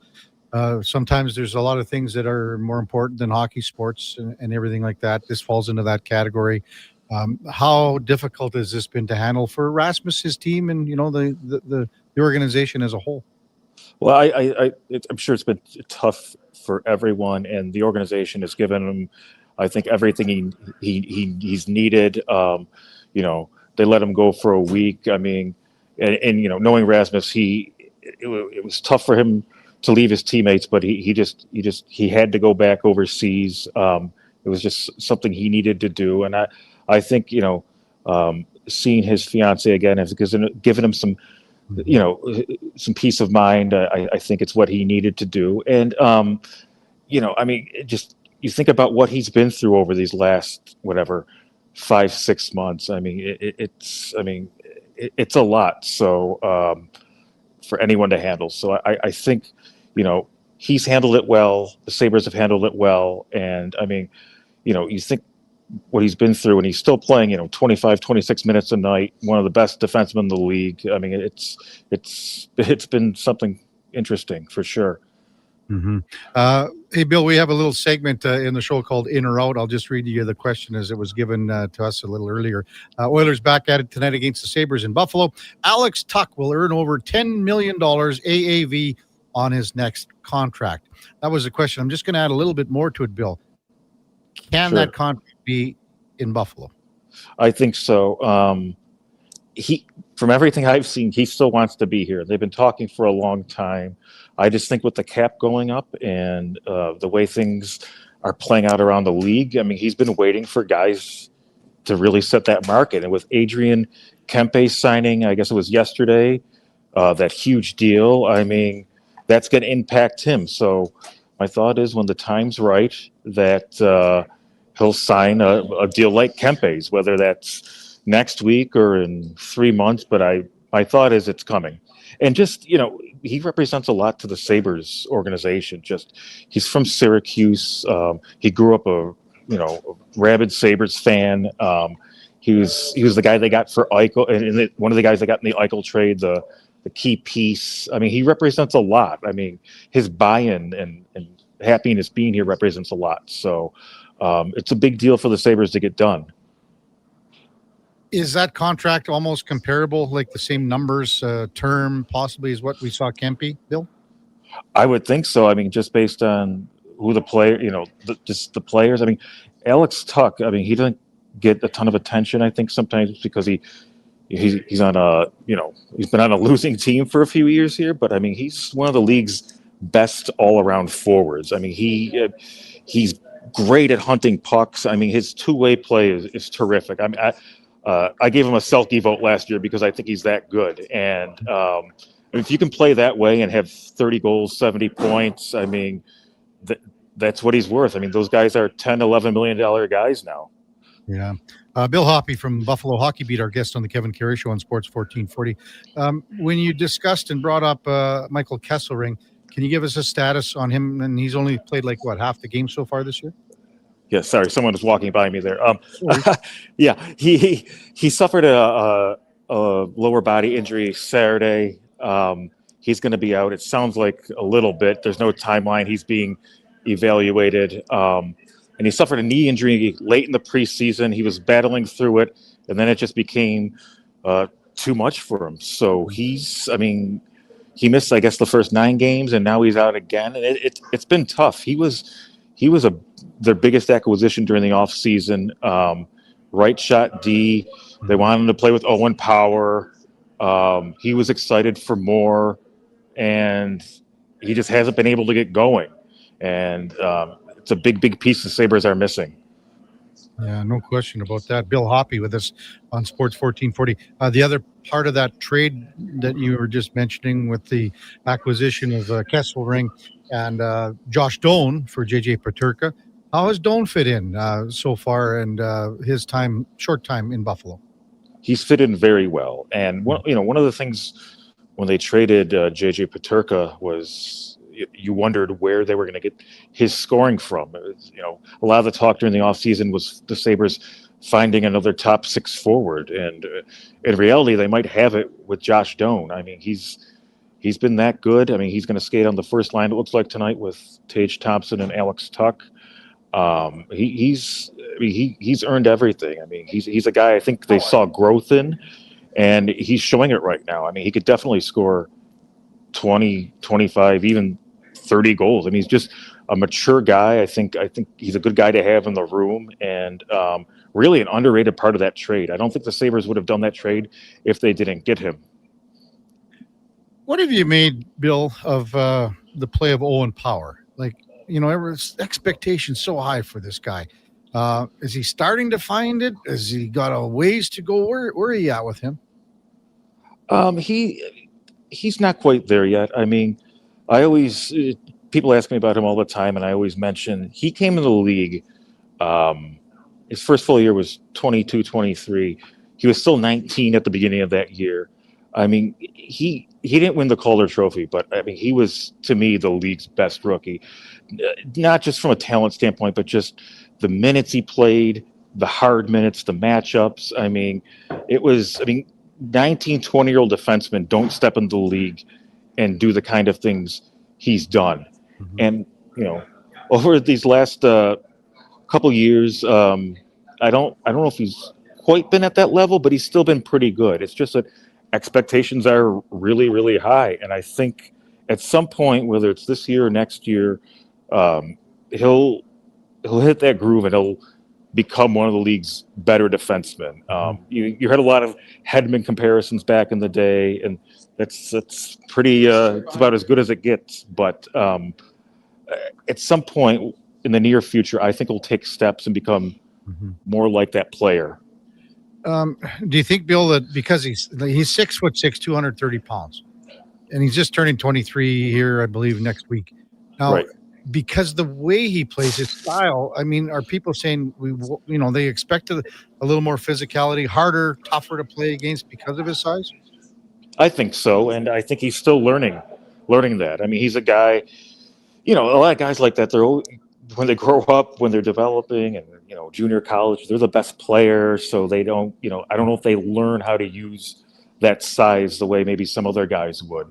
So I think he's going to keep growing into it. But I still think he'll be a terrific defenseman. And he's a guy. I mean, sometimes you might be a little underwhelmed. Then you look and he played close to 25 minutes, and you look at the season and he has 40 points or whatever. I mean, he still does a heck of a lot. Ryan McLeod came over to Buffalo in the Matt Savoy trade. How would you assess how McLeod's been this year after what you would say is a breakout season last year? Oh, definitely a breakout season. He's been pretty good this year. I think maybe he had a rough week or two, but on the whole, he's been good. And he does a lot for them. I mean, he's the top face-off man. I mean, he plays up and down the lineup. I mean, he was playing wing the other night. I don't think that's a permanent thing, but just sometimes it works out like that. And yeah, he's one of their most valuable forwards. I mean, he's a guy that they can place with anyone really, and I think he'll improve that line just from a pure speed standpoint. I mean, he just pushes defenders back, and I think the Sabres got some criticism when that deal happened because Matt Savoy was such a high pick and big prospect. But I mean, there's no reason the trade can't work out for both teams. And the Sabres needed immediate help, and he certainly gave it to them. Well, yeah, 20 goals last year. I mean, that's massive, huge. Yeah. When you look at the bottom six forwards, Bill, what kind of identity do they have? Like, how would you describe what their bottom six offers? I think just a normal bottom six grinding. Peyton Krebs is a guy. He was a high pick. They got him in the Eichel trade, and he's really gone from a skill guy people thought would play in the top six into a guy that has established himself on the fourth line. And then some other guys they got they've had Tyson Kozak, a Manitoba kid, a 7th round pick 4 years ago. Just he's developed into just a terrific third, fourth line player, tenacious, speedy, pays a price.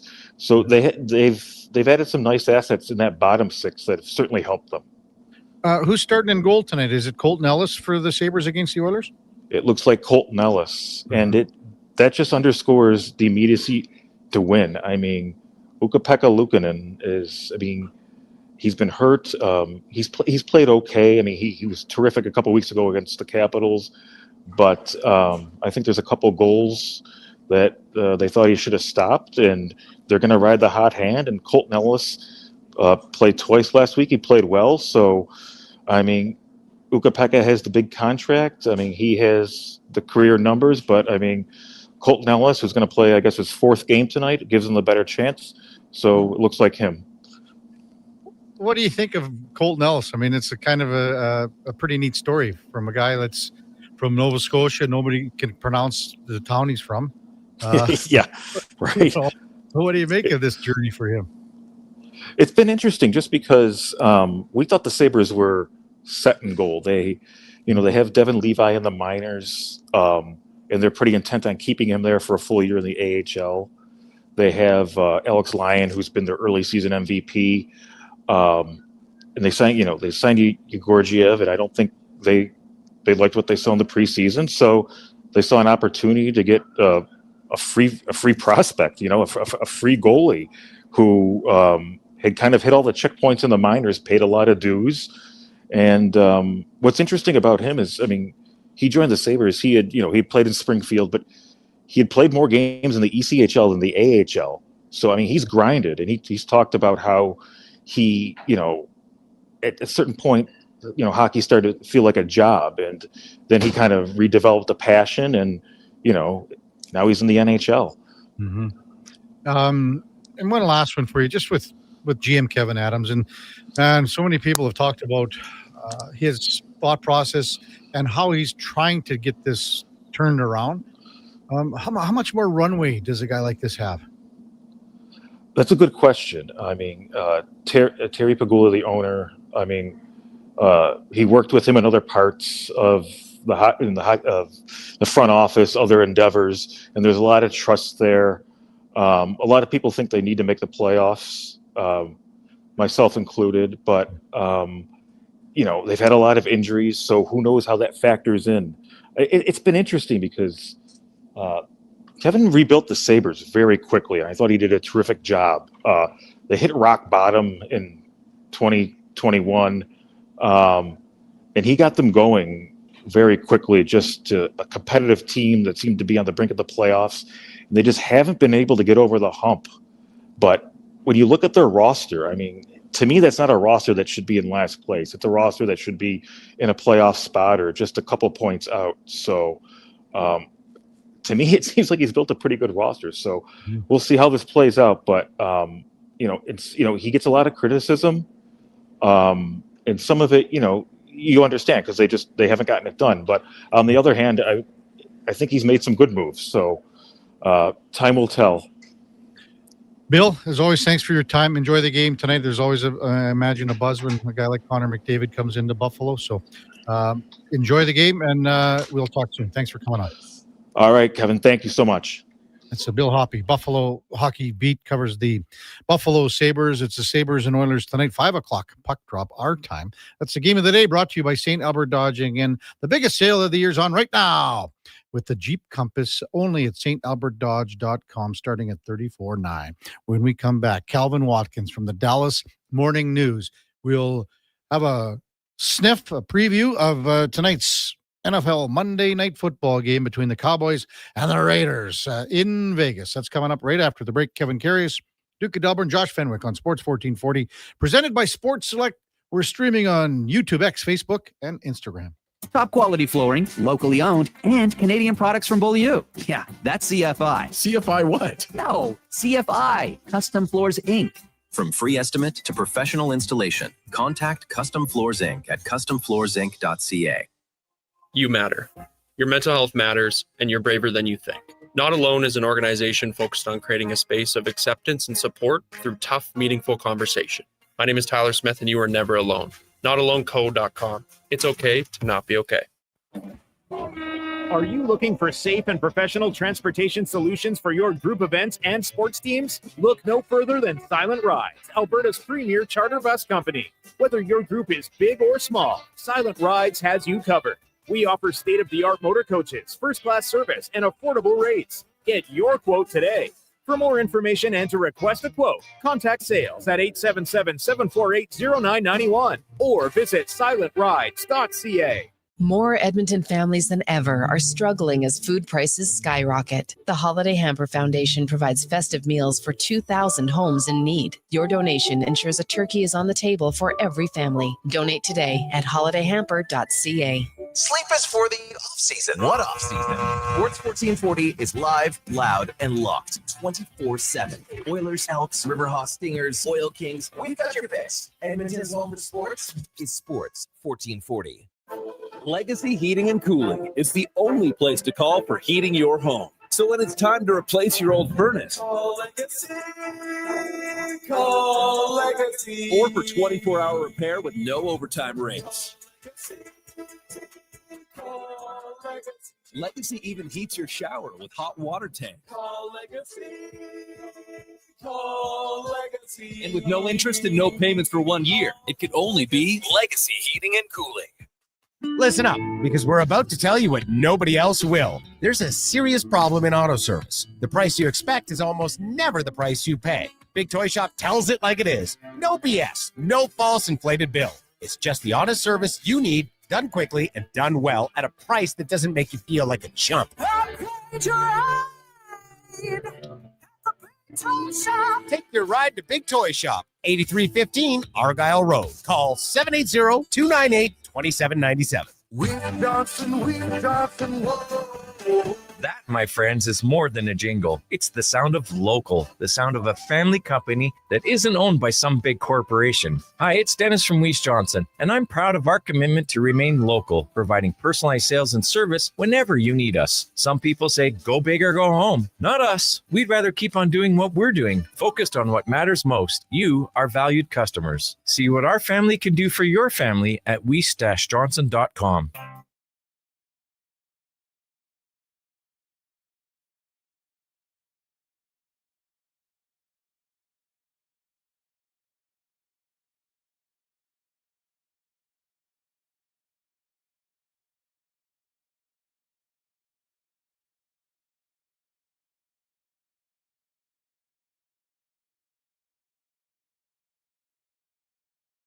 This is the Kevin Karius Show on Sports 1440, a proud presentation of Sports Select. In store or online at sportselect.com. Please play responsibly.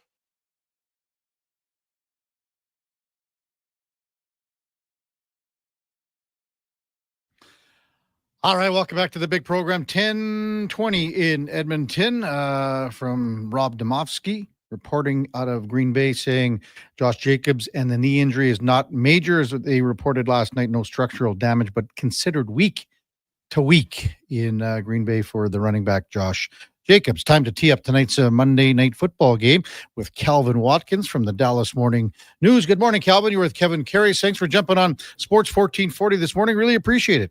Appreciate you. You doing all right? Yeah, doing great up here. We're looking forward to this game. Of course, we just had our Grey Cup yesterday, Calvin, with the Saskatchewan Roughriders beating Montreal. So now all the focus across our country is with the NFL moving forward and starting tonight with the Monday Nighter. What do you make of this game? It's pretty well must win. I mean, that's where the Cowboys are when you look at the division, and Philadelphia winning last night. And maybe it's a stretch to look at that, but maybe something down the road is possible for Dallas if they string a few wins together here. Yeah, it's going to be kind of tough to make the postseason. All the analytics say they got to probably win. How many is left? 7 is left, so they got to win 6 out of 7. To get to the wild card, and they lose tiebreakers to Carolina and Chicago because they lost to them early in the season. They play Philly next week, on a short week after the Monday night game, and then they got to go to Detroit next Thursday. So, in the first week of December. So it's going to be very difficult for them to get in the postseason. But they got to win 6 out of 7. I don't know if that's possible. It's been a hard week. I don't have to tell you that with Marshawn Nealand. How is the organization? I mean, the community handle this? Coming after on the bye week here. It's pretty tough. They were pretty emotional about it all week. I think football was a good distraction for the team. But, they still had to deal with losing a 24-year-old teammate, and they don't know why he took his life. I think that's been the toughest part, is trying to figure out the why. But they're going to try to move ahead. I think the best part for this team, if there is a best part of losing someone, is that you had a bye week. It wasn't like you had a game in 48 hours and had to overcome that. So you had some time to kind of decompress a little bit, talk to some counselors, which is what the team provided, and the league, which was a good thing. And, and then you have a football game coming up on Monday night. So, and they're going to honor Marshawn Nealand for some T-shirts, a helmet decal. Now, the next week in Philly, the family's going to be there. They're going to have a video tribute and all that kind of stuff. So this is something they're going to be dealing with for the entire season, especially in the pregame stuff for the next couple of weeks. What kind of player was he, Calvin? What kind of person? I mean, and just a young guy, as you said, 24 years old, and he had a bright future, I would imagine, within this organization. Yeah, a second round pick out of Western Michigan. Had his first NFL touchdown in a Monday night game against Arizona on a block punt. He was a bubbly kid, always smiling, always pleasant to be around.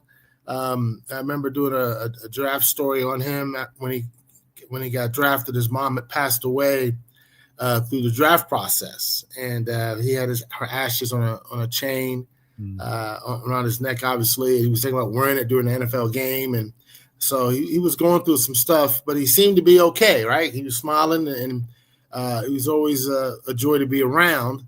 As Brian Schottenheimer said last week, he always lit up the room. And he was a good young ball player. He was a young guy. As I said, reminded a couple of players of previous players that played for the Cowboys, like Greg Ellis and DeMarcus Lawrence. So his future was pretty good. He had a pretty good future here. So, but obviously, tragically, he passed away. Yeah, and I'm looking forward to that tribute tonight to see, as you said, the T-shirts and the helmet decals. So we'll see how that is tonight. Calvin Watkins from the Dallas Morning News, our guest on the Kevin Karius Show on Sports 1440. So how's the defense looked this year? We know about the points and everything like that, but, just with Quinnen Williams coming in at the trade deadline, how would you look at it now compared to where they were at the start of the year here, Calvin? Well, the defense was terrible all the way through. They couldn't get a pass rush. They were struggling in the secondary. Linebackers were just inconsistent. So it was just bad. But now they made two big trades. Quinnen Williams, as you said, from the Jets, is a fantastic penetrator up front. And they got Logan Wilson, the middle linebacker, who's in Cincinnati. So he's a guy that's really smart, can make tackles, call the signals, those kinds of things. So they have two upgrades, which is what you needed, right? They've changed their defensive alignment a little bit. They're playing 5 down linemen up front. They think they can get you a lot of pressure on the quarterback, something that they have not been able to do with the normal blitzing and rushing 4. So, and 5 down linemen can also help stop the run, which is another issue the Cowboys have had. So we'll find out tonight if all this is going to work. But we do believe that the personnel they acquired, Logan Wilson and Quinnen Williams, are upgrades from what they've had previously. So would you say, Calvin, that, again, Logan Wilson's going to be the guy that's calling plays on defense here? Yeah, it'd either be him or Kenneth Murray. Logan was a little secretive in terms of whether or not he's going to be starting tonight. But when he's out there, he'll be calling the signals with Kenneth Murray if Kenneth Murray's not out there. And so, like I said, he's a much better player than Kenneth Murray is at Mike linebacker for the Cowboys.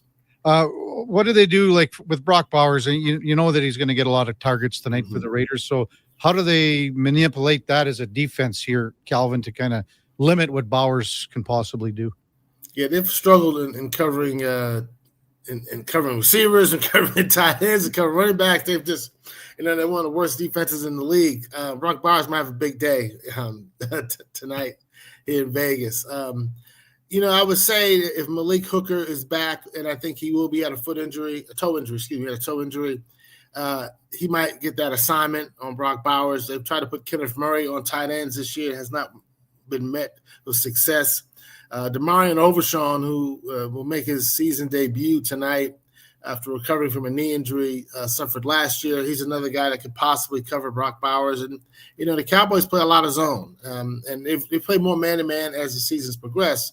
But maybe zone coverage can kind of box him in a little bit, but you got to attack him as soon as he makes those catches, because if not, he's going to get some yards after catch on you. So we'll find out. The Cowboys, as I said, have struggled all year in a lot of areas, and it might continue tonight, Yeah.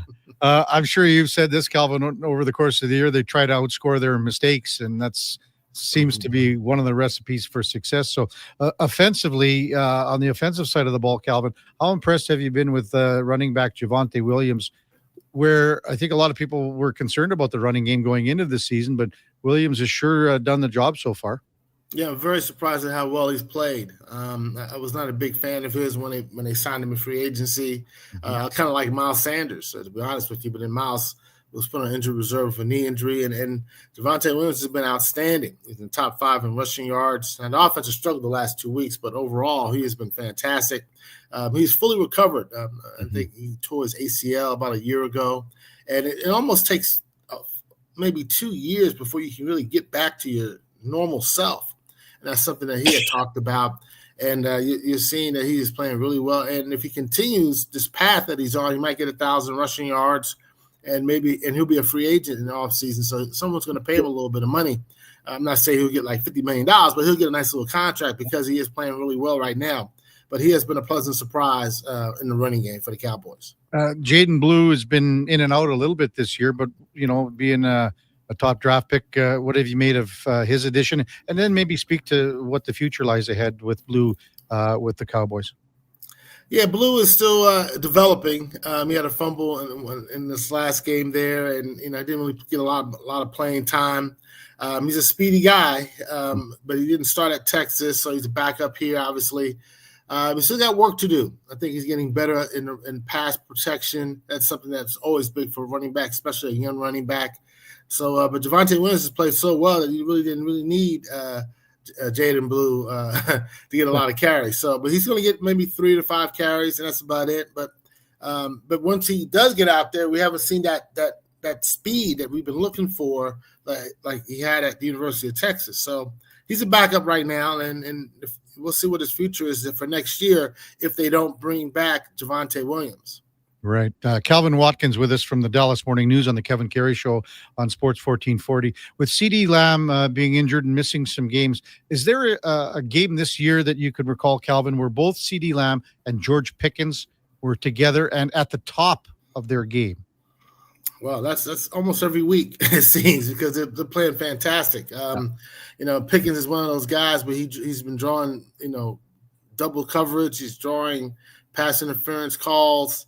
CeeDee Lamb has been outstanding for most of the season. This is probably the first time in a while the Cowboys have had 2 number 1 wide receivers. CeeDee Lamb and Amari Cooper, when they traded for Amari Cooper a couple of years ago, I think it was 2018, that was when I said, oh, they got 2 number 1s. And now they got it again, right?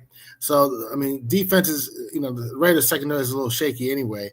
So defenses have to pick their poison in terms of who you really want to take out.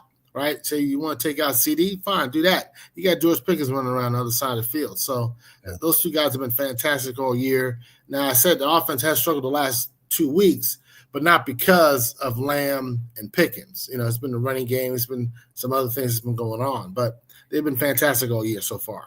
How does that Cowboys offensive line, Calvin, handle Max Crosby tonight? Because that guy's motor's always running.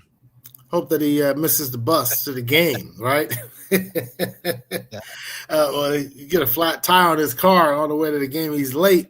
It's going to be a tough challenge. The Cowboys are thinking about they're thinking about benching Terrence Steele at right tackle, and Nate Thomas might take over that spot. Max Crosby is just a tremendous player. He's like one of the top 5 pass rushers in the game. The Cowboys were trying to trade for Max Crosby, and the Raiders said no. And that kind of thing. So, I don't know how you stop Max Crosby. It's kind of like Myles Garrett, right? He's got like 15 sacks on the season, more than about 4 or 5 teams in the league.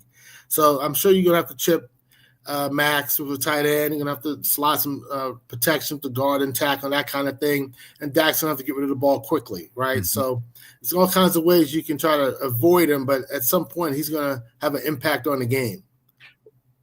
What kind of currency would the Cowboys have had to have given up to pick up Max Crosby, Calvin? Like everything that they acquired in the Micah Parsons trade, or what? Yeah, basically, yeah. And if you would have done that, right, then you're admitting you made a mistake in getting rid of Micah Parsons, right, and trading him rather to Green Bay. So definitely 2 first-round picks for Max. That definitely would have been on the table. And if I'm the Cowboys, I'm like, I can't do that because that's what I just got back for Micah Parsons. And so, but, when you saw how much of a difference Micah Parsons is on your football team, and now you let that guy go, and you're saying, okay, we let these other kids going to grow, and they're going to be our new pass rushers, and they're not up to snuff, then you're trying to find another elite pass rusher. So you look at the Raiders, and they're struggling right now. under Pete Carroll. So you make an offer for Max, and the Raiders, to their credit, said, "Nah, we're keeping him," because I really believe Max Crosby did not want to leave the Raiders. I think he wanted to stay, but the Raiders had to convince him, "Hey, look, here's the plan. Here's what we're trying to do here. We're rebuilding, right?" And I think that's all players want to know. They want to know what the plan is. And they told Max Crosby the plan. And if he didn't like the plan, he could have said, "Well, get me out of here." And then I think they would have traded him. But once they talked to him and they settled him down a little bit, then they said, "Okay, let's go. We're good to go." Yeah. Hey, Calvin, for the 15-plus years you've covered this team, what's it like to report on Jerry Jones on a weekly basis where you're going to address him and talk to him post-game, which doesn't really happen with other teams, but maybe just express that as a reporter, because I can't imagine what it would be like.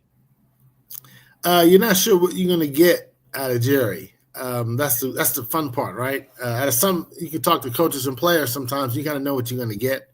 Jerry, you're not sure what you're going to get. You're not sure if he's going to rip the coach, rip the player, rip the league, rip the opponent, or praise the team, or whatever. So he's unpredictable, but he's always accessible. That's the main thing. And he understands the jobs that the media has to do. It's a tough job that we have. I mean, every time we go to training camp, which is in Oxnard, California, before his opening press conference, Jerry thanks the media for coming out here. And he said, "I understand how much money it costs to come to California, so I appreciate you guys coming out here." So that, and Jerry plays the game well. When you have the media on your side, when you're struggling, we're going to be a little softer, right?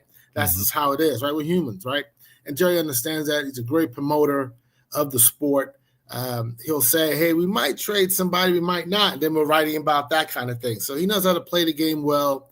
And he doesn't turn down too many interviews. He did a podcast with Alex Rodriguez about a month ago or so. I did Stephen A. Smith. He did a one-on-one with him. So he's always in the news, never turns down an interview, talks about everything and all things, Cowboys and the NFL. How come you're not sitting beside Jerry in the owner's suite like Stephen A. was Calvin? No, I think my bosses would not want me up there in the box with Jerry. You know what? We talked about that when it happened. We said, I don't know if I like that look. So, hey, Calvin, appreciate your time this morning. Enjoy the tilt tonight, and maybe we'll talk as the season progresses. Thanks for coming on. Looking forward to it, Kevin. Take care. Yeah, you betcha. You too. Calvin Watkins from the Dallas Morning News covers the Cowboys, 15-plus years on the beat. It would be a different situation again. And we talked about where the boundary is. Like if you are a Stephen A. Smith and you're sitting in the owner's box, to me, that wasn't a good look. And he said he's bang on. I don't think my bosses at the Dallas Morning News, Calvin just said, would really like that if that were the case. When we come back, we'll wrap up the show. And I guess I have to do a bit of a retraction, Duke. A retraction. And this is coming from one of our texters, plus longtime supporter, friend of the show, Greg Pilling. So he has come on and said, KK, you're wrong, man. You're wrong. It's coming up right after the break. It's Kevin Karius Show with the Duke of Delburne.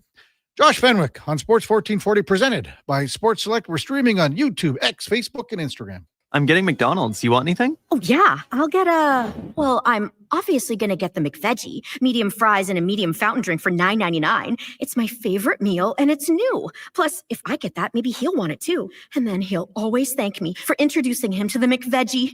I'll be a hero. So, McVeggie fries and drink? How'd you know? You were thinking out loud again. Get yourself a McVeggie meal for just $9.99 plus tax for a limited time only at participating McDonald's restaurants. Getting in on the sports action you want is as easy as playing at sportselect.com. Simply make your picks online, generate your QR code, and lock in your bet at your local lotto spot retailer. Then sit back, watch the game, grip your chair, and high-five anyone nearby. Every bet is 100% legal with the chance of winning cash in hand. Sports Select. When you're ready to play, bet on the original. Must be 18 plus to play. Play responsibly. Looking for the perfect used ride? Now's the time. Drive away for as little as $25 bi-weekly. Go Auto has over 7,500 used vehicles in stock with something for everyone, from budget-friendly cars and road trip-ready SUVs to powerful work-ready trucks. With around 70 locations across Canada, your next vehicle is closer than you think. Whether you're upgrading, downsizing, or buying for the first time, we've got the right ride at the right price. But don't wait. These deals won't stick around forever. Start shopping today at goauto.ca. Legacy Heating and Cooling jingle auditions take one for Gene Principe. Are you ready, Gene? Ready? I'm not just here to make a thermo a couple of bucks. I'd never just microphone it in. Take one. Call Legacy.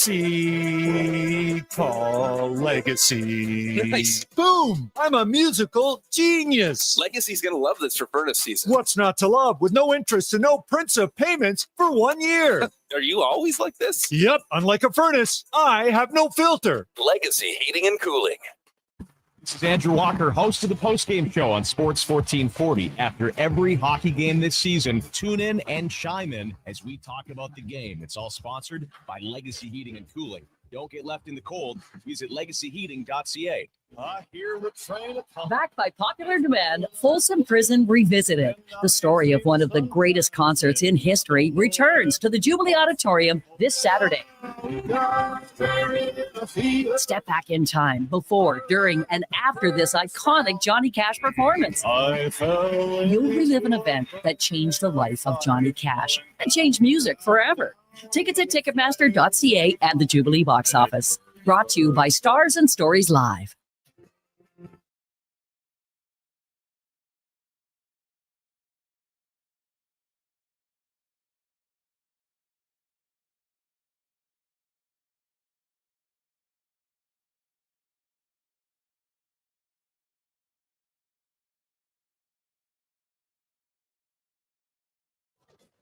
The Karius Show, breaking down Edmonton's favorite teams, even though his favorite Junior A hockey team is the Yorkton Terriers. Thanks for checking in with Sports 1440.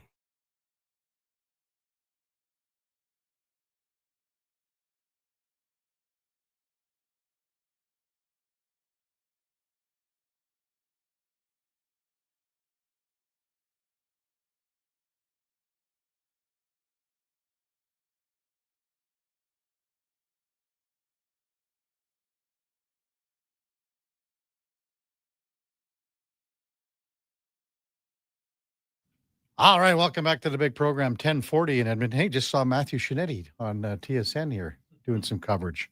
Isn't that something? They're having the replay of the game. We'll get Matt up a little bit while later in the week, probably.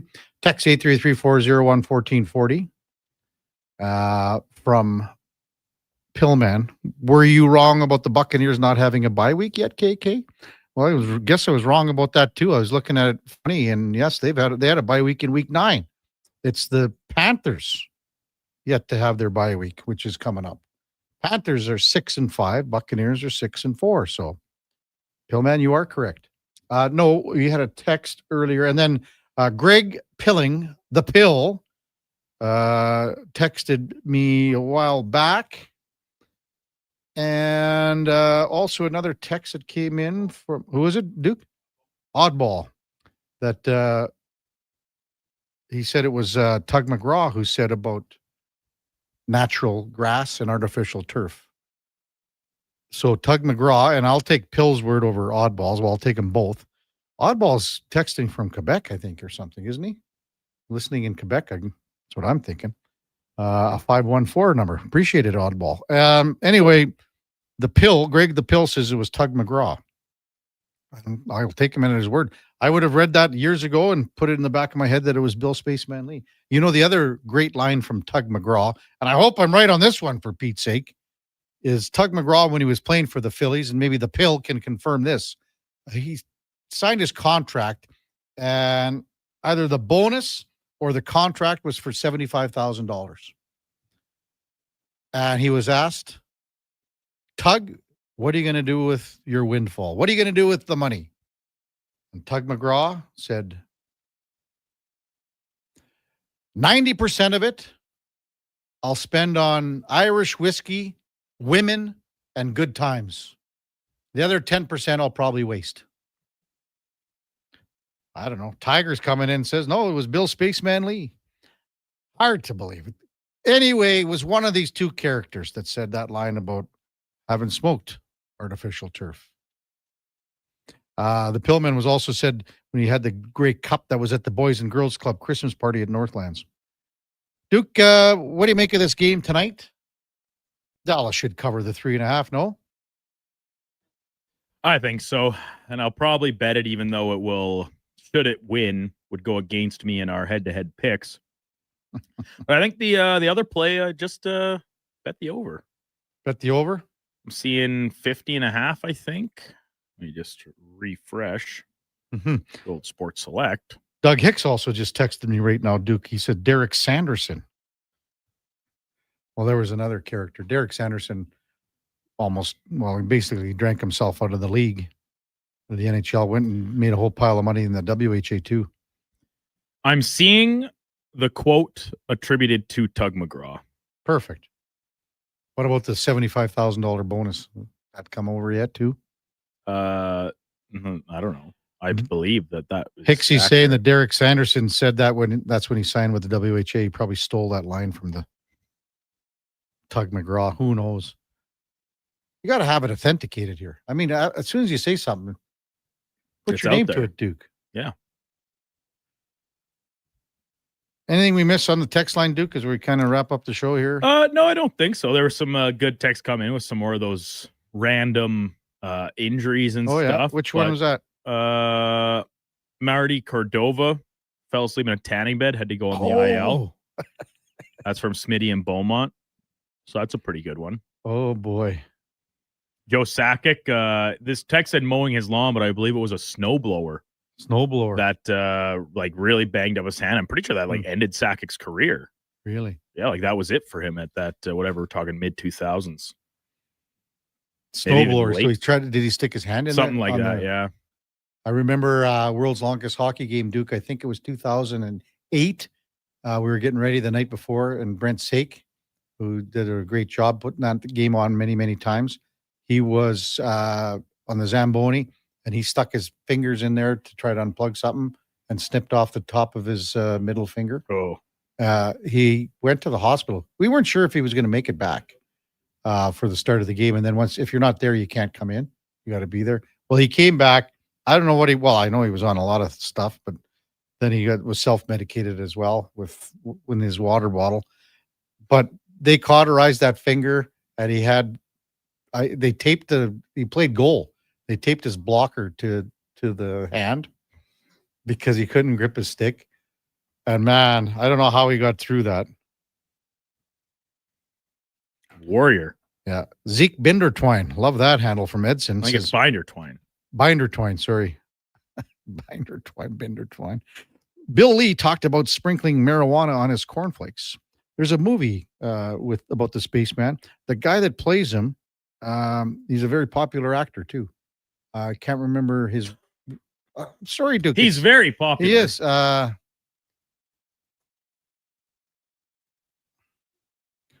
It was.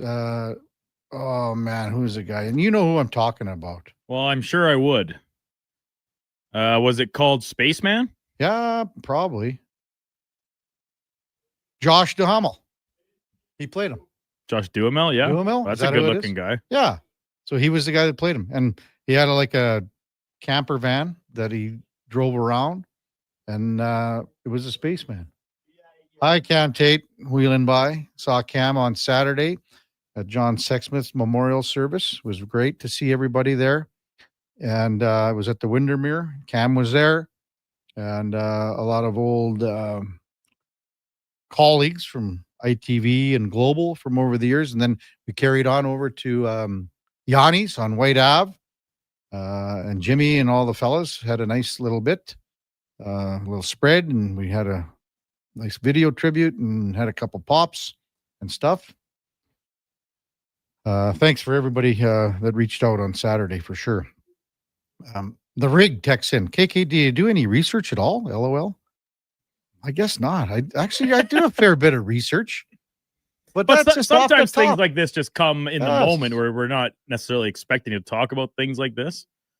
Josh and Kevin and I My maybe brain this is- is his defense, trying to utilize technology on the fly. That can. It's not Doesn't Kevin's work. strong suit.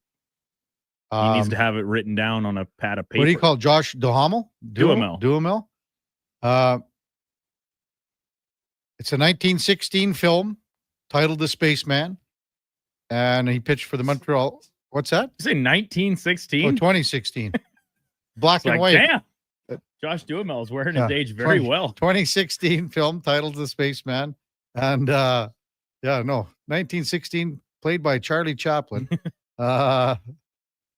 Anyway, he's cooking pancakes for breakfast and sprinkling marijuana on the top of them while listening to opera and wearing nothing but an apron with his bare butt showing. That's the first scene of the movie. Well, sounds like he was, in fact, quite the character. Well, you gotta see this dude. Might have to check it out. Yeah. He was a fan favorite in Montreal.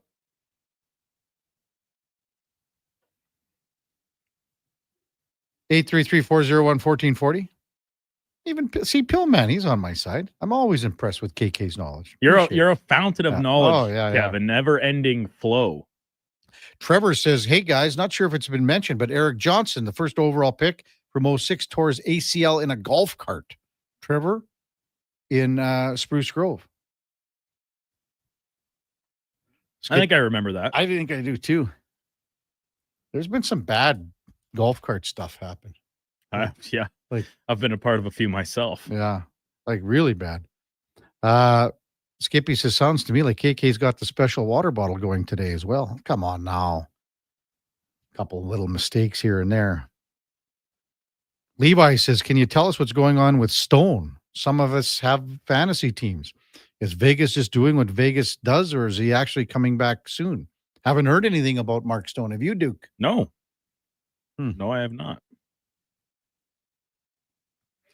No Rockford update. says, what's with all the Tage Thompson talk? Is he confirmed that he's on the move?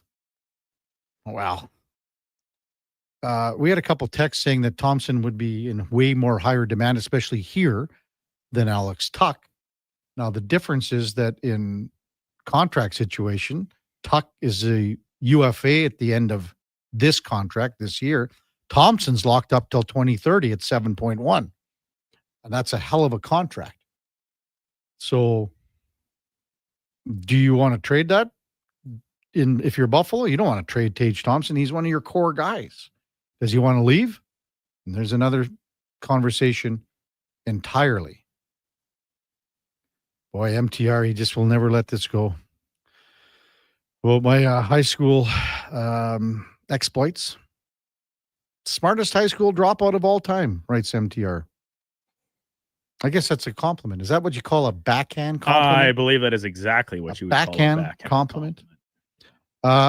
It's all love, buddy. He says, thank you, MTR. Hey, Josh, what's going on with the Toronto Raptors? So they win on Saturday, big one, incisive. Yeah, real decisive, big win Decisive against the Pacers. Very impressive.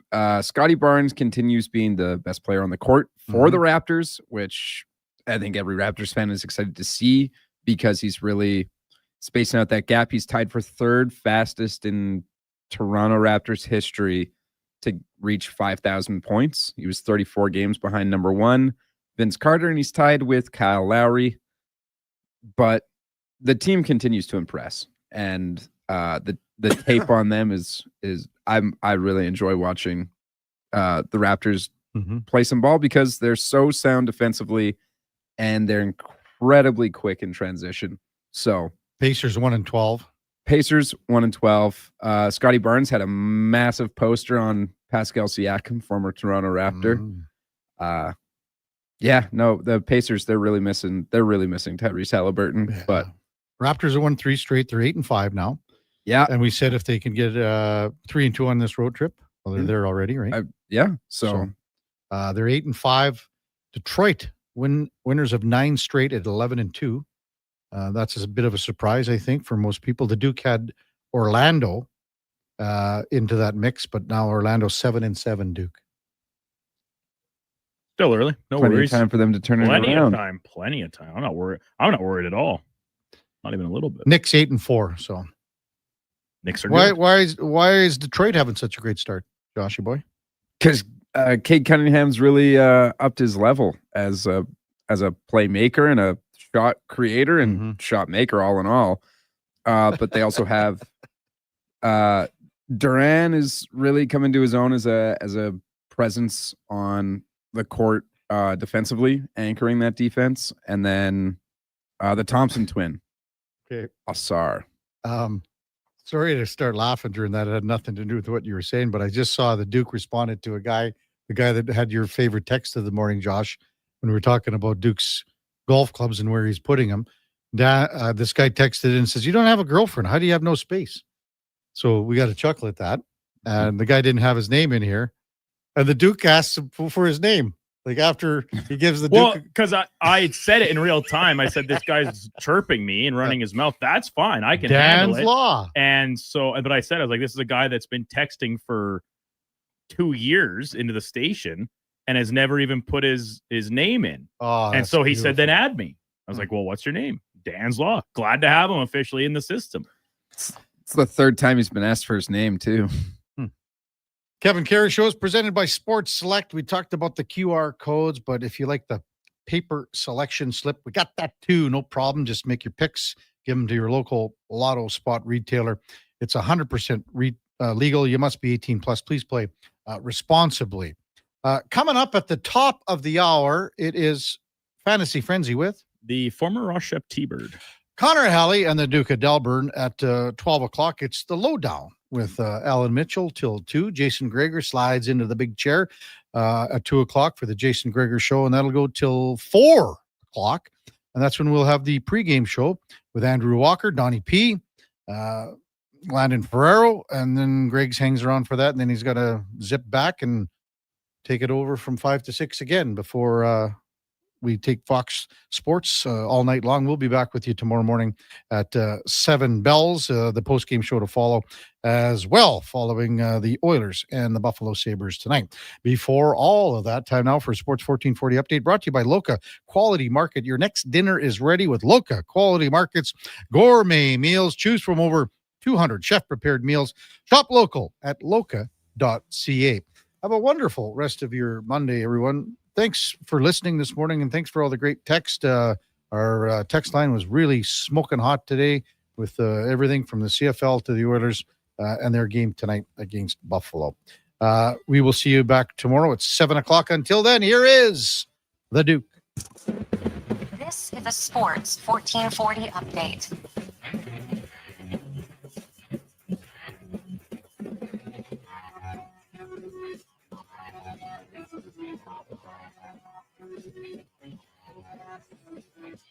Game day for the Edmonton Oilers. Their road trip continues with a stop in Buffalo, taking on the Sabres. Puck drop scheduled for 5 o'clock Mountain time. Stuart Skinner likely to get the start in net. No lineup changes expected for the Oilers. 5 of the games around the NHL. The Bruins hosting the Hurricanes. Canucks are in South Florida against the Panthers.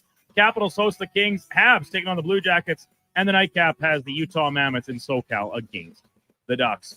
Week 11 in the NFL, wrapping up with Monday Night Football. The Dallas Cowboys are in Sin City against the Las Vegas Raiders. Kickoff there coming 6:15, and full slate of games, 9 total in the NBA. The Raptors, they're at home. Look to continue their strong start when they host the Hornets. Tip-off at 5:30. Elsewhere, Heat taking on the Knicks. Sixers host the Clippers. Timberwolves up against the Mavericks, and the 13-1 OKC Thunder headed New Orleans to go against the Pelicans. Coming up on Sports 1440, it is Fantasy Frenzy with Hallie and Douglas. I'm Brandon Douglas at your Sports 1440 update. Sports 1440 in West Edmonton Mall and Wetaskiwin. CKJR is a Stingray